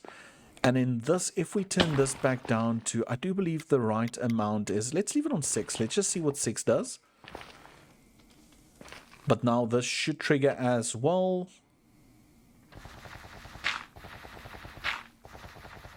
There we go, harvesting all the dirt. Okay, so it needs to be 7 to ensure it gets that last block, which is not a problem. So we can turn this to 7, and it's working. It's actually working. There it goes, places again. Okay, perfect. So this is working. I'm going to let it run one more time, and then I'm first going to pause the whole system, and then we can look at quickly getting all the trims in the storage so we can have all of this circulate. So when I bring you back, we should have an infinite loop of materials being generated and getting put into the system. Okay, so I paused the contraption while I connected up all the drawer trims and all of those type of things, and it's not complete, but it is connected. And what I mean by that is, so now currently we will have coarse dirt getting placed, and it will get it from this barrel, and we have the input or the start of a system that will put coarse dirt into this barrel. Then what will happen is this whole contraption will run and will run all the way, and once it harvests the dirt that's been converted, the dirt will then go into a backpack, which we'll still add with magnet. It'll get it picked up, it'll put it on this conveyor belt, and then the dirt will first go into the system and fill up this drawer. Once this drawer is done, then it will go to the system that I apparently clearly didn't connect. So oops, but over here we'll have another drawer and another funnel, and it will also have dirt. So firstly we will feed back into the generation of the dirt and the coarse dirt and everything, and once all of that is filled up, only then will we then start to output the extra items into a storage, which is currently temporarily set up over here. So that is it for the system, but sadly I do not have time to build anything around it because it took way longer to build this, plan this, and design this on camera than I thought. And I need to know from you guys, do you like seeing a process like this where I make a bunch of mistakes, where I try and figure it out and stuff like that? So let me know that in the comments as well. So let me know about the shaders, and also let me know about the whole me building things like this. Do you like it, or do you prefer the old style of videos? But yeah, that's going to be it. So I'm going to let this run a few times, and just before I see it's out of stock, I will manually craft a bunch of dirt, and then I think the next episode we're going to do is just mainly a build, mainly a little build, big build a building around this, add maybe the creation of coarse dirt system as well, and then do a little storage room or whatever for all of this materials. But this is it. This is the big build. So I'm pretty happy with the way it came out. We need to just turn it on, and it's kind of difficult to navigate, but temporarily I did a little normal manual, just old school lever. So once we've got everything in place, I will link that up to a system where we can trigger it as well. But like now we know it's not going to trigger because we don't have any items. So the way we're going to do that is do a little dirt block, and I think that should work. Yeah, this What did I do now? This is just a little too fast. Is it going to break it now? Broke it. Yeah, that's typical. On camera, the very last thing we do, we break the system. But yeah, okay, I'm gonna fix that, and then I'll be back to say bye. Ah, shaders back on. I just love it. I just love the shaders and the mood it gives off. I don't know, but still, again, let me know down in the comments.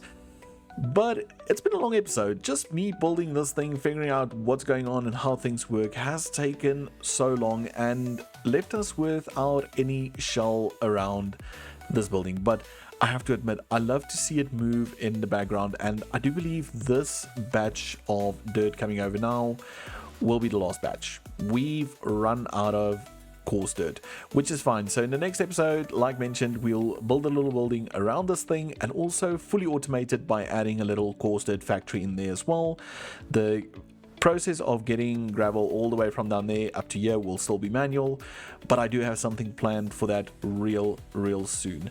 But again, thank you for being here, thank you for popping in, and if you haven't done so yet, do remember to like and subscribe, and let me know down in the comments, what do you think of this little unique take on a dirt farm? I know it's not the most effective or productive, but it moves, and I like it when it moves, because when it moves, it grooves. Anyway, till next time, take care, bye for now.